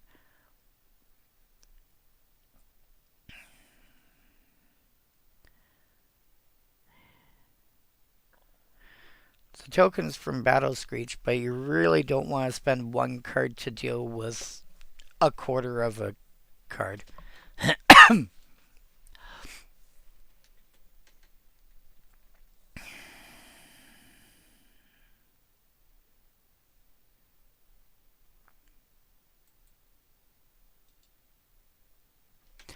Yeah, where's False Orders? Oh, False Orders is legal. I did not realize False Orders was legal.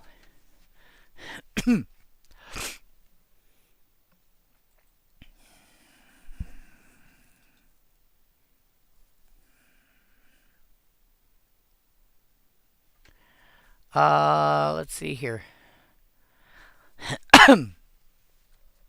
Kelton Warlord. Yeah, I want to see that seeing more play. Nice. Kelton Warlord, I want to see more play, but that's largely in decks where you're running a bunch of creatures, but you don't care about their creature types per se.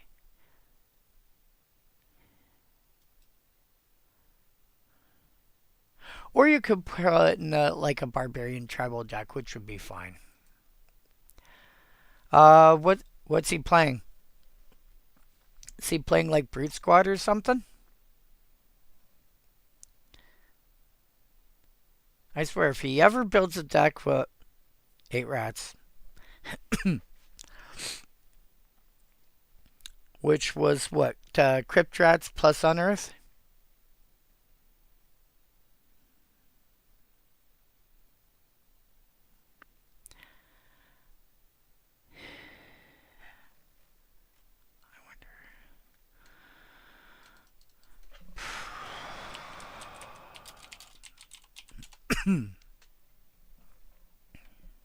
Nope.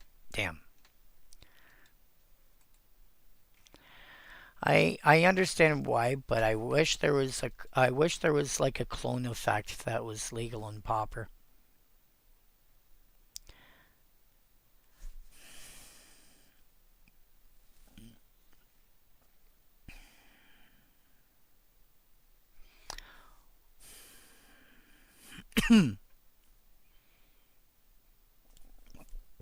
Wall of Fire, we've already had that discussion with was it Wall of Water that did the same thing?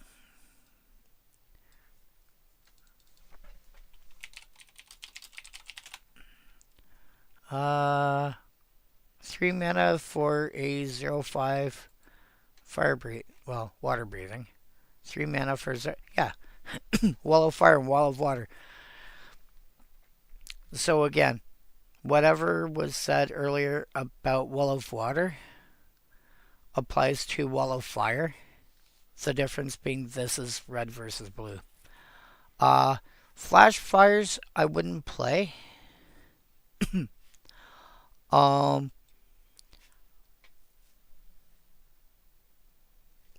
Largely because I would prefer. I don't like to have cards that only target one person. If the way the game plays ends up being I'm targeting that person, that's a different story. But if it's, I have a bunch of cards that work well against white, let's say, and there's only one person that's playing white, it's like, this has to affect you and won't affect anybody else because that's the way the card is designed. That to me is a bad idea when it comes to building for Commander. It's like, well, if you're looking at Pauper, or any other form, any other 1v1 format, building to go against a single deck in your main deck, unless there's only one deck that's. Huh?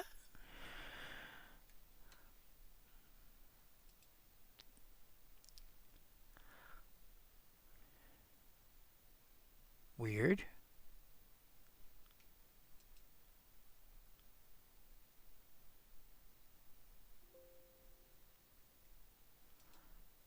I will be back in a moment. I think I have to reboot.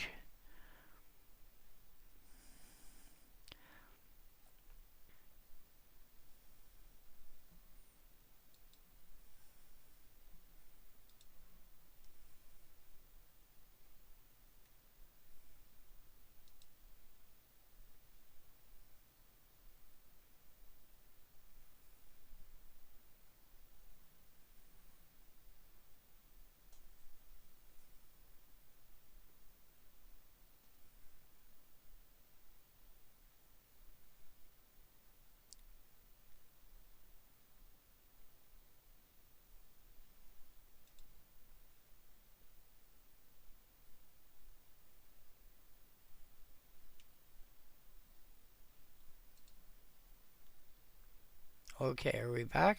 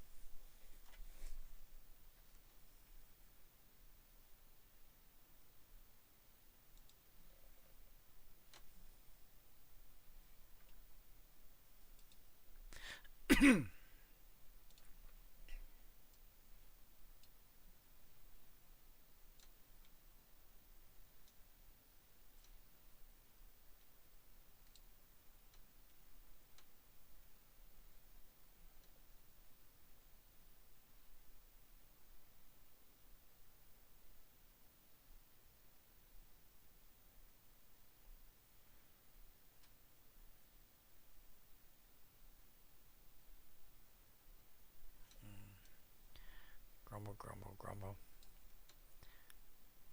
Where's the other one? There it is. Alright. Okay. No idea what happened there. but apparently my computer started acting funny.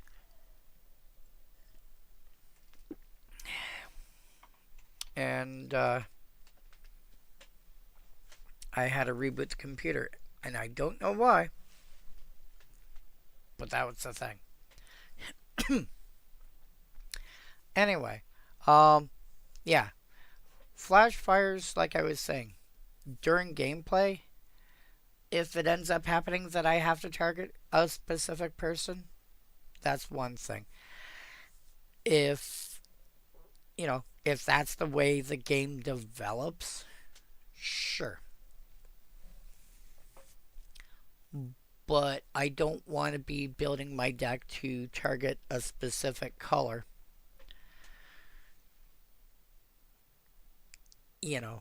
Like generically do it that way.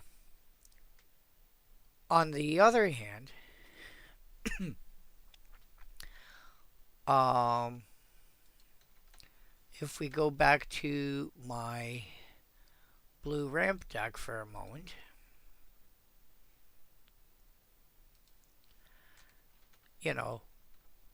one of the cards that I mentioned previously that's in here. Where are you here? Is the Avamaya Cradle of Growth, which can legally be put into a mono blue deck because lands do not have a given color identity unless something gives them one. So one of the cards that I want for that deck to combine with it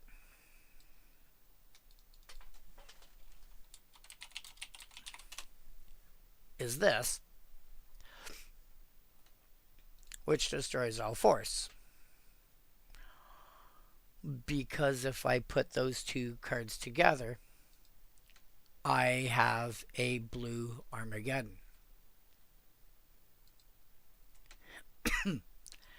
And considering I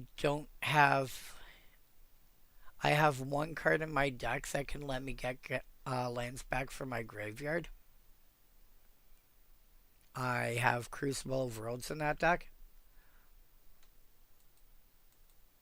I am fine with that because I'm also losing my lands, and because that deck is designed to ramp as much as I can the way a green deck does. I am okay with that because that's not just affecting everybody else at the table, that's also affecting me.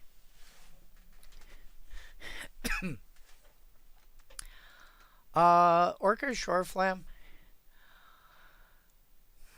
I would say has been what's the word I'm looking for? Outclassed, I think is probably the best word. Again, there's better cards that do a similar effect for that cost by now. What do we got in green?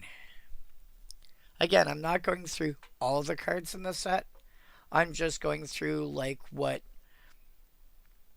EDHREC says the worst cards from that set are. Life Lace, we've talked about the laces before.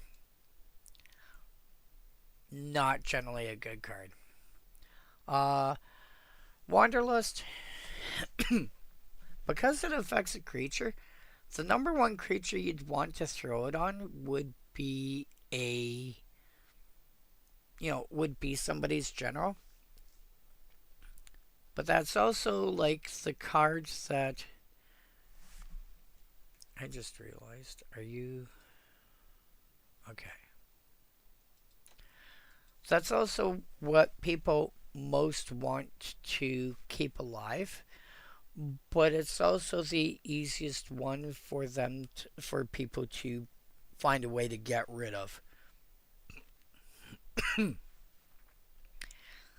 And if they sacrifice it to an effect, your Wanderlust isn't going to be dealing any more damage.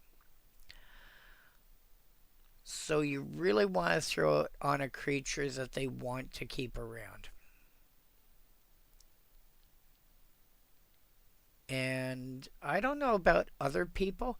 My decks tend to be quite often about a third creatures at least, if not more. Um, I know my Asuka 5-color zoo deck is over half creatures, and that's including the mana base, because I have I know I have at least 50 creatures in there.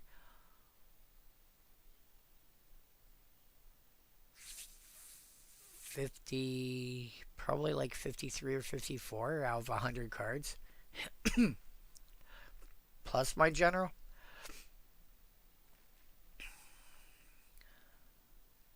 So a lot of them are going to be replaceable enough. Uh, War Mammoth, again, outclassed.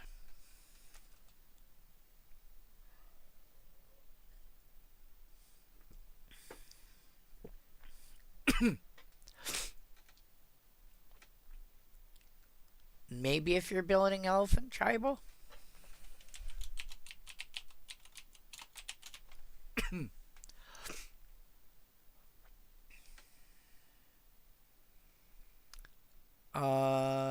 Was 4 mana for a 3/3 trample. That's sort by mana value.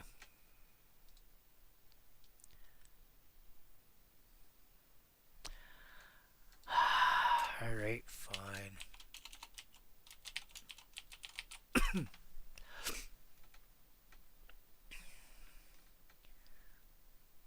uh,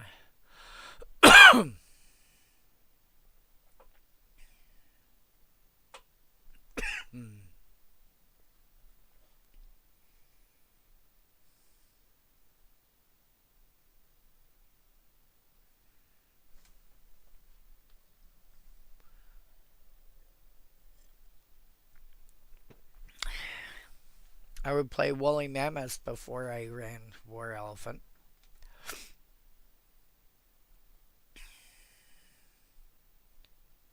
Because for 1 less toughness and running Snowlands, it's 1 less mana. I think I'm good with that.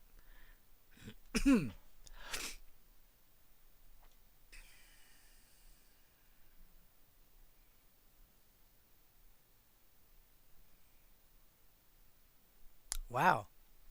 It's actually kind of hard for an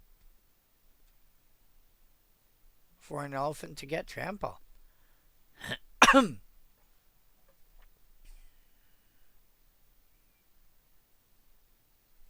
These two, Noble Elephant and War Elephant, are literally identical.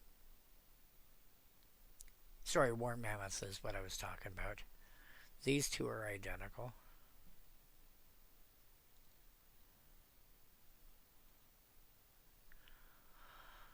But for 1 extra green mana, I can almost double its size.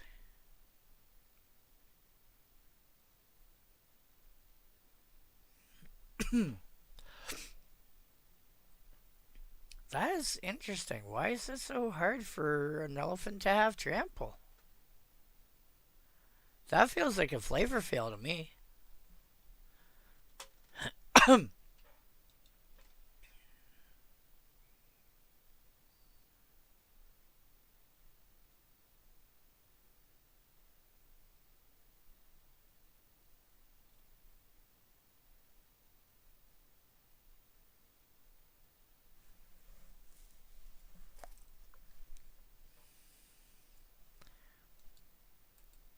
I don't know. If I get hold of if I get hold of somebody at Wizards, I'm gonna have to ask them why it's so hard for elephants in Magic to have trample.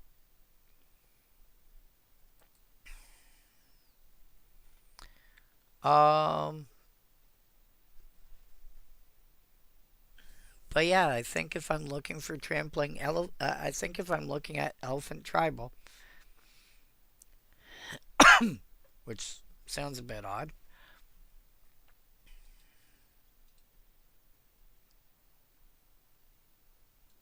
I think if I'm looking at Elephant Tribal and I want something that's got trample, War Elephant or War Mammoth is going to be on that list.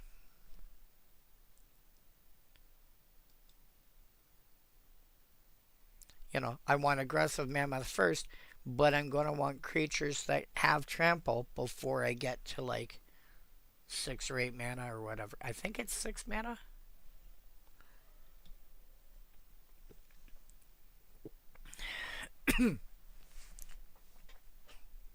I'd want Brawn in the deck, but if I'm looking to avoid playing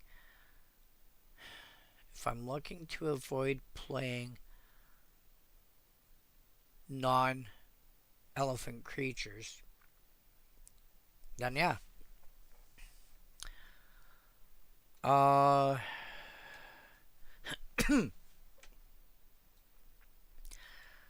Living Artifact can get you 4 life a turn cycle, which is not, it's not nothing for a single green.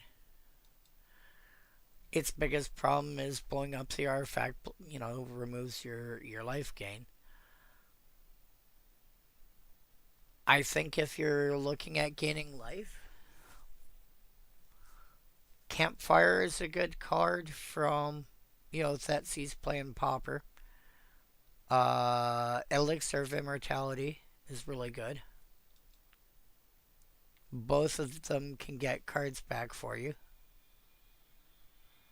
In fact, Elixir shuffles your graveyard and itself back in.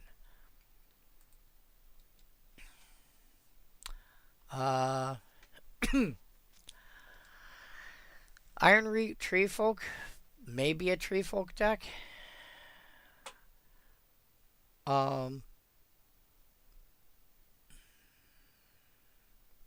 I do remember back in the day, this was actually considered a decent size. Like, a decent size for the cost.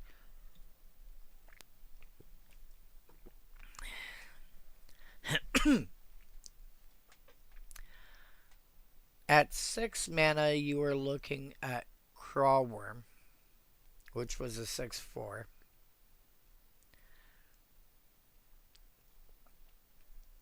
And at 6, which was like quad green +2, you were looking at Force of Nature, which was an 8/8 trampo that had an upkeep cost of quad green, I believe.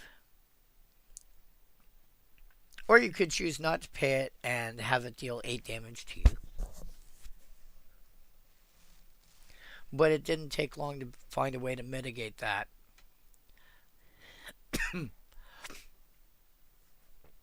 But Ironreach Treefolk would still jump in front of most other things. And, like a single Giant Growth did a lot. Nowadays, the 3/5 averages to a 4/4 for 5. Eh. Again, you're looking at, with 30 years of game development, there's better cards now. Natural Selection was a card I had actually grabbed specifically for my mono green control deck. It's kind of like Ponder.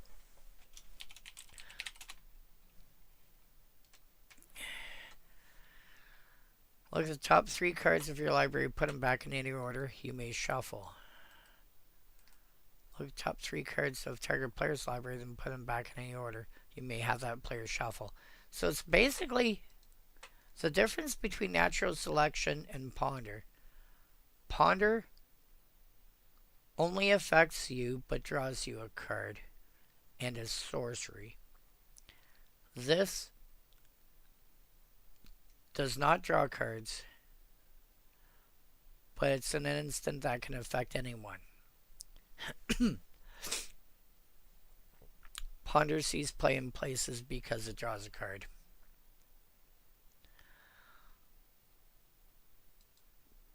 But I also wouldn't be upset about throwing this on Isochron Scepter either. Oh my god, 85 bucks. I think I picked up the copy that I've got for like 15 Canadian. So like 11 or 12 at that point. It's 85 bucks now, jeepers. But yeah. Again, it's one of those cards that I'd be fine with that being on an Isochron Scepter. And just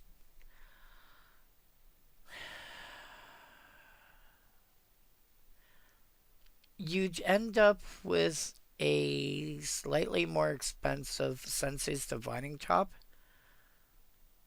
but instead of being able to swap the top for the top card of your deck, you have the ability to shuffle. And you can affect somebody else with that. I think I'd be okay with that in a lot of decks. But again, like I think if I'm playing CEDH, I'd at least be looking at it to see if it's a card I'd have an interest in. Because CEDH tends to run faster. Shorter turns, etc. Mana efficiency is really, really high. I might be considering natural selection at that point. Especially if it's like, at the end of your turn, I do this. Or in response to whatever,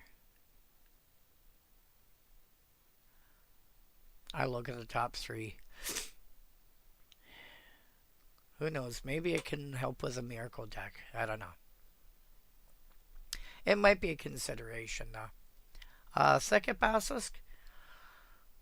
Old school creature sweeper. You throw lure on it. And this, keep in mind, Thicket Basilisk doesn't have to deal damage to anything. Anything it ends up in combat against will die at the end of combat. So, historically, it was this plus lure and regeneration, and you just attack every turn and eat your opponent's creatures, and they can't do anything about it. Unless they get rid of the Basilisk itself. Web. Oh, what's that? The one that's in Pauper right now. Spider Silk Armor? I think.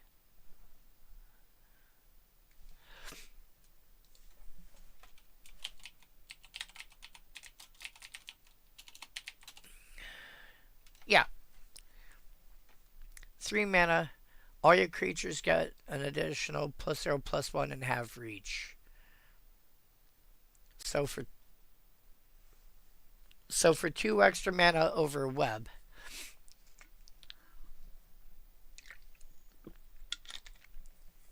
And a drop in rarity. This affects all your creatures.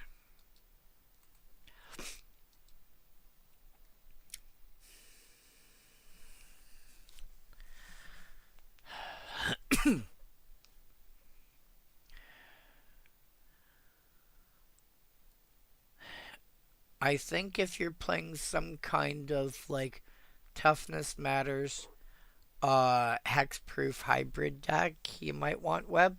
Otherwise, nah.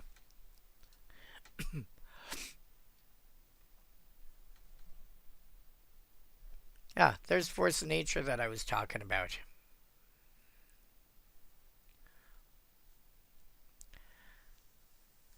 You know, you combine that, I mean, back then, give it like a year, and you had Spirit Link, or I should say, you had Spirit Link.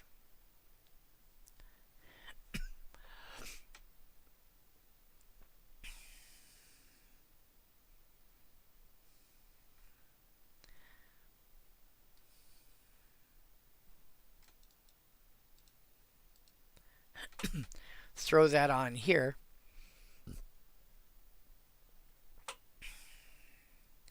and you're like, cool. I attack for 8, I attack for 8.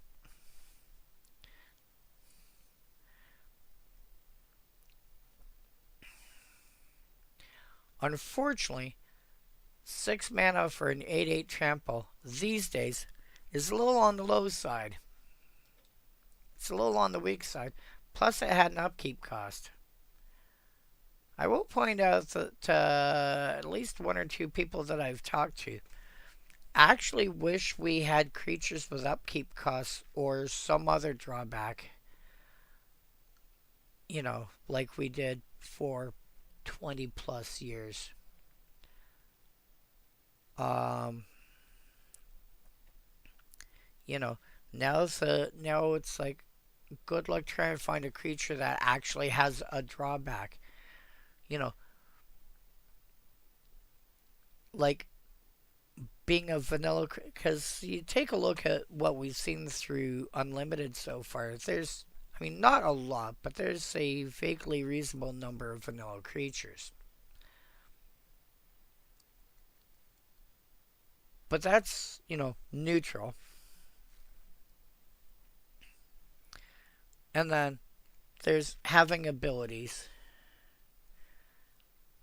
and having, by which I mean like positive abilities like flying or fire breathing or what have you. And then there's um, penalties, which are technically, generally still abilities according to the rules. They're just, people think of them differently. You know, like thus having an upkeep cost.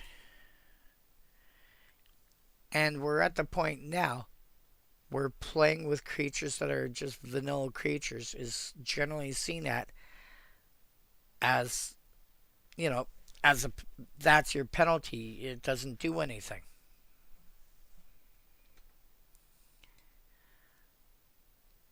So I would like to see. I think the most recent creature I can think of that's in standard right now. I can't remember what it's called. It's a 6/6. Yeah, Archfiend of the Dross. 4 mana, 6/6, flying. Whenever a creature an opponent controls dies, it loses its controller loses 2 life. And then you've got 4 turns to make the opponent, to kill the opponent, or you lose the game. I think that's the only creature I can think of that's currently in standard that actually has a drawback attached to it.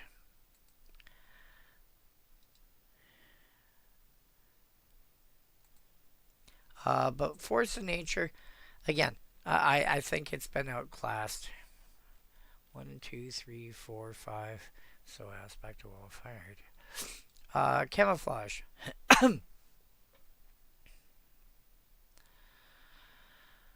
Oh yes, this one.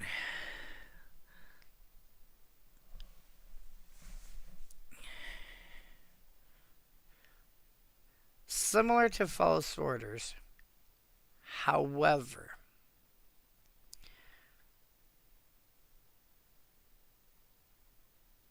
all defending creatures are assigned randomly.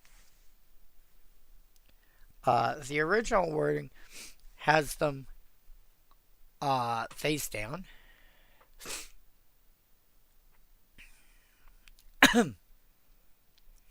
But unfortunately, face down has an actual separate meaning, so it has to be treated separately.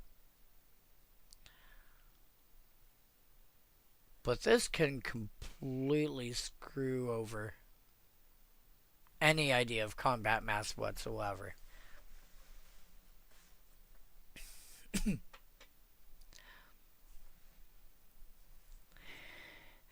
I think if you're building a chaos deck of some description, you might want to look at camouflage.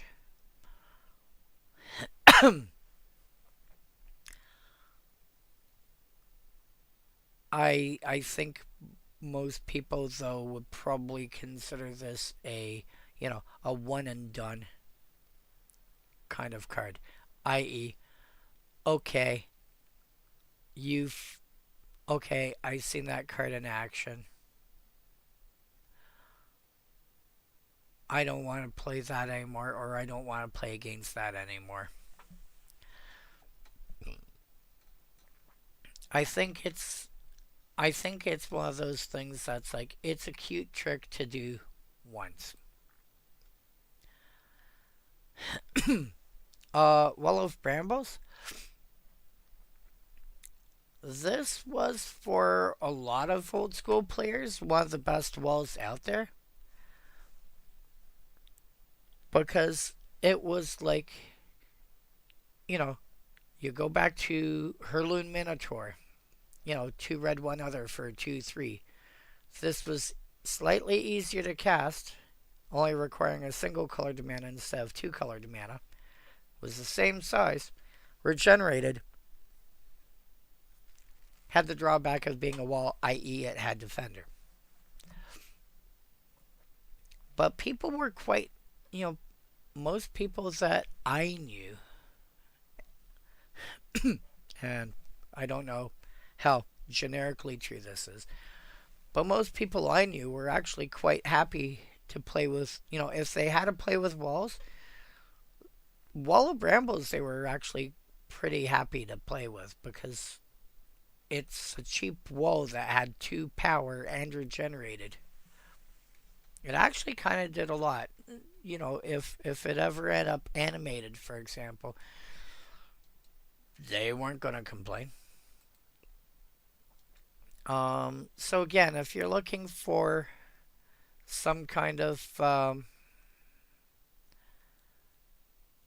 you know, if you're looking for a cheap green wall for whatever reason, Wall of Brambles should be on your list somewhere. Cockatrice, again, same idea as the Capacus. The difference is this one flies, which was actually quite unusual. Where are you? You are here. Did I actually put you in here? Because I do not remember. Again, love building my weird decks.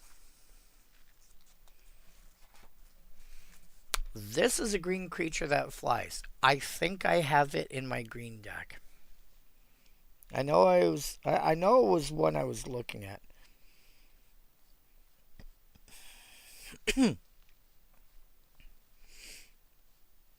On your OBs.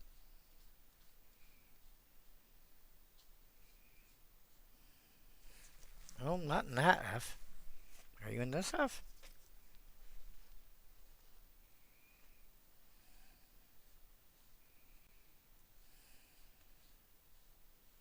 Oh, maybe you're not in here.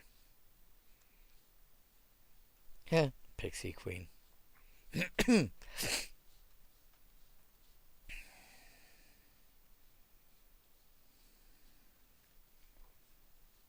Oh, maybe I didn't. No, I guess not. Although, again, you know. Oh, I think I may know what happened. I think I may have just turned around and gone. Well, here's this other card that I want to play. I can play that, or, I have to cut something else for this. Okay, I guess I'll cut Cockatrice. But But again, you know, a a decent green flyer, it will take down any dragon, any angel, any demon, you know, any large flying creature, or any, or as a blocker, it will just take down. Basically, if it doesn't have indestructible or the ability to regenerate, cockatrice will just turn around, not care, and go, by the way, you're dead now. Um, so yeah, if you're looking for a odd green creatures that can kill pretty much anything, if you're okay playing with cards like Desert Twister and Beast Within, and you want a creature that's got a vaguely similar effect, Cockatrice if you're looking at being defensive, Thicket Basilisk if you're looking at being offensive. Gaia's Leash.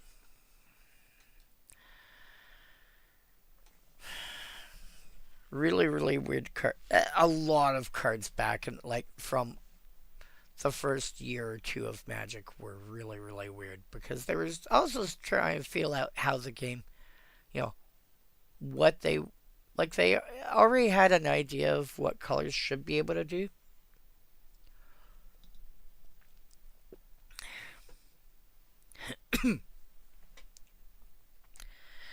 But they hadn't felt out everything well.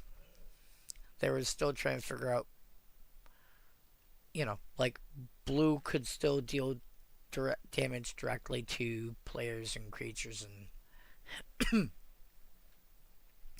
um,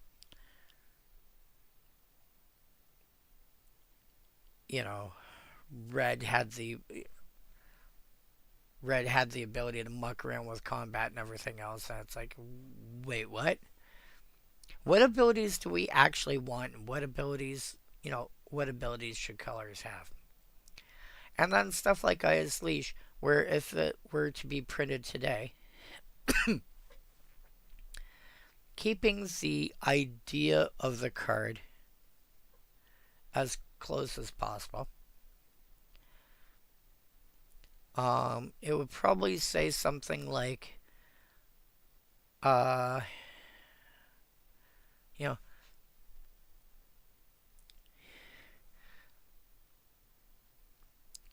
Gaia's Leash has power and toughness equal to the number of force defending player controls. Otherwise, its power and toughness is equal to the number of force you control. Tap. Target land becomes a forest. This ability lasts indefinitely. Because as such, target land becomes a force until Gaia's Leash leaves the battlefield. So as soon as the leash leaves, everything that you had marked, everything that became a forest, it's not a forest anymore. No. And if you got it up to got your opponent up to 5 force and you reanimated the leash, let's say, you have to start that all over again.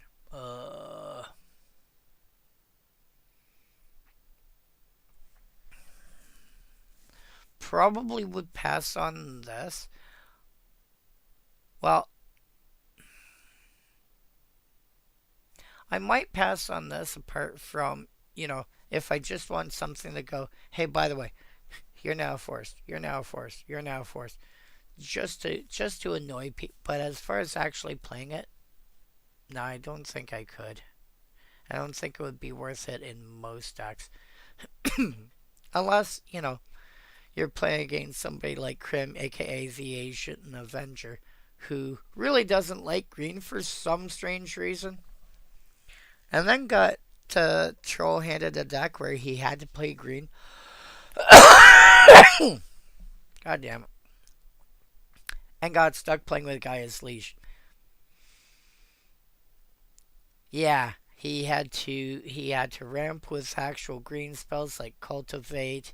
He had to play with Nissa, Gaia's Leash. Oh, it was hilarious watching him squirm. Kudzu. If you want a land destruction card, that would be like a targeted mass land destruction spell. If you want something that would be fair for Commander, I think Kudzu would be worth a look.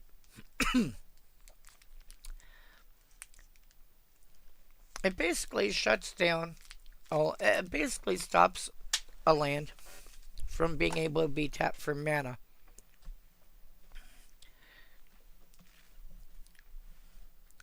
Because people aren't going to tap it if they can avoid it. Because as soon as they tap it for mana, as soon as they tap it for whatever reason, it gets destroyed. But then,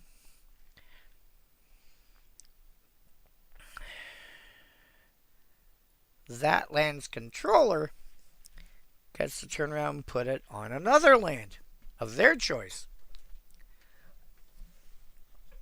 which can belong to anybody, including the person that played Kudzu initially.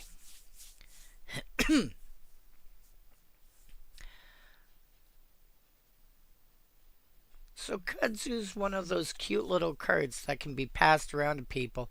Sure, it eats a land every time.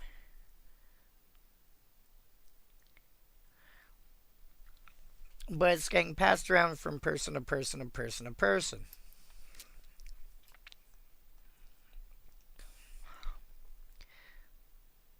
Even funnier is if you put something like Psychic Venom or something like that on. Or not Psychic Venom.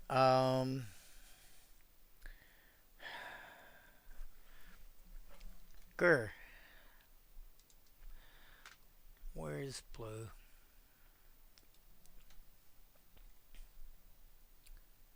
Oh, feedback. The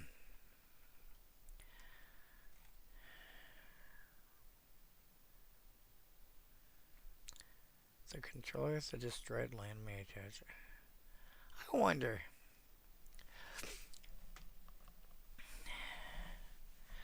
Oh. No, the person that cast Kudzu is still going to control it. It's just the land's controller gets to make the choice. Okay. And Kudzu just stays around, keeps getting bounced around until there's no lands left. So at some point, somebody's gonna go, okay, I'm just not gonna tap this land anymore.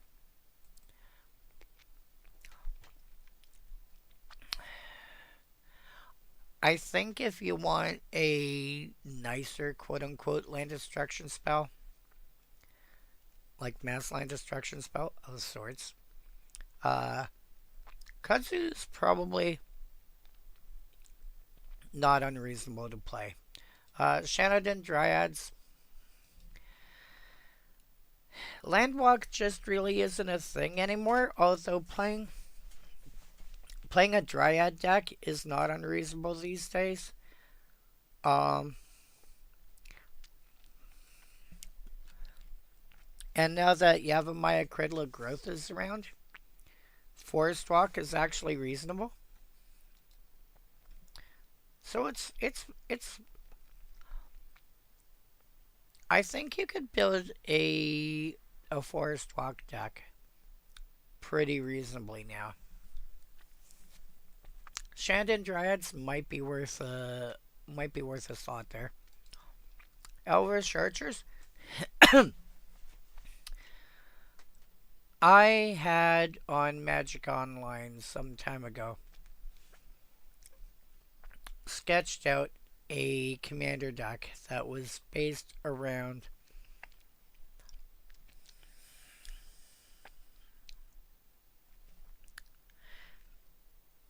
Miri Cat Warrior, I think her name was.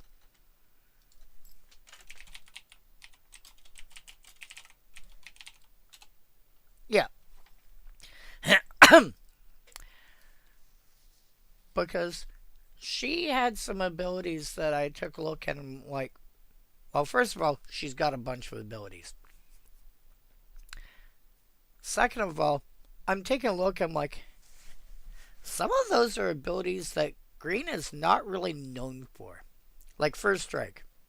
First Strike was the number one on my list. Vigilance, you don't really see that much vigilance in green. You see bits and pieces here and there, but not really.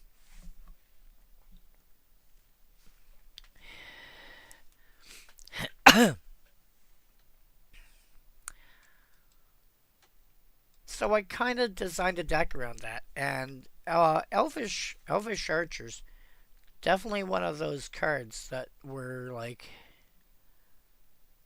yeah, seventh edition. Seventh edition was around because invasion. Yeah. Uh, it was one of those cards that I'm like, yeah, you would go in that deck. If I'm building elves and I wonder if I actually put you in. I went Golgari for this one. 2 mana. No, I didn't.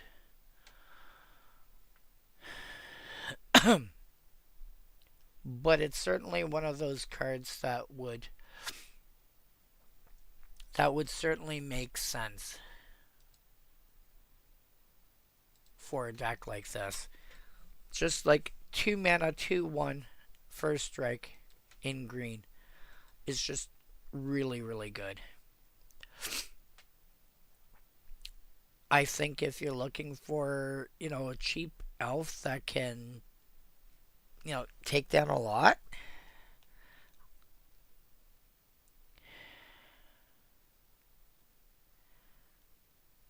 yeah, like Elvish Archers, I think is still might hold up now. More creatures, like, because green tends to win through being bigger. But First Strike just does so much with you don't have to be as big now. You can still be a decent size, but you don't have to be as big. Wall of Wood is fine. But I think if you're looking for even a 1 mana wall, you can probably do better. There's one from Kamigawa block that had, was it Traproot Kami? Yeah, Traproot Kami. So, didn't have the wall type, but it has Defender, which most of the time is more relevant. Has Reach, 0 power, just like the Wall of Wood. Toughness equal to the number of fours on the battlefield. If you have a Maya Cradle of Growth is on the battlefield, that's now all lands in play. Wall of Wood is, I would say, much lower on the scale, even for 1 mana green walls, than Traproot Kami is. Timber Wolves, if you're playing with wolves, banding is an ability that a lot of people don't know, don't understand well. If you know it, it's really good. The short version is there's an idea when it comes to banding, surprise, surprise, called a band. And you can have, the way it was described back in the day was realistically, you could have an offensive band or a defensive band. They don't really use these terms anymore, but it's easier to get the idea across. For an offensive band, you can have up to one creature in the band that does not have banding. For a defensive band, you only need one creature to have banding. Offensive, obviously, this is a band of creatures that you're using to attack with. Defensive, these guys are blocking.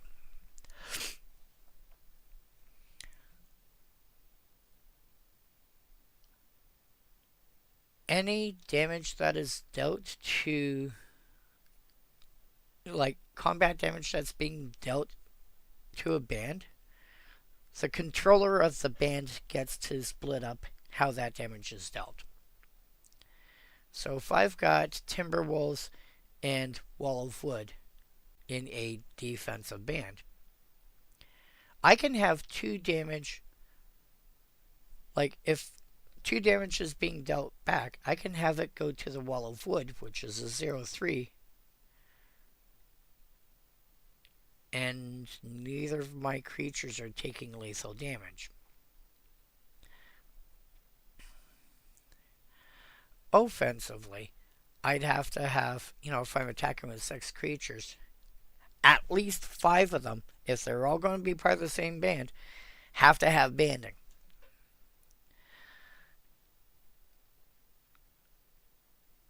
And the other thing is, if I'm attacking with a band, if any of those creatures can be blocked, the entire block can be banned.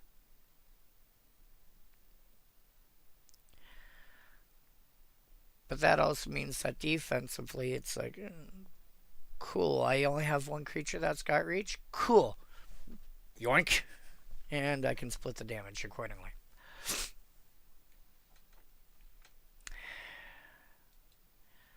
So that's the simplified version of it. And if you want to play with banding and you're running green, Timberwolves is still a decent place to start. Crawworm. Now we've got frickin' what's his name? That's the current meme. Arg.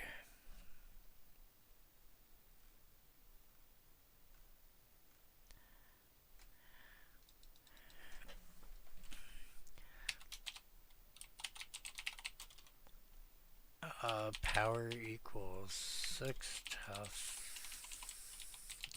equals 6. Oh, trample. Recon. No?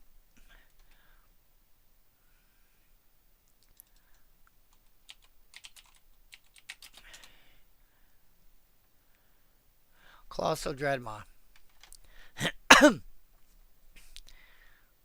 2 extra points of toughness and trample. And by the way, over the last 10 years ish, let's see here, 16, 17, 19, 23, 20. Okay. So yeah, in the last 8-ish years,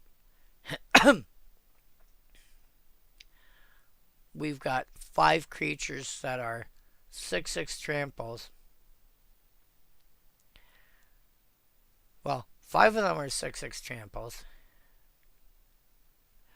1 has trample as long as you've got enough card types in your graveyard. And 2 of the ones that do have trample have got extra abilities going on, added on to it. Crawworm is outclassed. Aspect of Wolf. Play Blanchwood Armor first. It's an extra mana, but it requires less math. Aspect of Wolf basically takes a look at how many forests you've got, cuts that number in half, Round down for a boost to power and round up for a boost to toughness. Save yourself the math. Spend the extra mana and play Blanchwood Armor instead. If you've already got Blanchwood Armor, I think there's another one. I think there's an equipment that does something similar.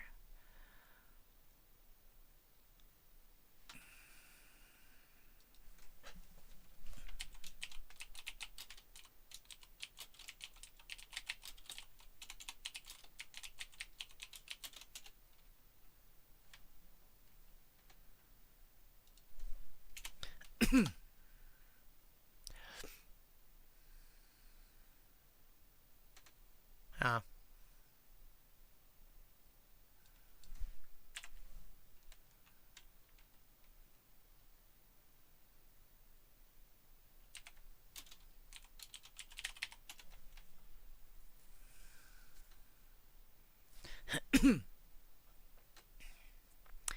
Yeah, and some creatures already have it. Yeah, like Timber Maw Larva.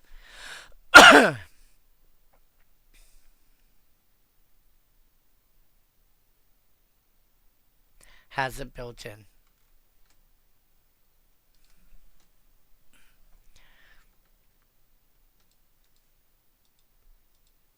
Yeah, there's better, and then some just care about the number of lands you've got.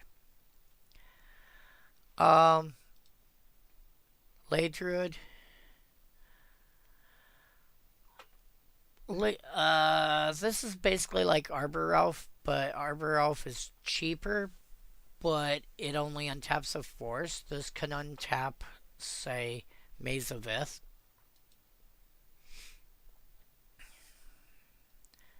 It may be worth a consideration in some decks, uh, but or lands that there's some lands that tap for more than one mana. Your various soul lands, like Ancient Tomb or whatever. The various Karus, etc., etc. Or just, you know, tapping it to untap a gate is a thing. If you're looking for generally useful, Ley Druid is at least worth looking at. If you're looking at something that's useful in specific circumstances, there's much better. If you're looking at mono green, you probably want Arbor Elf way before you hit Ley Druid. On the other hand, if you're doing one of those silly things that I did in playing Druid Tribal, Ley Druid gets higher up on the line because he's a Druid. Fungusaur. So,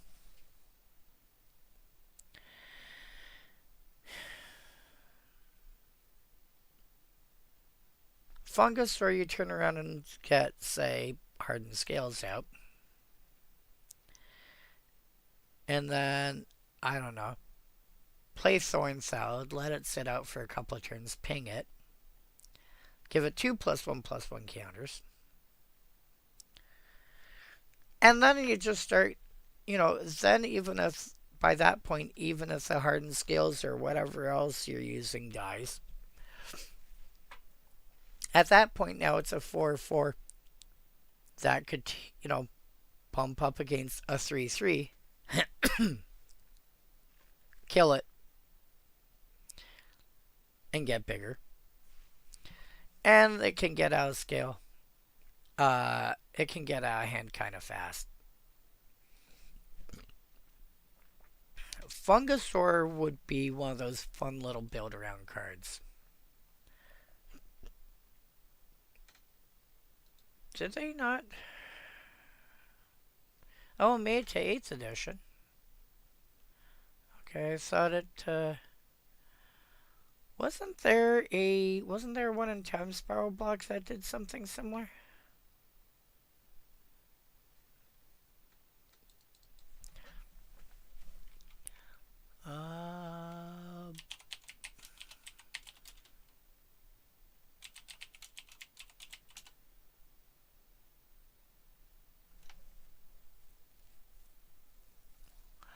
Oh, fungus liver.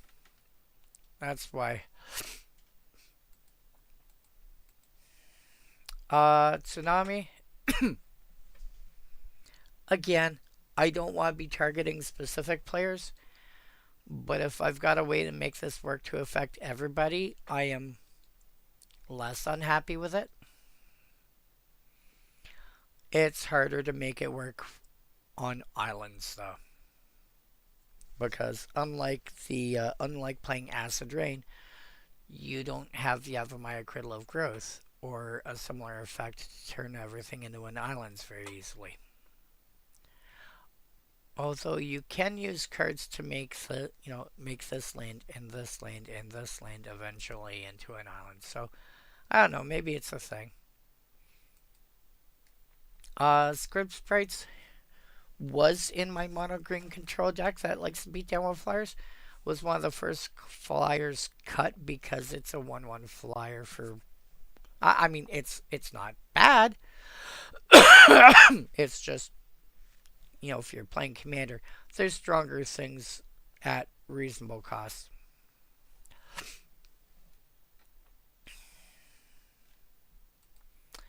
I think I'm gonna stop it there for green.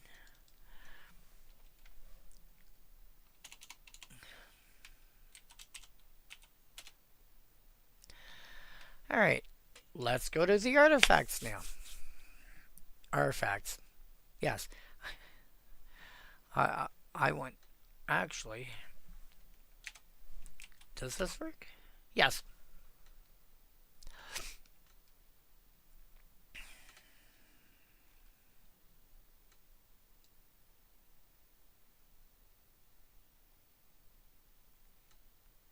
Alright. Actually...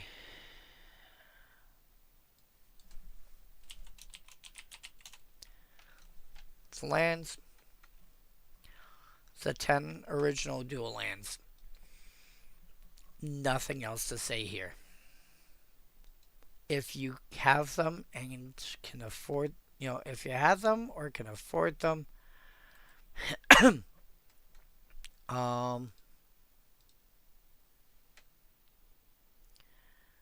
least expensive one being Badlands,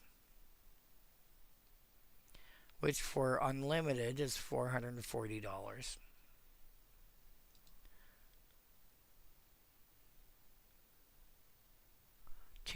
Nope. Yeah, $400 for revised.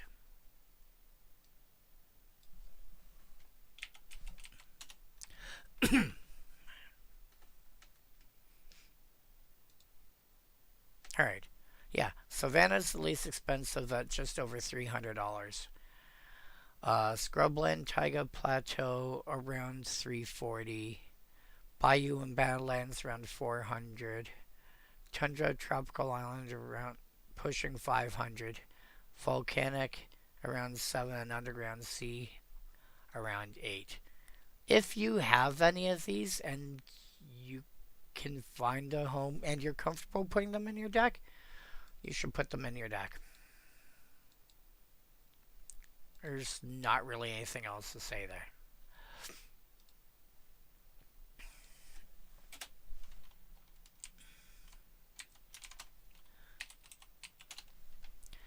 As for the non-land cards, the artifacts,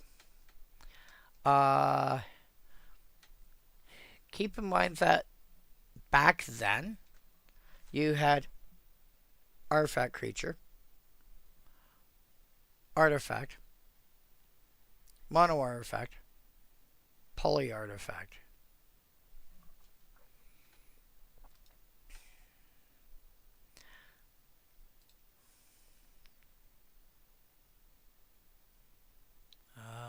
You did not make it to revised. Okay.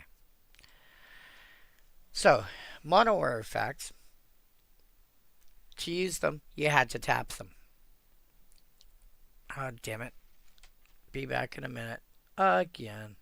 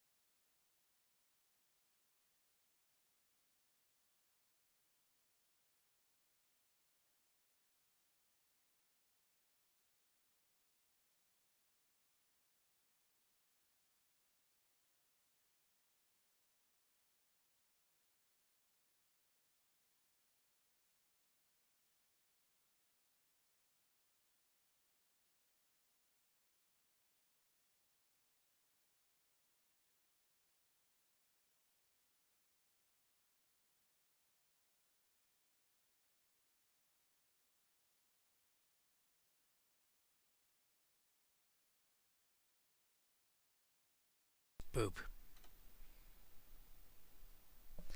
Alright. So yeah. So as I was saying, mono artifacts, you have to tap them to use them. So Conservator, it looks like it says 3 : prevent the loss of up to 2 life. Which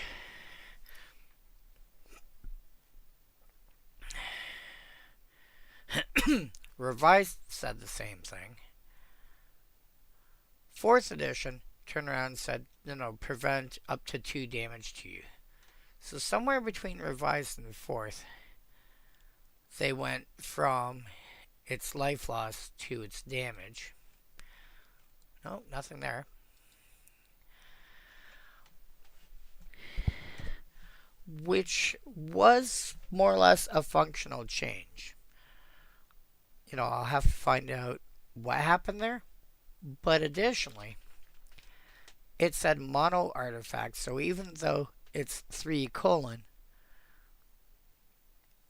it's really, the cost is really 3 and tap : because it's a mono artifact. To be able to use it, you had to tap it. This is like, for example,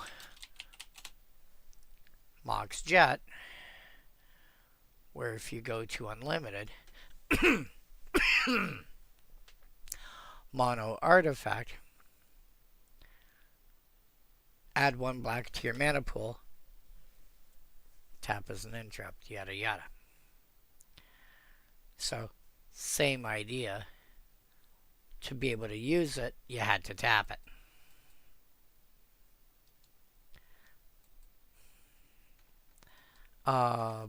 So as a result, Conservator, if it actually prevented life loss instead of damage,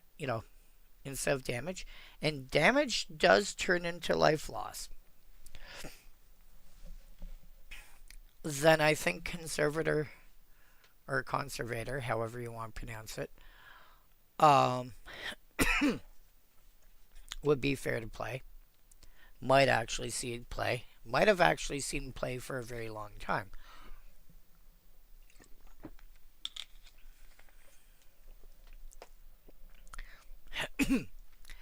I think the reason they changed it to I think the reason though that they changed it to saying damage was because there were cards that said, hey, by the way, yada yada yada.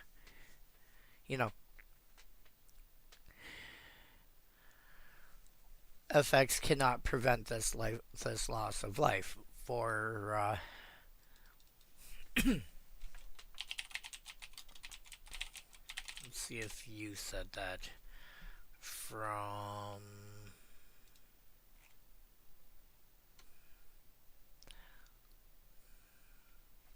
unlimited. Oh. No, personal incarnation does not say that.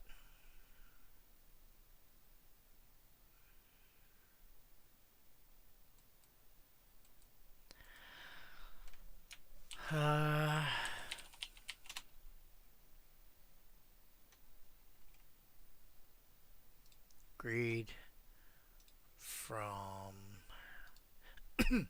effects that prevent or redirect damage may not be used to counter this loss of life.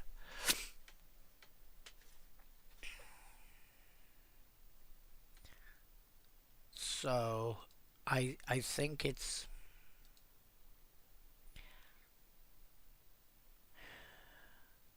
I think maybe it was originally intended to work. Damn it.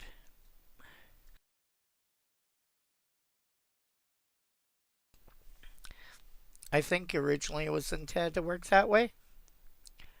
But they eventually decided that no, we're going to turn around and just make it prevent damage, because we're playing a lot of cards that say you can't prevent the life loss from this.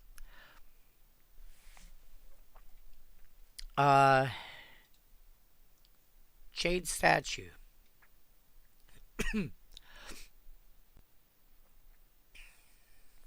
is an artifact with power and toughness, but not an artifact creature.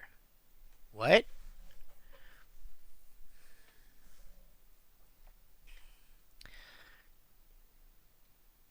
If you take a look at the current Oracle text, or something with more updated text like Ninth Edition, it's a 4 mana artifact. It doesn't say it's got power and toughness.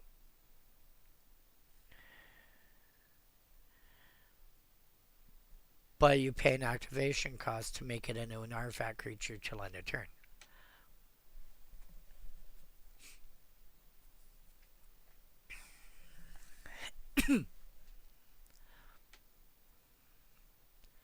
For to cast, 2 : make it a 3/6 until end of turn.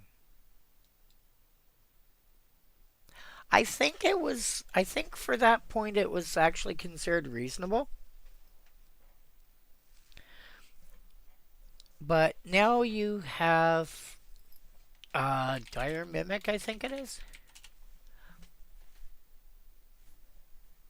Which is 2 to cast, 3 : make it a 5/5 till end of turn. And it has flash. And you can tap and sack it for a mana of any color because it's also a treasure.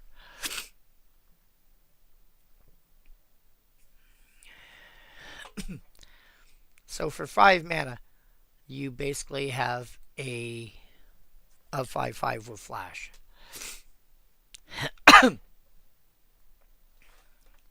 So, I'm kind of meh on that one. I think if you're building around creatures that aren't actually creatures until you make them creatures, Jade Statue is doable. But yeah, wouldn't bother with otherwise. Celestial Prism. Again, mono artifact. 2 tap, add 1 mana of any color. The and cost 3.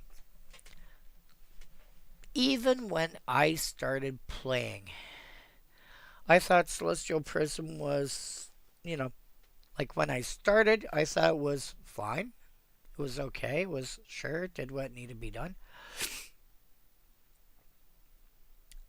But within like a couple of years, I realized it just wasn't that good. Because if you compared it to like Birds of Paradise back then, was 1 mana and just tap to get any color you needed. I was paying 3 mana for an artifact and then 2 and tapping it to generate 1. That did not seem like a good rate to me by like 1996, 1997. Because I started playing just before Legends came out.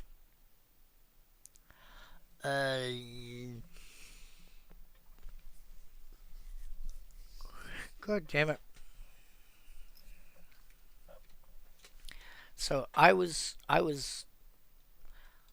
played it for a bit because they didn't know any better, but within like a year or two. And here's the thing. I am not the sharpest knife in the drawer when it comes to understanding how good cards are. I picked up on this one pretty early. Was not thrilled with it. So I found other ways to get the mana that I needed.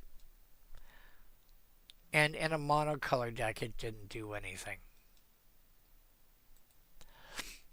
So, hard pass. So much better cards. I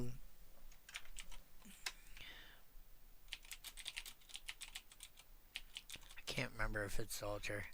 No, pyramid. Pyramid of the Pantheon. So, 1 to cast instead of 3. Has the same activation. 2 tap, add 1 of any color. But then you put a counter on here. And once there's three counters on here, you can just simply tap it and get 3 mana.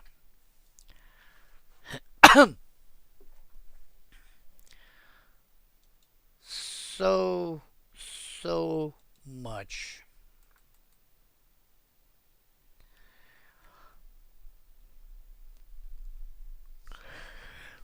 Such a big difference. Obscenous Golem. I guess if you're playing with vanilla artifact creatures, it's okay.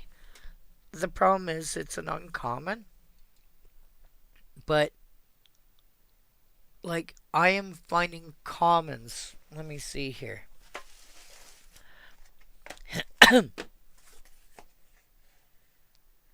This one? No, you're black. This one. This is my mono brown commons only commander deck.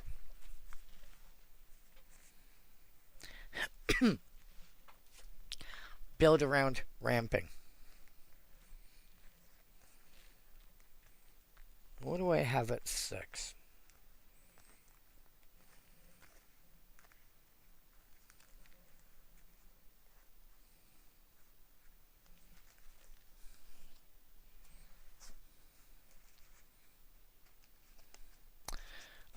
Razorfield Rhino. 6 mana, 4/4. Gets +2/+2 as long as you control 3 or more artifacts. So in this deck, it is a 6 mana 6/6.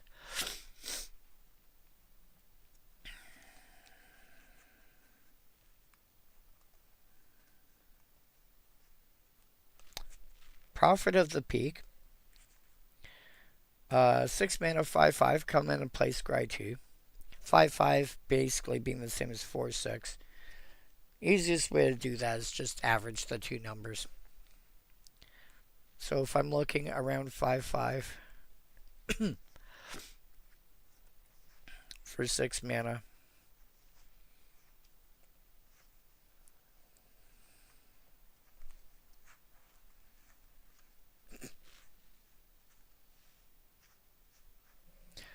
Pardic Wanderer, 6 mana for 5/5 trample.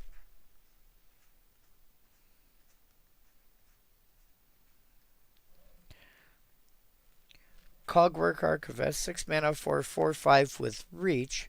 2 tap, put target card from a graveyard on the bottom of its owner's library. Slightly smaller in terms of size, but A, it's got reach, and B, it lets me put a card, it lets me get a card back. Kozilek's Pathfinder, 6 mana for 5/5. Pay colorless. Target creature can't block Kozilek's Pathfinder this turn. So that's like 5 or 6 cards in here at common that are, I would say, every single one of them. Like, the difference between a 5/5 and a 4/6 is negligible. It's basically, I mean, technically they'll bounce against each other. 4 power is not enough, not quite enough to deal 5 toughness, and 5 toughness is not quite enough to get through, or 5 power is not quite enough to get through 6 toughness. But in terms of actual sizing, how much should this cost to cast, etc., etc., it's basically, it's essentially the same.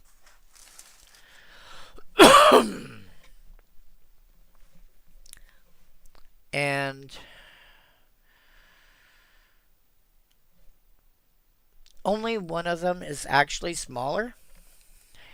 And it's only by a point, in this case actually a point of toughness. But it has reach and a useful activated ability on top of that. Compared to the Obsidian Golem, which is just a 6 mana 4/6.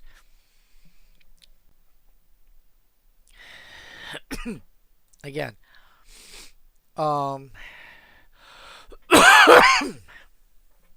not not really worth playing anymore.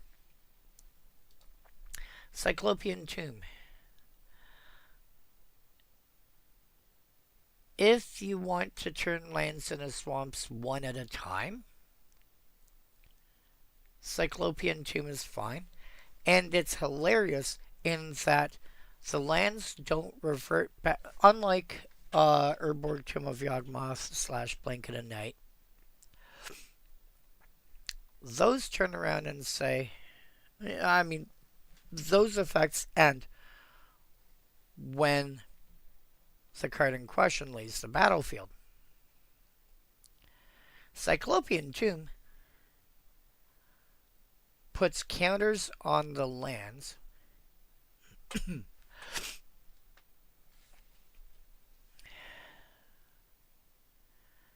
those lands stay being swamps until either the end of the game or until all the counters are finally removed. And those counters only remove on your upkeep. You remove one counter from a land. Sorry, you remove you remove all counters from one land.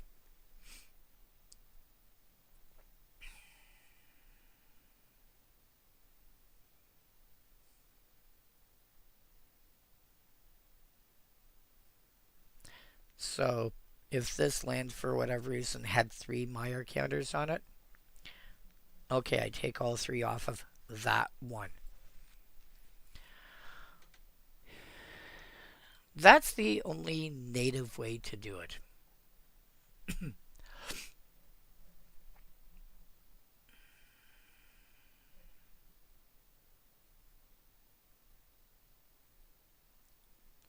I wonder.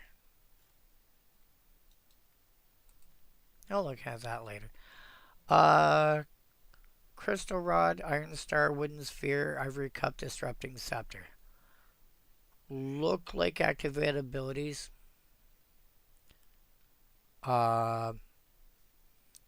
Eventually got reworded to be triggered abilities because they trigger on a spell of the appropriate type being cast. They're poly artifacts, so it's just pay the cost, blah. Whenever a player casts a spell of the appropriate color, you may pay 1. If you do, you gain 1 life. There are much better effects that do this. Oh,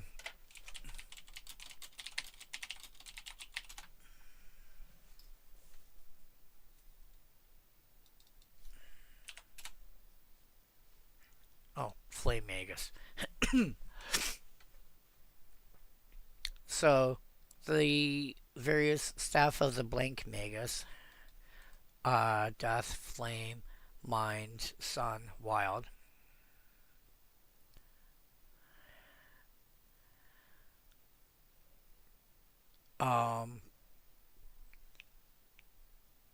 Whenever you cast a spell of the appropriate type or a land that has the appropriate basic land type enters under your control, you gain 1 life. No mana to, 3 to cast, but after that, you're done. You don't have to pay anymore for anything.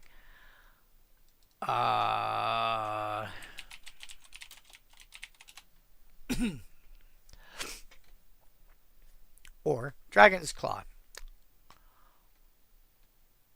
1 more than the Iron Star, and this entire cycle does the same thing. there's one for every color. So 2 to cast instead of 1.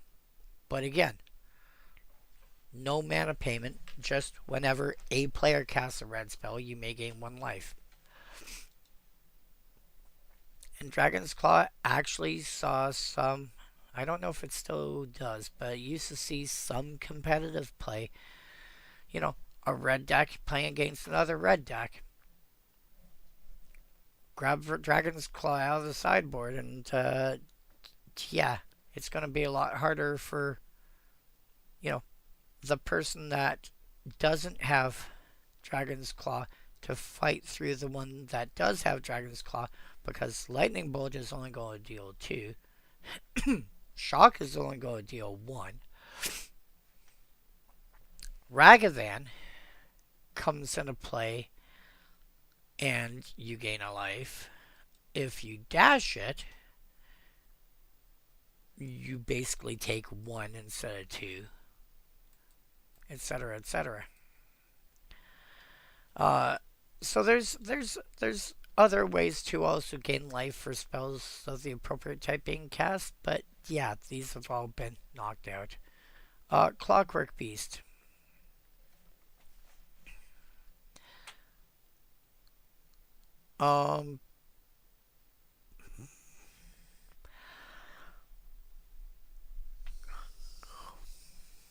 These group of creatures have always been awkward.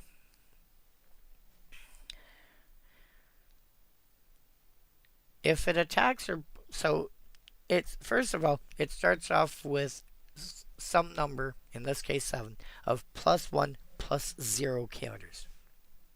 It always has 4 toughness.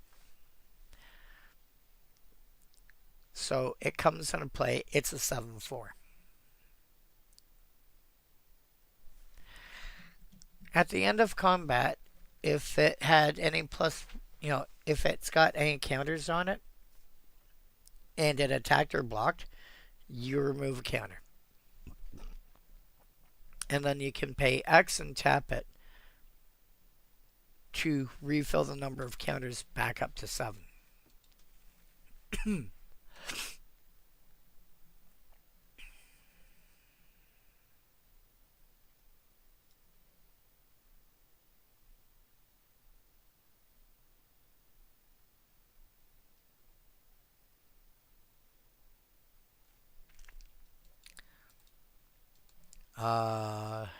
Disrupting Scepter, 3 to cast, 3 tap. Make somebody discard a card only during your own turn. Fine. If you need to keep somebody's hand under control, it's fine.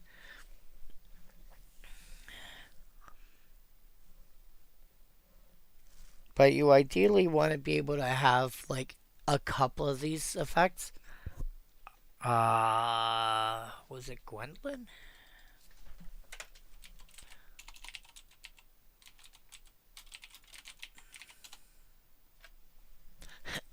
Yeah. 4 mana in Grixis colors.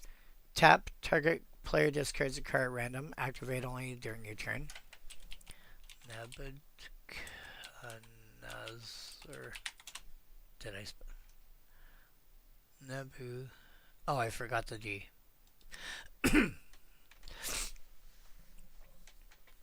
Nebuchadnezzar. 5 mana in Dimir colors. X tap. Choose a card name. Target opponent reveals X cards at random from their hand. So, ideally, you know, you're paying 5 mana for Nebuchadnezzar. So ideally tap at least, you know, if you're tapping 5 mana to activate it, chances are your opponent's revealing their entire hand at that point. So just do it. And then they discard all cards with the names with the card name that you mentioned. Activate only during your turn. So Nebuchadnezzar, Gwendolyn de Courcy, you know, Rod of Ruin. You put all those 3 together. You can keep one person under control or keep a couple of players hit everybody. I think it's okay. There's probably better options, but also depends on the color scheme you're playing too. Like if you're not playing black and you're not playing blue for whatever reason, then disrupting scepter, if you're really concerned about keeping somebody's hand under control, might not be unreasonable. Um, Rod of Ruin, 4 to cast, 3 tap, 1 damage to any target. Any target these days also includes battles. Yeah, any target. So that means that, you know, you have ways to flip your battles without without attacking into them. Um, make a planeswalker slightly weaker, etc., etc. It has uses. There's there's better options. This is one of those odd times when I would actually go for Aladdin's Ring instead, which is 8 to cast, 8 tap for 4 damage. But that's like twice the cost of this to cast, slightly more than twice to activate for 4 damage. One activation will flip over probably half the battles. So if those are things that you're playing with, it'll also take a good chunk out of a lot of planeswalkers that if they don't have an easy way to deal with it. Great. Sunglasses of Urza. You may spend white mana as though it were red mana. It's a 3 mana artifact. So if you're playing Boros and you are God damn it, I hate this cough. If you're playing Boros and you're heavier on white mana,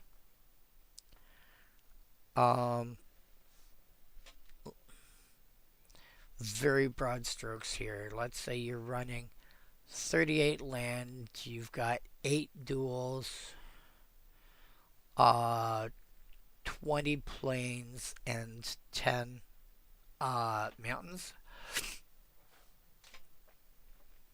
And you suddenly have this like triple red card that you want to be able to play. Dropping a Sunglasses of Urza will help a lot. Now, you shouldn't end up in a situation like that. Your mana base should be able to handle that. But, there is the odd time when an effect like this is going to be, well, I was going to say necessary, but I will say much more useful.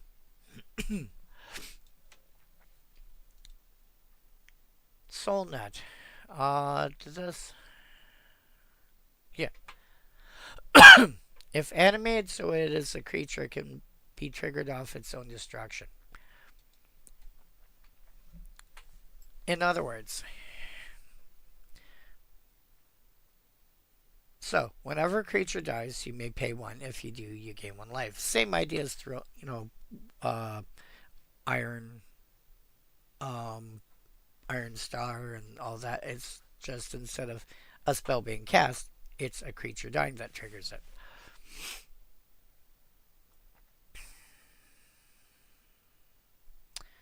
If this is somehow an artifact, somehow a creature, and somebody, and it dies at the same time, you can actually pay an additional 1. Like, remember Animate Artifact when we were covering blue? Animate the Soulnet. It's now a artifact creature. Okay, now it gets blown up. You pay the 1 and get an extra life out of it. It's not amazing, but it's a thing you can do.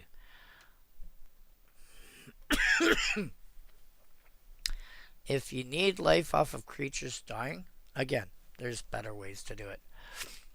Illusionary Mask. The starting point for where Morph and Manifest and cloaked creatures and manifested creatures and whatever all came from.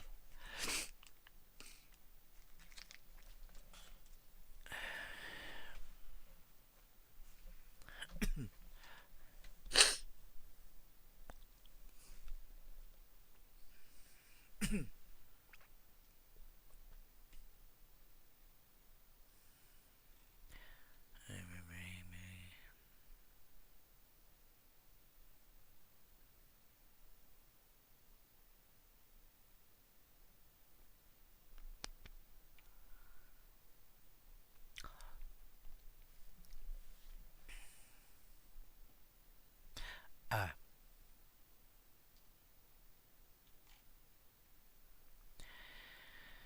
so, here's the fun part.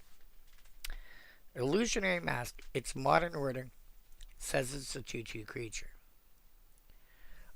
The only information we have about is it's a 2/2 creature. Color, spell, abilities, don't know. It's a creature, it's a 2/2.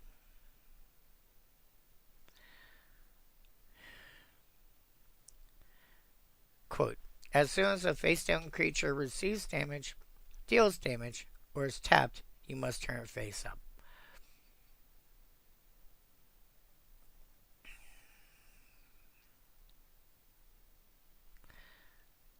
That's how you get it to turn the face up.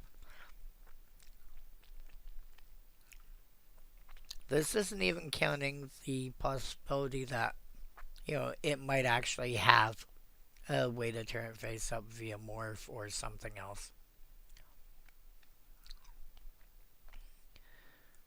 So,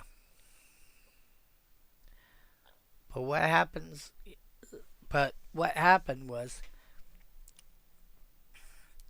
Morph had been around. I think Morph came out in Onslaught. And they had been playing with that for a while. And like somewhere around 5 or 10 years later, they're looking at Illusionary Mask and realizing we already have rules for how face down creatures work. Why don't we just apply that to Illusionary Mask and have it work the same way?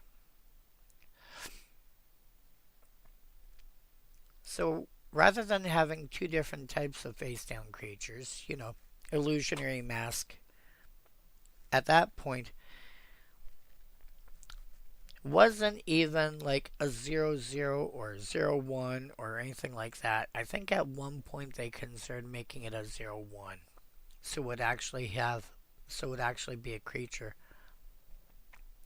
that had, toughness.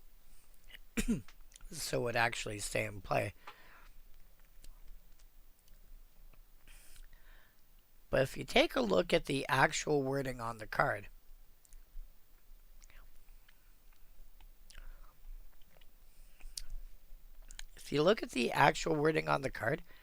it says nothing about its power or toughness. So Wizards of the Coast eventually decide it's already a creature, it's face down, it's said face down. Why don't we just take the rules for face down creatures that we use for morphs and apply it here? So it's now a 2/2 creature. This is why the Oracle text says it's a 2/2 creature.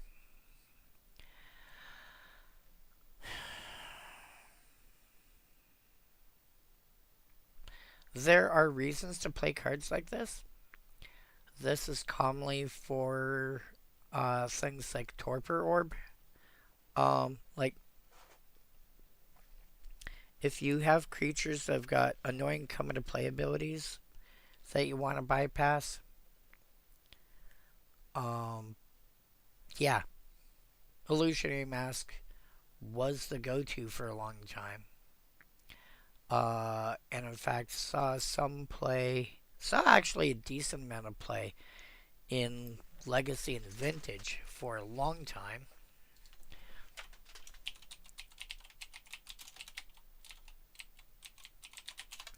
To combine with this beastie, Phyrexian Dreadnought, which is a 1 mana 12/12 trample. When it comes into play, sacrifice any creature's total power 12 or more, or bury, Phyrexian Dreadnought. But that's a when it comes into play ability, which means it's a triggered ability, which means you can respond to it.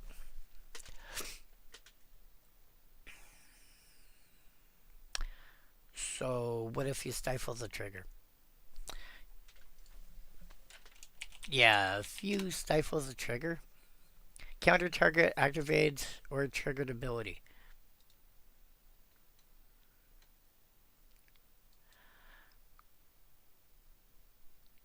Oh, look. That Phyrexian Dreadnought has a triggered ability. Nope. I mean, if you look at what's on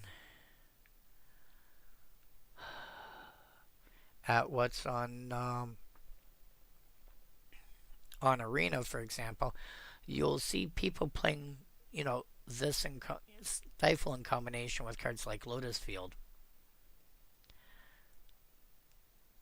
Yeah. Not silly at all. Combine that with any creature that's like a really big creature, but it's got a really annoying come into play ability.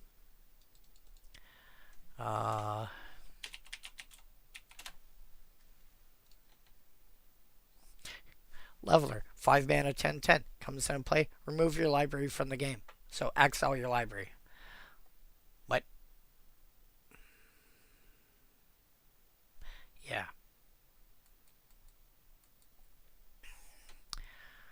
Illusionary Masks lets you bypass that.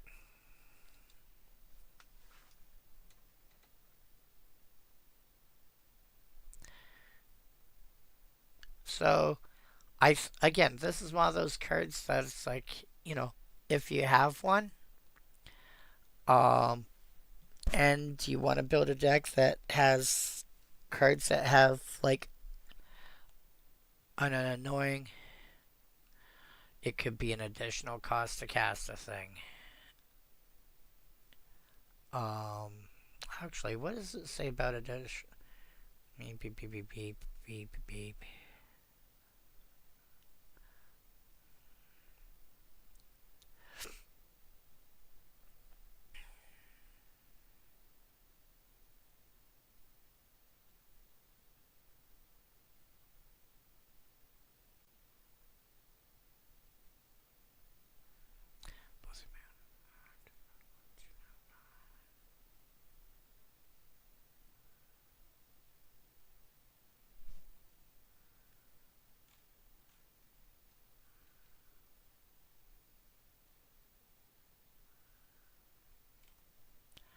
Huh.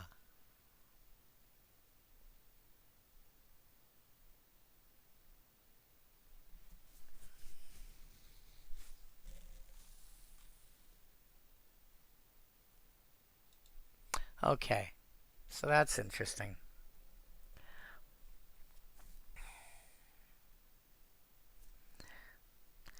That X has to be. I mean, I was thinking trample, but yes. Um, Illusionary Mask feels like. Okay, Illusionary Mask. The mana that you spent had to have been able to cast what you casting face, because you are casting the card face down. So you actually are casting it. But I think because it's cast face down, I don't think you have to do additional costs. Know what? I am going to go ask about that real quick. Boop.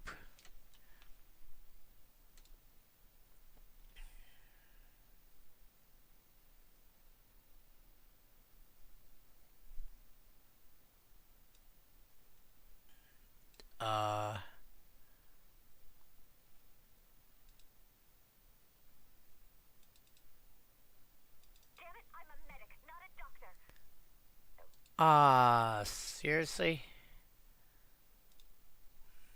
Alright.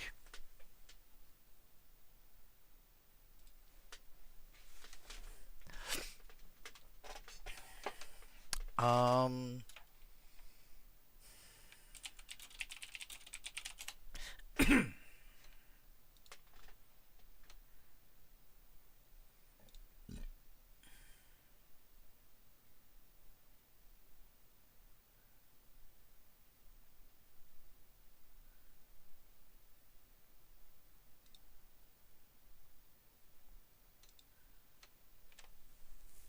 come on.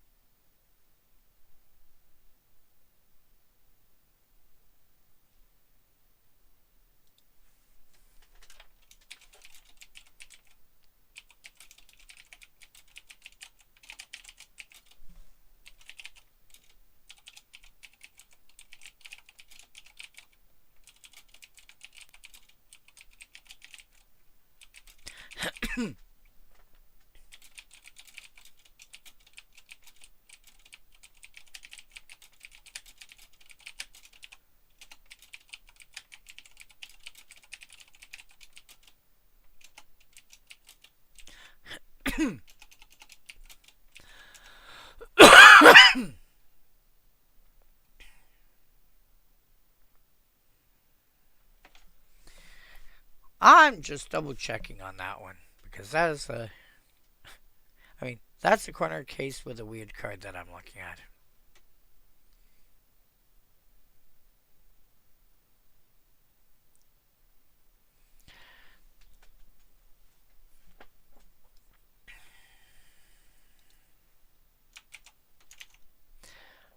But if people ever get stuck in for rules help, this is always a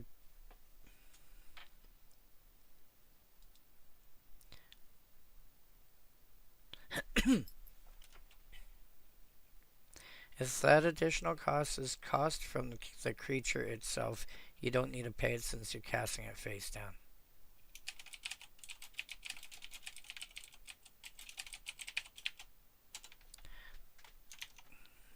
Yeah, this is always a great resource to keep your eyes open on.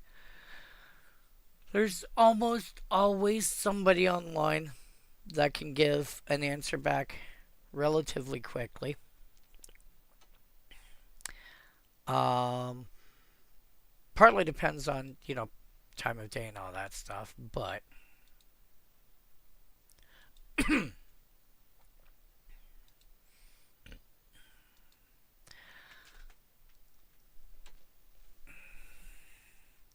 but yeah.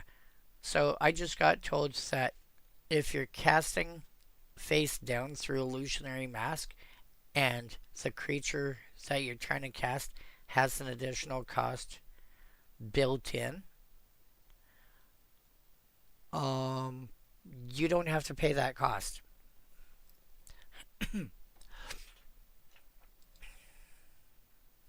So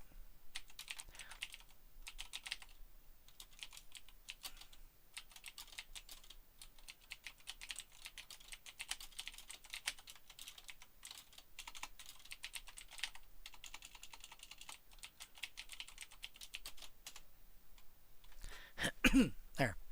So Arbiter of Woe.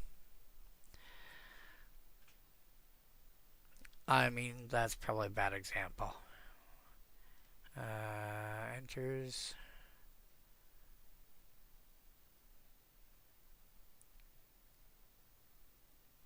Okay. This is probably a decent enough example. I mean, it's a 7-cent card that you're using a, $100 and whatever card to play. But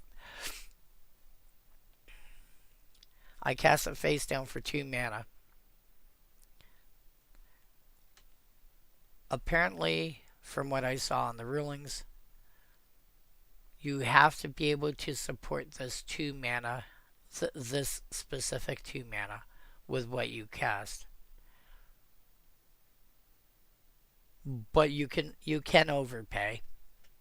So you have to at least be able to put in green +1. Phyrexian Negator, which was black +2, you could play, you could pay like triple black or whatever.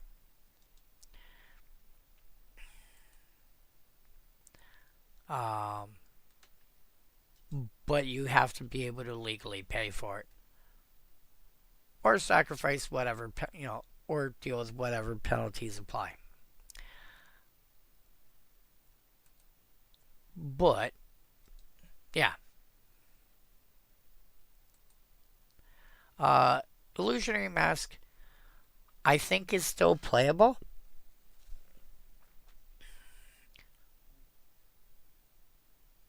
Oh, yeah, the Groff? Yeah, good old Groff. Nothing beats Groff. Freaking 5/4 for 2 mana, dude. Oh, yeah, and then there's the. Isn't there a white variant that puts a +1 counter on it?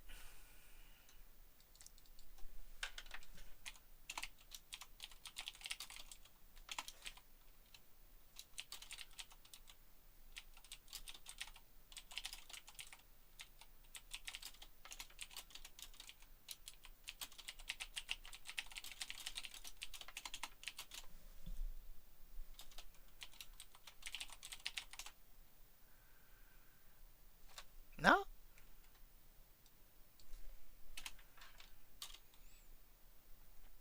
Um.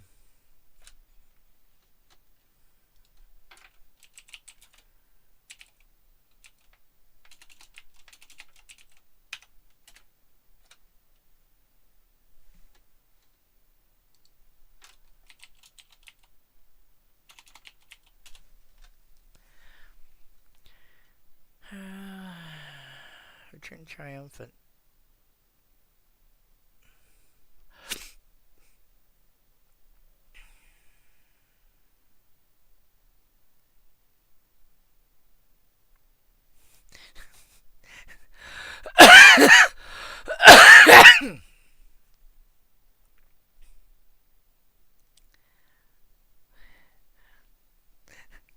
Sorry, I'm a little too fast for that.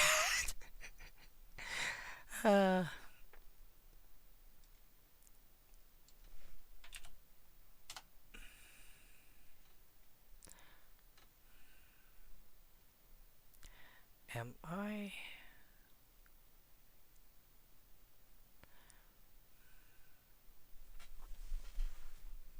Oh.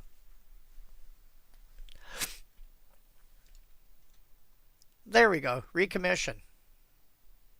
Return target artifact or creature card mana value 3 or less from your graveyard to the battlefield. If a creature enters this. Yeah. Recommission.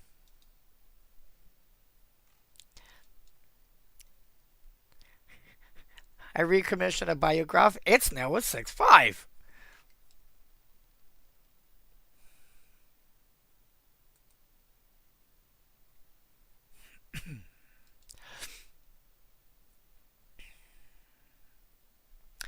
Jolted Awake would actually work.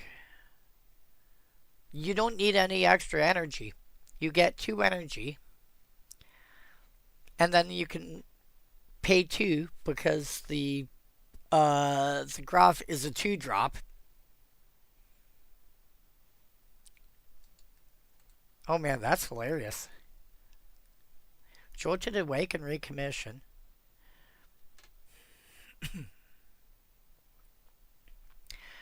Return Triumphant you could do, but its toughness is going to be the roll isn't going to do anything useful.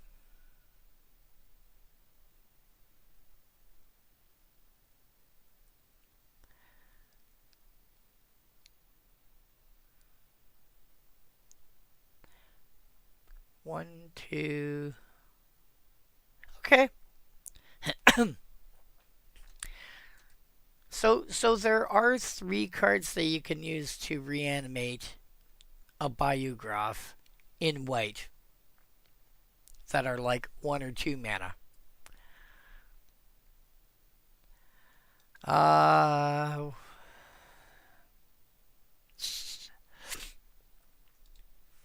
Let's see here. The Hive, at least back in the day, was probably the most cost efficient way to get a decent flying creature. For varying definitions of decent, like it had power and toughness. It wasn't like a 0/1 or whatever. Um, there's probably better now, but I mean, it's still like even though it costs a lot to cast and activate, it's still decent. It's not awful. Throne of Bone we covered. Giant Tome. There's much better now. There's Arcane Encyclopedia,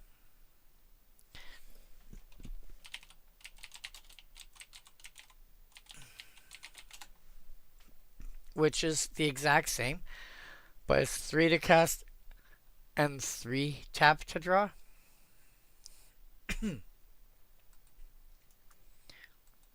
If they ever turn around and make that common.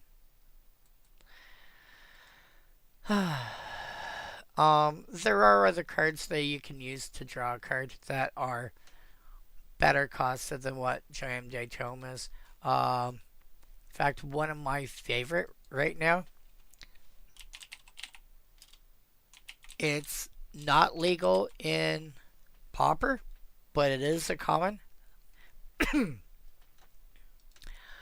And people do not play this enough. 3 mana artifact, tap for any color. 4 tap. Each player who controls a permanent named Bonder's Ornament draws a card. If you're the only one at the table playing this card, it's a manaless that can occasionally get you extra cards.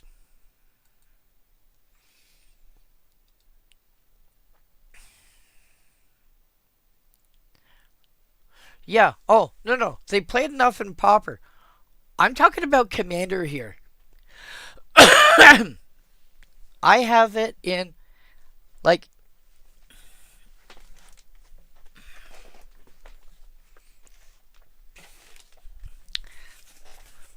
these are the, well, I'm missing one. These are the commons only Commander decks. Not Pauper Commander, just commons only. That I have built. You know, they're 100 card Commander decks. It's just, I'm restricting myself strictly to commons. And yeah, because I'm not restricting myself to Pauper, and I'm not restricting I'm only using the Commander ban list. Bonder's Ornament is, is fair game, and it is in, like, I think it's in each one of these decks, and I think it made it. I've got 4 more decks sitting here that are not, that are not commons only, and I think in at least one of these it also made it in. Oh yeah, another card that I find is great for, that is a great common, at least for purposes of Commander, is this guy.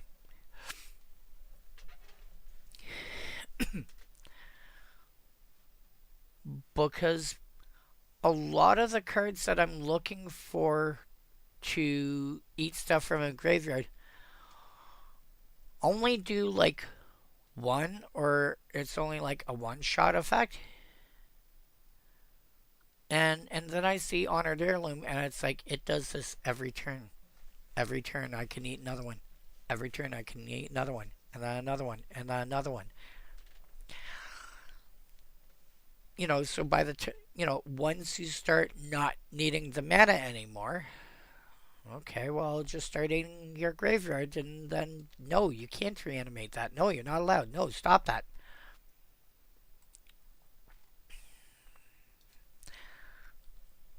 And I only found out about some of these cards because, well, because of these things that I've been building.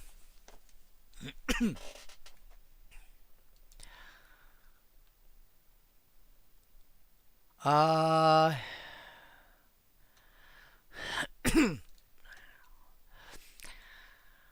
Living Wolf feels like one of those cards that you really primarily want to put in a deck just because of like the visual of it. By 4 mana, like it's a 0/6 that can regenerate, but it's a wall.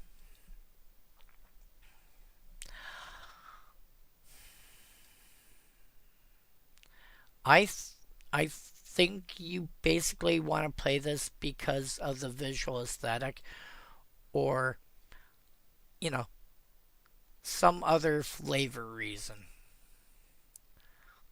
I think if you're looking at a card like this in terms of like actual, you know, playability, in terms of like cards that are a given cost and a given size with given abilities, yada yada, I think you probably are looking somewhere else. uh, Juggernaut, 4 mana, 5/3, has to attack each turn, can't be blocked by walls. Um, Again, if somebody is playing with a tribal deck or some other deck that has whatchamacallit, Maskwood Nexus or a similar card that gives all creature types, you play Juggernaut and they cannot block it because they have all creature types, which also includes walls, which suddenly means they can't block it.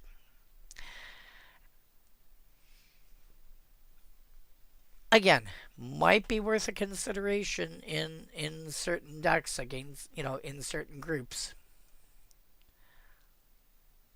Actually got to be strong enough at one point that it got banned for in tournament play. I can't remember if it was banned or restricted. Like, this is decades ago. This is 25 plus years ago.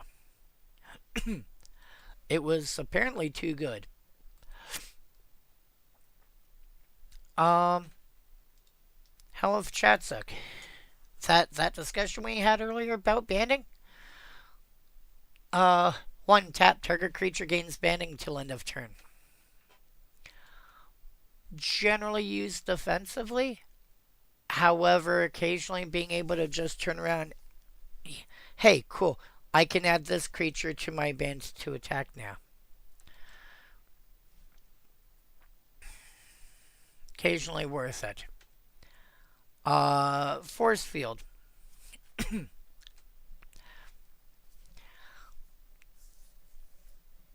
I think this is worth playing. Holy cow.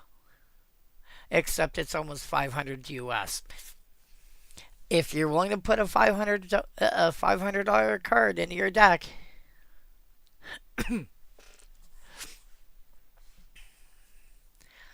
you combine this with something like Urza's Armor,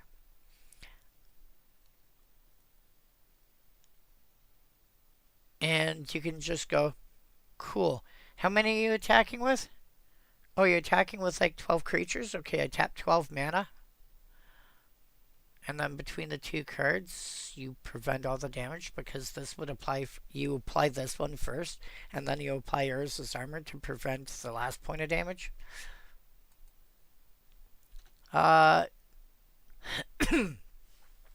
Jade Monolith.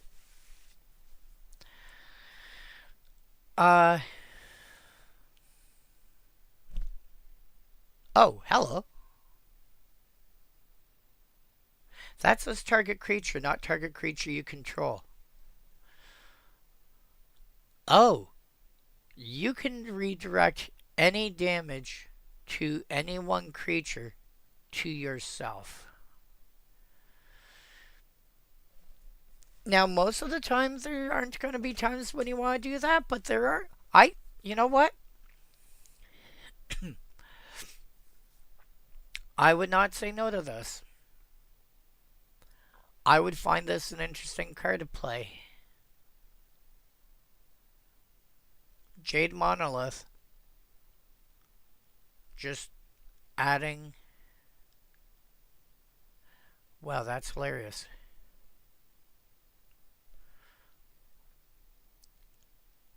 So, okay. Oh, guess what? Your general's not dying. It's taking 7. I'll take the 7. Your general stays land. But I want it to die. Well, you're going to have to find another way now. Yeah. Yeah, you control some people really hard with that card. Copper Tablet. Back during, I want to say was 9th edition.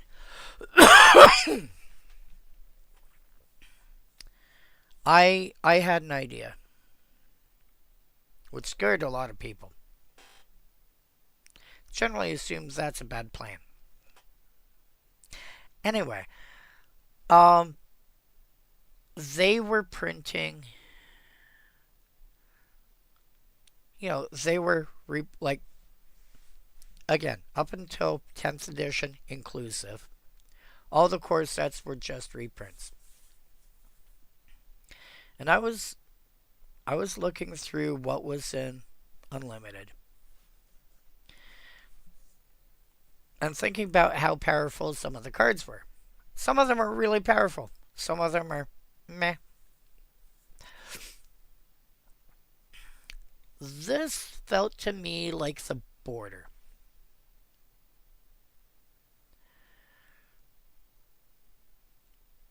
This felt to me like once you print this, anything more powerful than this was going to be crossing that line into an actual, into the more powerful cards. They never reprint, Mox Jet or, Soul Ring or stuff like that in standard. But this felt like once you go over this, then you're starting to hit like the bigger, scarier stuff. Like, are we reprinting Mana Vault, for example? Which, let's see here.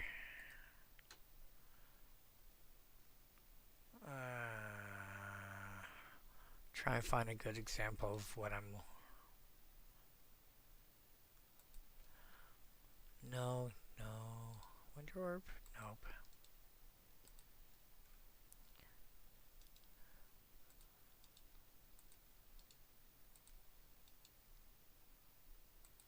Huh.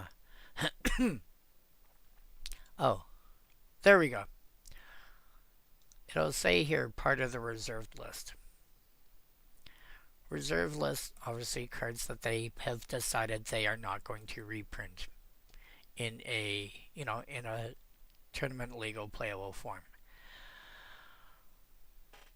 Copper Tablet, not on the reserved list.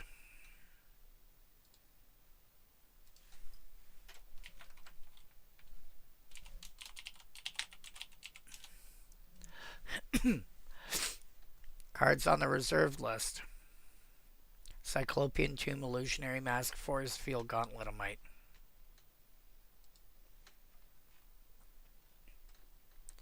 Out of the stuff that's still legal in Commander, of course.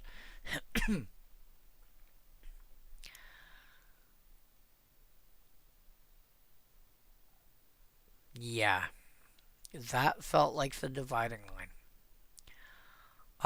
Also, incidentally, Copper Tablet feels like one of those cards that if you decide you want to build, say, a Darien King of Kildor deck, which used to be talked about a lot and then just kind of went, radio silence sort of thing. Copper Tablet should be in consideration for that deck.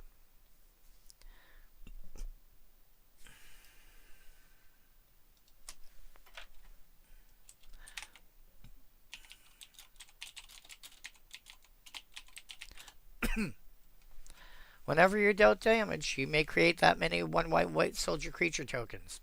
6 mana for a 3/3. But he's going to start making more tokens every time you take damage from anything. At the beginning of your upkeep, take a damage and get a free soldier. That deck also tends to run cards like Ancient Tomb, which can cast Copper Tablet, etc., etc. I sketched out a starting point for a list.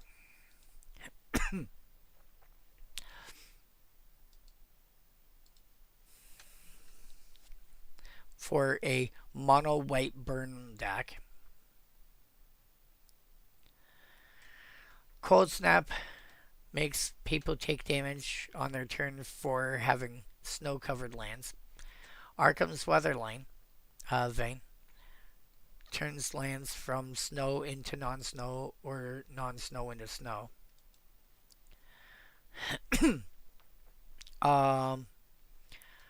Karn Silver Golem is there to animate the Weather Vein, so then you can use Voltaic Construct to untap it. And Sun Titan is there to bring Cold Snap back because it's got cumulative upkeep of 2. At some point, you're going to not pay the upkeep, at which point Sun Titan comes down and brings it back into play. Urborg Tomb of Yawgmoth plus Karma to deal damage equal to the number of swamps. So, damage equal to the number of lands. Stern Judge is basically another Karma.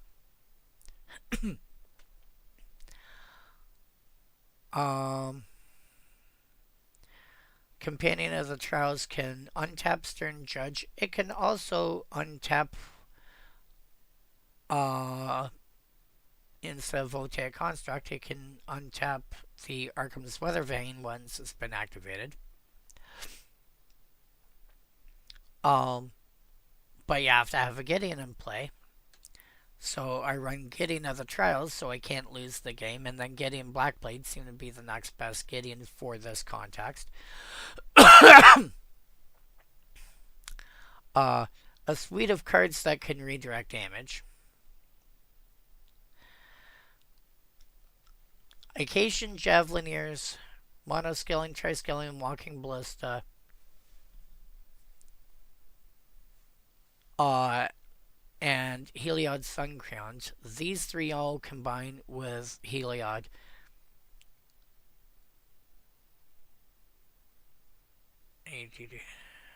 I think I can use Triskelivus at the same time.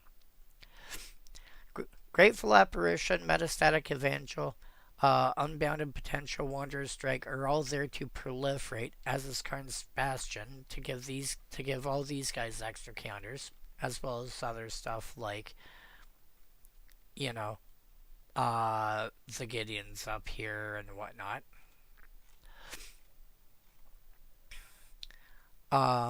Equal Treatment turns around and says if something would deal at least 1 damage, it's going to deal 2 in cantrips. So that turns So that turns, the Walking Ballista Heliod Suncrown into faster damage because I remove one counter and deal 2 damage. Fire and Brimstone, 4 damage to attacking player plus myself. Occasion Money Changer is going to deal 3 damage to me when it comes into play, but I'll eventually gain that life back. Prior Guilty Conscience combo with Stuffy Doll, as well as the Phyrexian Vindicator that's up further up. These guys have come to play deal damage to opponents.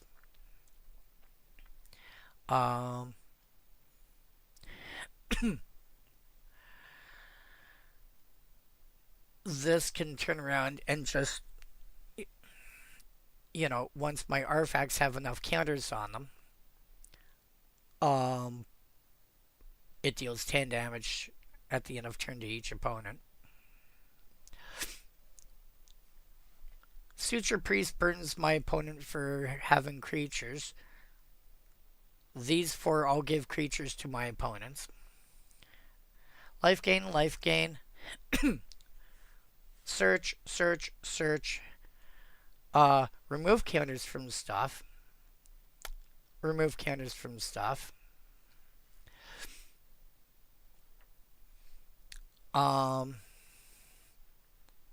These are all here to generate extra mana. Thematic Compass, what do you do on the other side again? Spires of Raska. Oh yeah, you're the Maze of Eth on the other side. This also uses counters, so at some point I'm going to tap, proliferate there. And then lands that do stuff. A handful of lands to gain life, because I'm going to be dealing some amount of damage to myself. And let's see here. Okay. Gain life, gain life, gain life, gain life. Damage to myself, damage to myself, damage to myself, damage to myself. Extra mana. Damage prevention. Maze of Ith. Damage prevention. Maze of Ith. Maze of Ith. 22 basics. But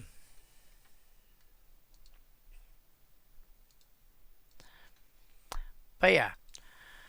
Like I was saying, I figured once we hit Copper Tablet, anything beyond that was going to be, like, really powerful. And getting scary. Probably fine in general for Commander. Again, the sort of card that you're going to want in a thing like Darien to get it.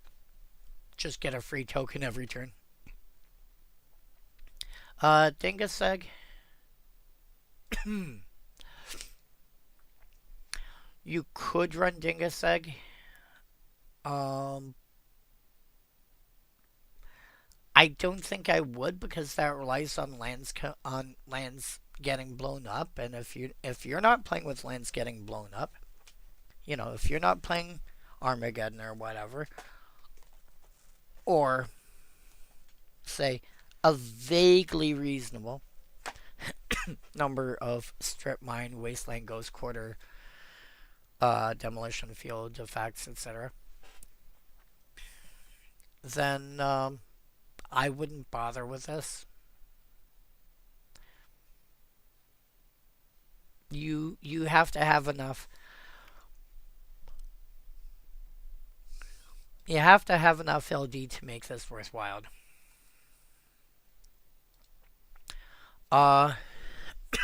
Gauntlet of Might. Oh my god, 500 US. I wish I still had mine.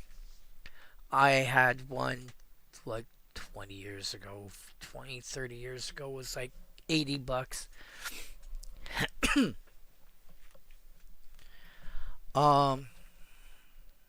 Yeah. Affects everybody. But red creatures getting +1/+1 and mountains getting an extra red is a lot.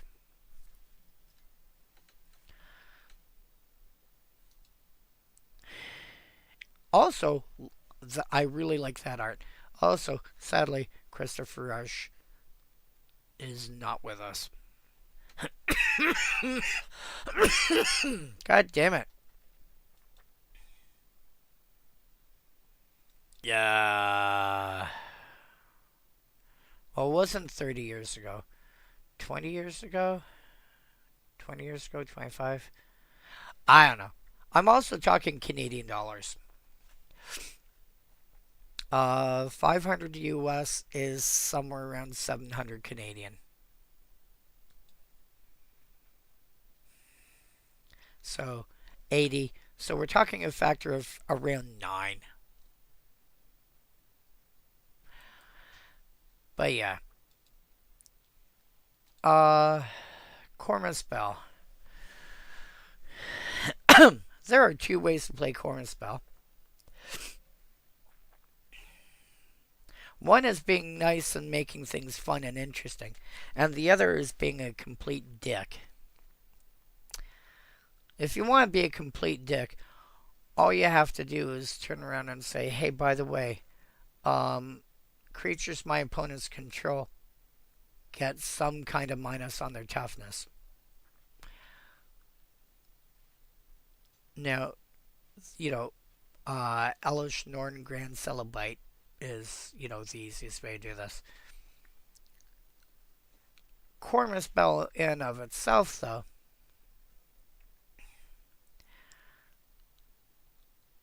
I mean, that could that combined with like Urborg Tomb of Yawgmoth.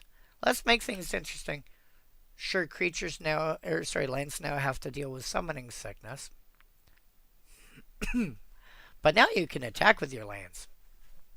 So can everybody else. It's fine. I think people just got to be careful with that one. Glasses of Urza. Again, mono artifact, which means tap to use it. Look at target player's hand. Doesn't sound like it does a lot, but it does. I think it does more than it appears. Because Glasses of Urza gives you information.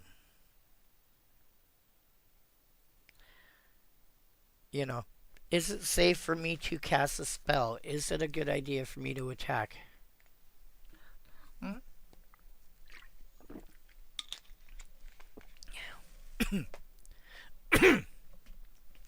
What, with respect to the glasses?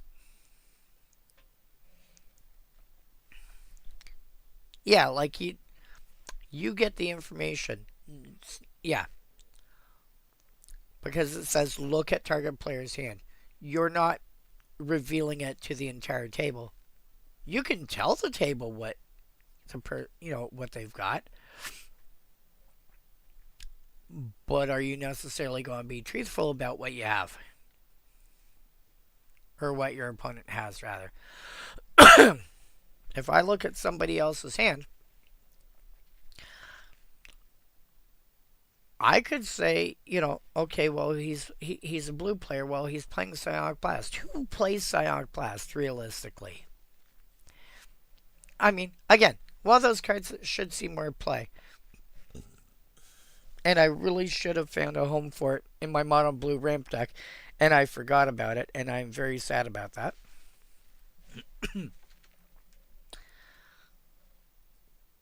But yeah, you could say the blue player's got Psionic Blast, and maybe that'll make one of the other players go, well, maybe I should attack them instead.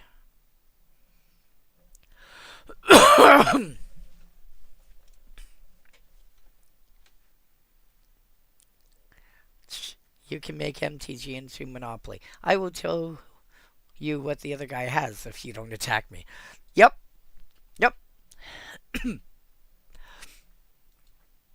I can't think what the word I want for that is, but oh yeah, politics. Yeah, he's got yeah. um Blackface, again, one of those cards that only works against an individual, but we are talking the sort of cards that you can choose, different people, different games. And if you've got a way to get it back, which if you're playing with Black Vice in Commander, you probably should have a way to get it back because at some point, somebody's going to die. And if that ends up being the person that you targeted, that you chose when it came into play, you're going to want somebody else to direct it at.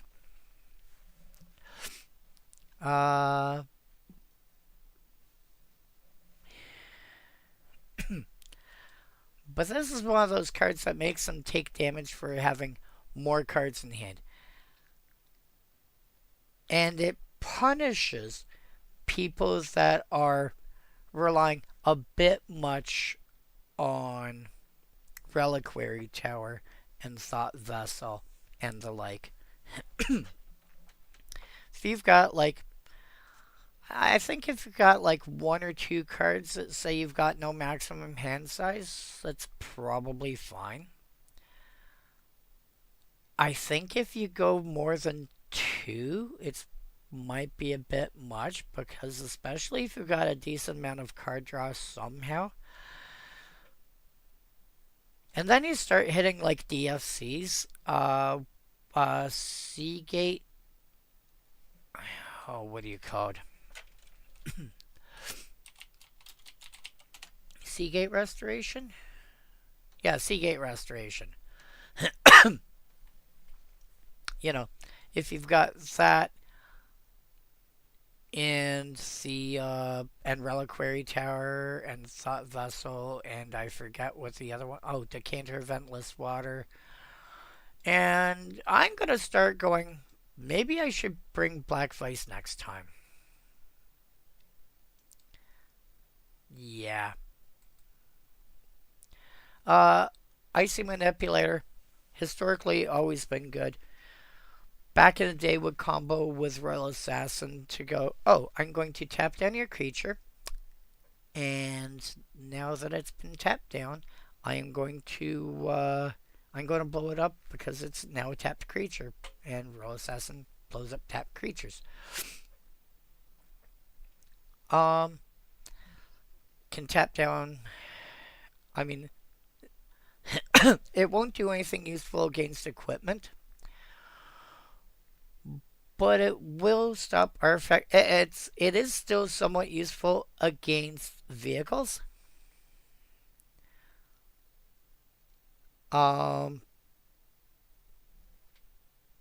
Lands. I mean, if somebody's playing with Urza's Saga, you could tap the Saga on their upkeep and make them have to make decisions or at the end of their turn.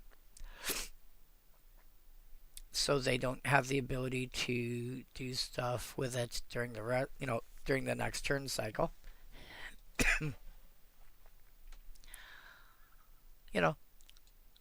It still has uses, and part of the reason why it costs 4 to cast is it has flexibility.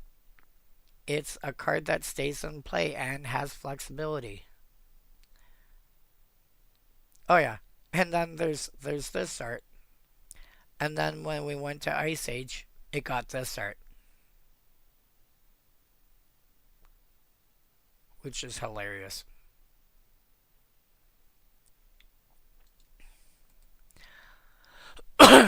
Anka Mishra. If you've got people that are playing too many fetch lands or too much land ramp, because playing some amount of cultivate effects and so on and so forth is one thing. But if you've got people that are constantly,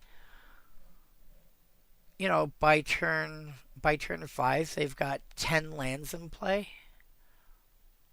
Or they've got, perfect mana because they've fetched every turn. Anka Mishra will do a lot of work. And even if they don't,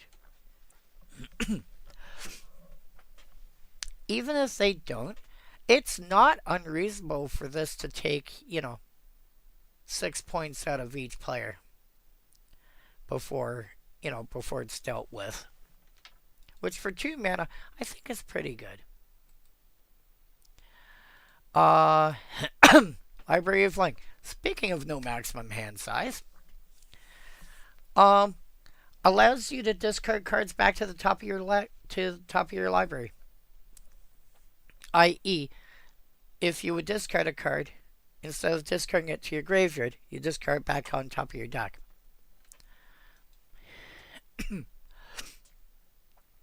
If this card is random, you may look at card before deciding where you discard it.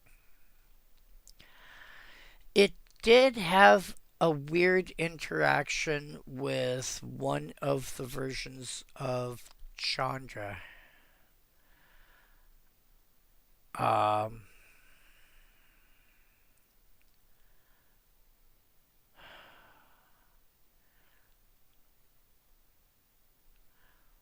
Chandra, one of the Chandras had, like, if a red card, what was it? If a red card was discarded, no.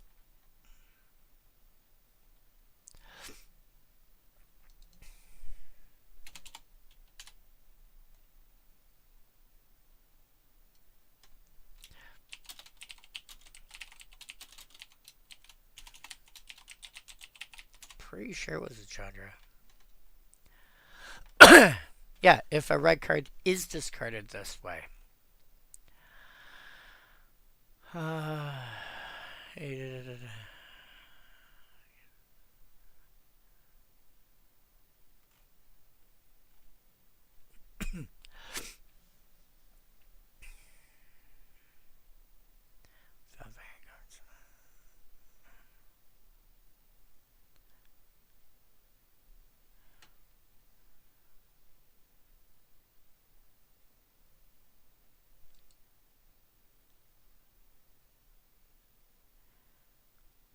If you discard a non-red card, Chandra doesn't deal any damage.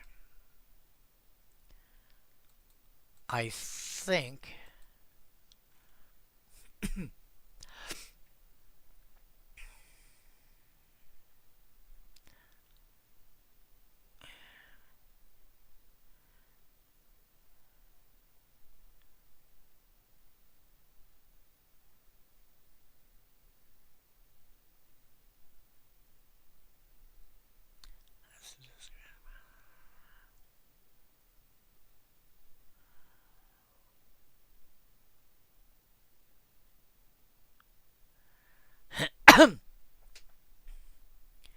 since the card goes directly to the library, the card is not revealed unless the spell or ability requiring the discard specifically says it is.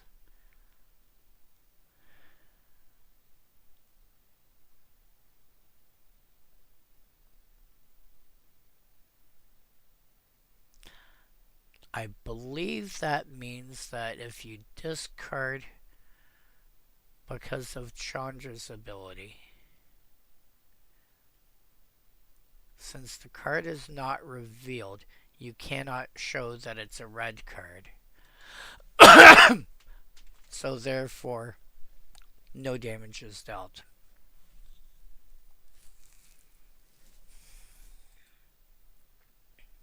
Anyway. Yeah, that being said, Library of Ling,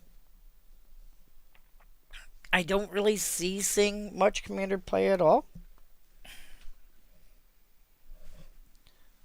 I mean, again, you have no maximum hand size, but if that's all you want, then you can play Spellbook.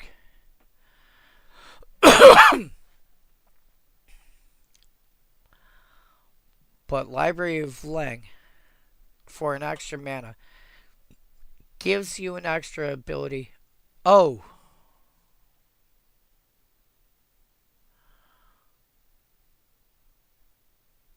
Might be useful against decks that have wheel effects and stuff like that if you don't want to get rid of your hand.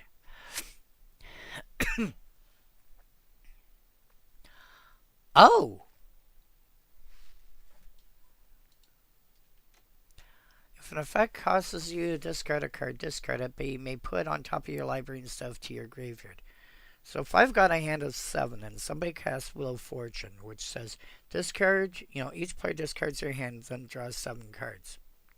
If I've got a hand of 7, I could discard 3 of them to the graveyard, the other 4 back on top of my deck, and then draw 7, which would be the 4 that I tossed on top of my deck, and then 3 new ones. Okay. So Library of Leng. Library of Leng would be good against wheel effects and similar. Okay. No. Because for Force of Will, you exile the card.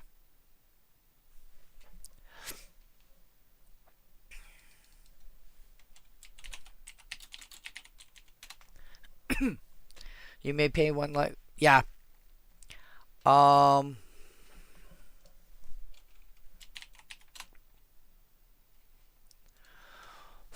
on the other hand.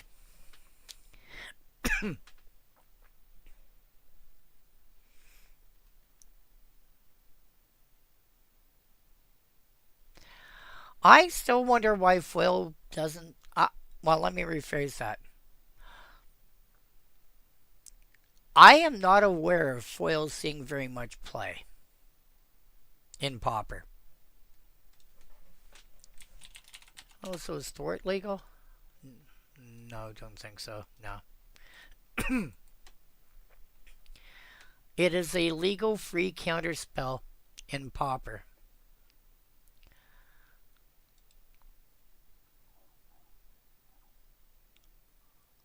I think you're probably not running a full playset. You're probably running like 1 or 2.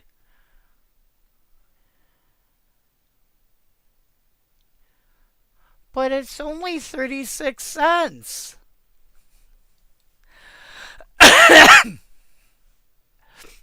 Yeah, which is expensive for a common.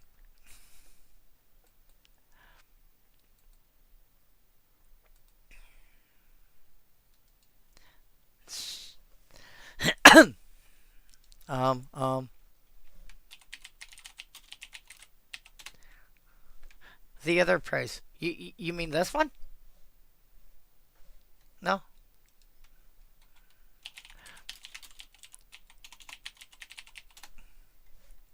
Or maybe this one? Oh man. Imagine if this was legal in Pauper. Damage to each player equal to twice the number of non-basics that player controls. You've seen how many non-basics some of these decks end up with, right? Like I'll be watching Deluxekoff's stream and he'll be like, somebody will have like 5 or 6, yeah, 6 non-basics, a couple of bridges, a couple of artifact lands, maybe one or maybe a life gain land or something. And it's like, hey, by the way, 2 mana, take 10. What?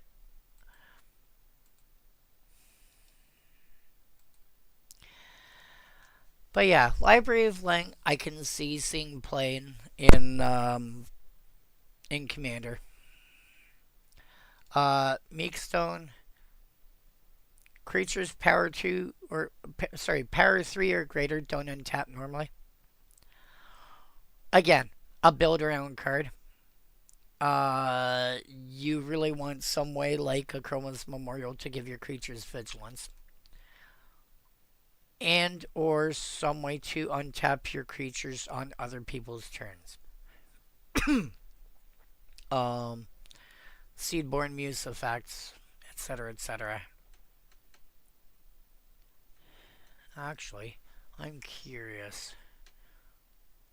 Band, boop, noodle.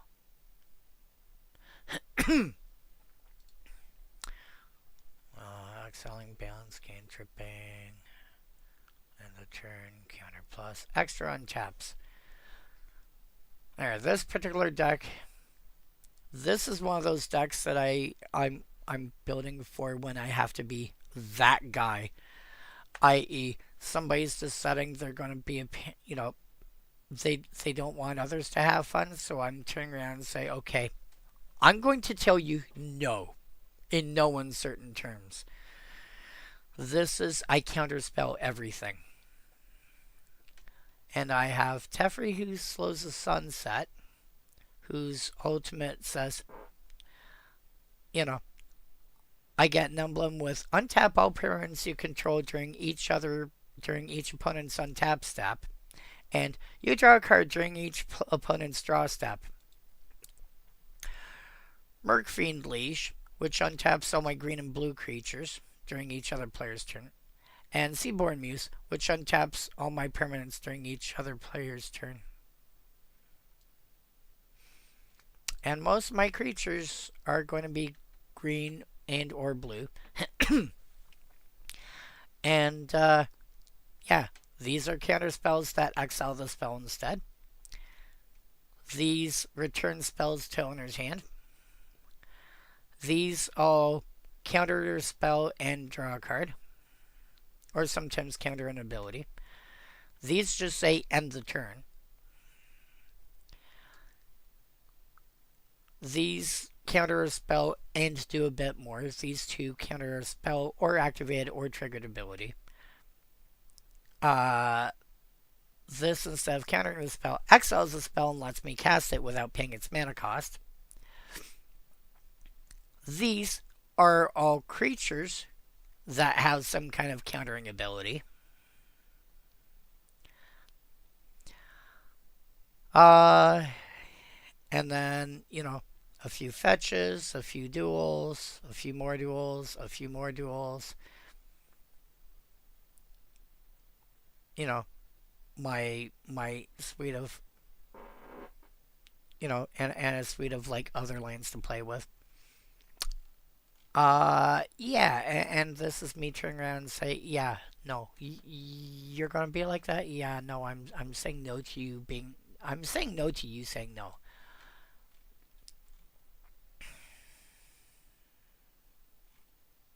Wait, what? Oh, okay.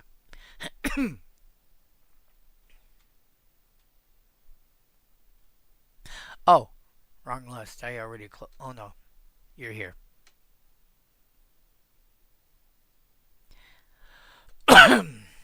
Yeah. But, I can close that one. But yeah, this is, a card that I play. Again, this is a card to build around. But this is not a... This is not a, I have to be that guy. Thankfully. Winter Orb.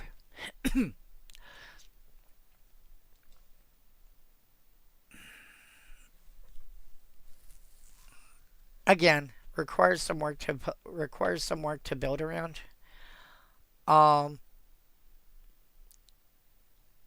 If you insist on playing a Death or Taxes kind of deck, you probably want to play with Winter Orb. I wouldn't, but that's, that's one person. Oh, with Winter Orb? Oh my god. Chandelier is such a great game. I was saying earlier how I crashed the game a couple of times. Well, more than a couple of times. You know about Time Vault. And I presume you also know about Animate Artifact. Yeah.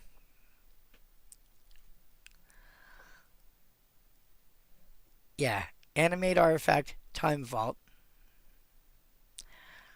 Instill Energy. So now I've got an infinite turn combo set up. But I have a more updated version of Chandelier, where it has more modern cards and some of the more modern rules applied. And I wanted something else that I could animate and something else I could instill energy on.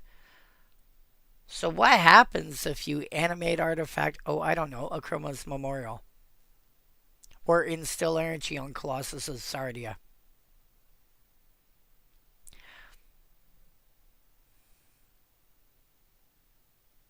Yeah, computer not happy. Well, at least game not happy. I'm just going to sit there and take all the extra turns and smash down with the 7/7 vigilance that you can't stop. Oh yeah.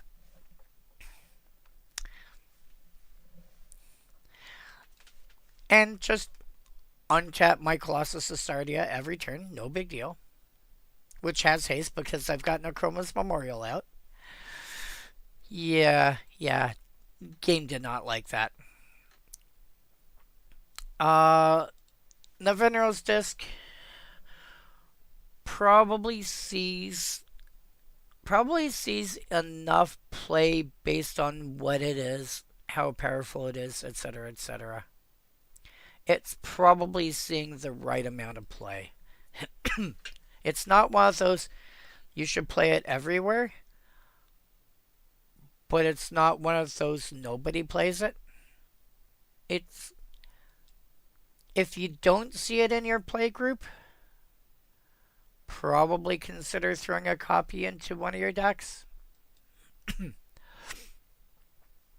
But I wouldn't throw it in every. I wouldn't throw it in every deck.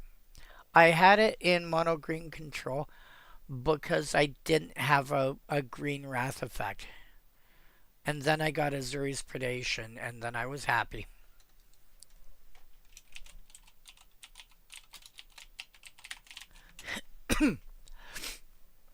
Sure, it costs twice as much as you know, Navenero's disc.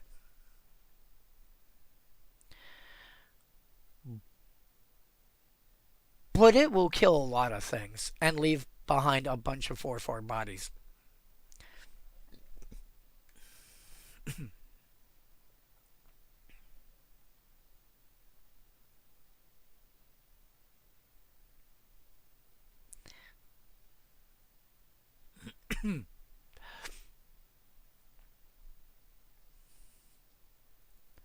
Oh, Commander Masters when they turn around and start the. Yeah. But Navenero's disc is probably, like I said, if you don't see it in your play group, get your hands on a copy, throw it in. Oh, got a recent reprint too.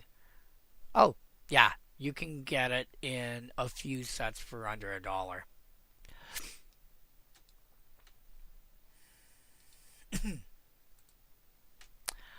uh, Howling Mine.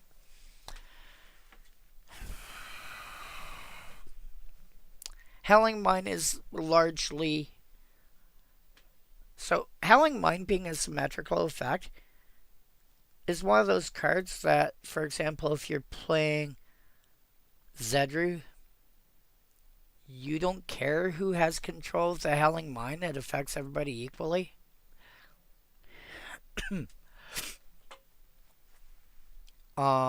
If you're playing some kind of, mill deck, Howling Mine and Font of Mythos making people draw extra cards and actually forcing them to draw extra cards is kind of hilarious.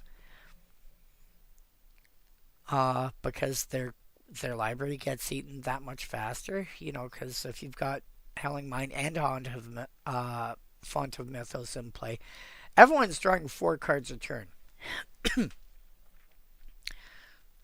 So, not completely unreasonably. 7 cards, so 100 cards, so 99. 7 cards drawn.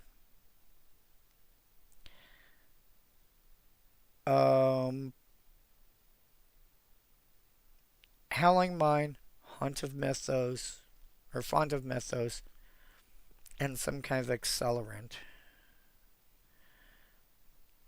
You're looking. You're basically going from like a.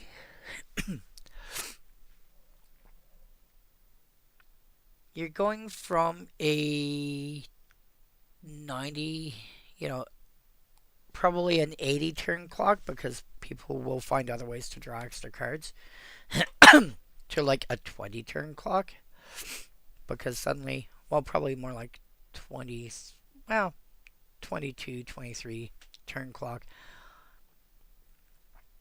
because suddenly they're drawing 4 extra cards a turn. And there are other cards that say, hey, by the way, everyone draws extra cards. Um, and I mean, draws extra cards, not just, target player draws an extra cards or wheel effects or whatever. Uh, Dictate of Crufix, I think, does it. Um, Kami of the Crescent Moon, I believe, does it. There's a few others that basically force everyone into drawing extra cards. Uh, Walking Atlas? No, not Walking Atlas.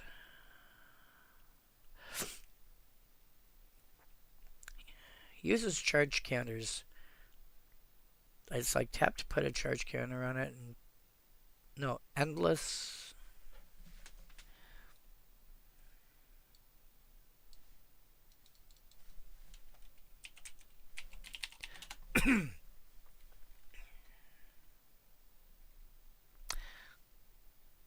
No, not Endless Atlas.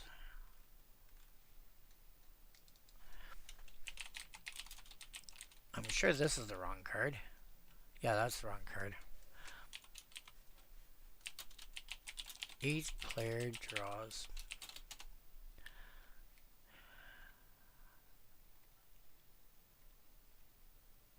Otherworld Atlas. I knew it was an Atlas, I just couldn't remember what it was called. Yeah. 4 tap, put a charge counter on it. Tap, each player draws a card for each charge counter on the Atlas. So there's lots of ways to make people draw extra cards. So if you're playing some kind of mill kind of strategy or or some kind of group head deck, Howling Mine is going to be on that list. Soul Ring we don't need to talk about. Mana Vault we don't really need to talk about apart from the fact that why, I mean, I understand why, but still. Checklist USD. The 4th edition printing is 55 US. Ultimate Masters, which is kind of cool art.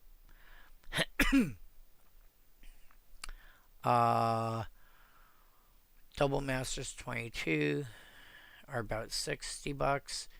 Revised is about that. 5th edition. 5th edition is more.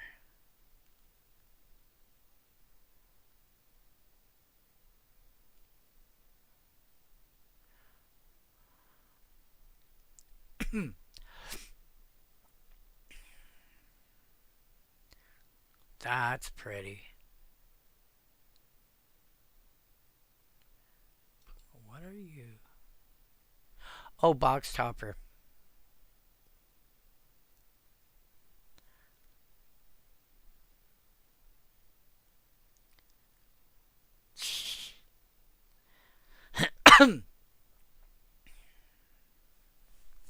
Yeah. So. Oh, yeah, because it would tap for mana but wouldn't pay the. Wouldn't untap it. Yep. I was wondering what you're talking about. Right, you're still talking about Microprose. You're still talking about Chandelier. Yeah. But yeah, Mana Vault, basically colorless Dark Ritual, can slot into any deck easily enough. You just have to remember at some point you want to find a way to untap it. Again, Animate Artifact plus Instill Energy works if you need to. Basalt Monolith is...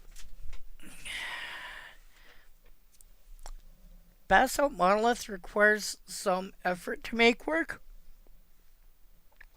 But often it'll be like, you know, turn 2 or turn 3, cast the Monolith. Turn 4, play a 6-drop. You know, maybe you're crazy and you play, I don't know, Coveted Jewel.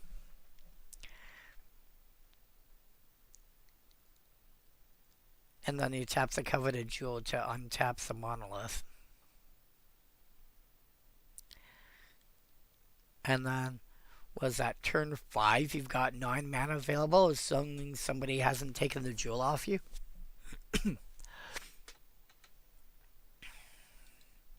But Basalt Monolith is going to require some work to make work. It's not hard, but it is going to take some effort. Or you could just play it fairly and just, you know, every other turn or so it taps for 3.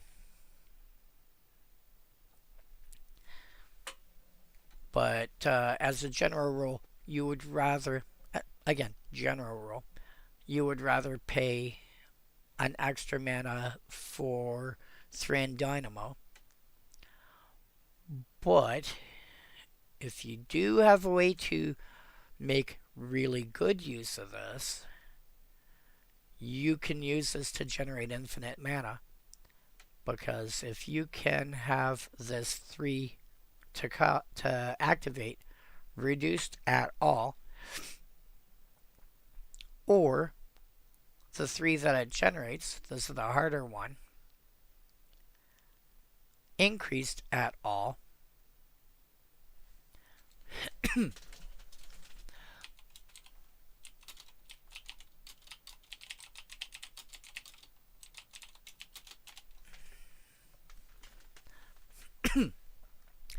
Mana Reflection, Nyxbloom Ancient.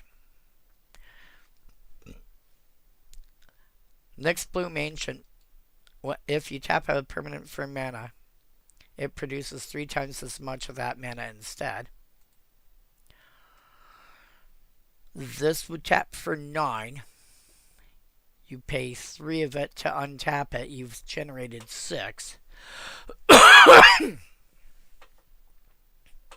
That is probably the simplest, well, one of the simpler ways to do it.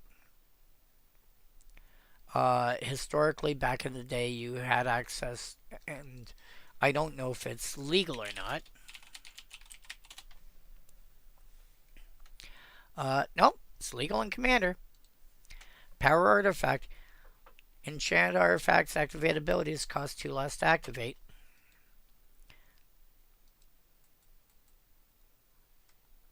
This 3 colon, that's an activated ability. Basalt Monolith enchanted with Power Artifact is tap for 3, 1 to untap. So 2 mana every cycle. And if you want, you can combine that with something like Gemstone Array. Spend that 2 mana to put a charge counter on the array. Remove the charge counter to get mana. Oh no. To get mana of any color. So, yeah. Basically, once through, you know, between those 3 cards, once through is I generate 1 mana of any color. So there are ways to break this.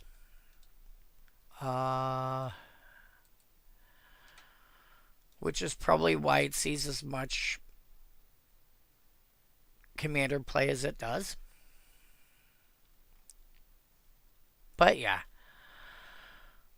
I think that is it for tonight. It is almost 2 o'clock in the morning. I started around 6 o'clock. Had to take a couple of short breaks, but I've been at this for like 8 hours. I am going to call it for the night. So, I think next week we'll be looking at Arabian and Antiquities.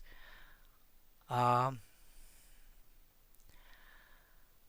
yeah, I will catch you guys later. So is the sun coming up now? Actually, the sun's probably already up now, isn't it?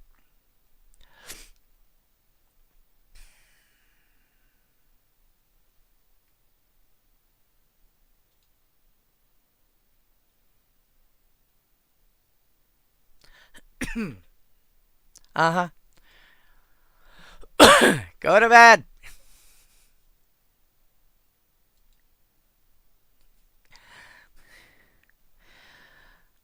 Or are you even going to manage to get any sleep?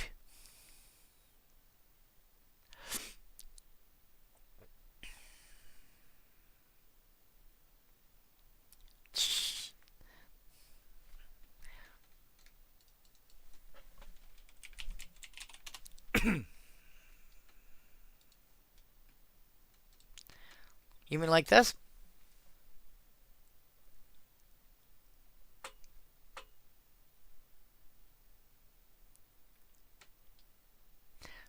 One of the earliest Journey to Nowhere effects.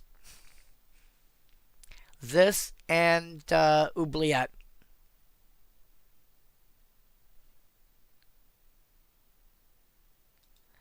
I don't think there was anything before that.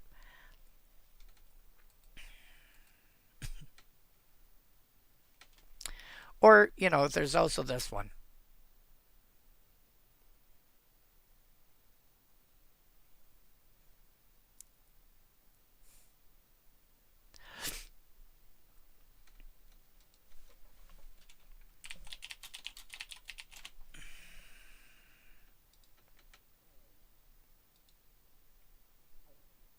Before you turn into this, right?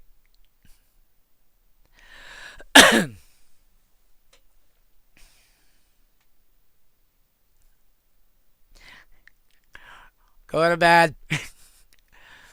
Hopefully see you next week. Hopefully see you this weekend.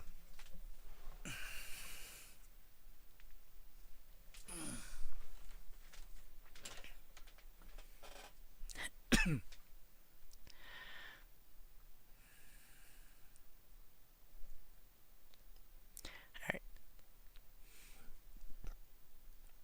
Alright. Good night.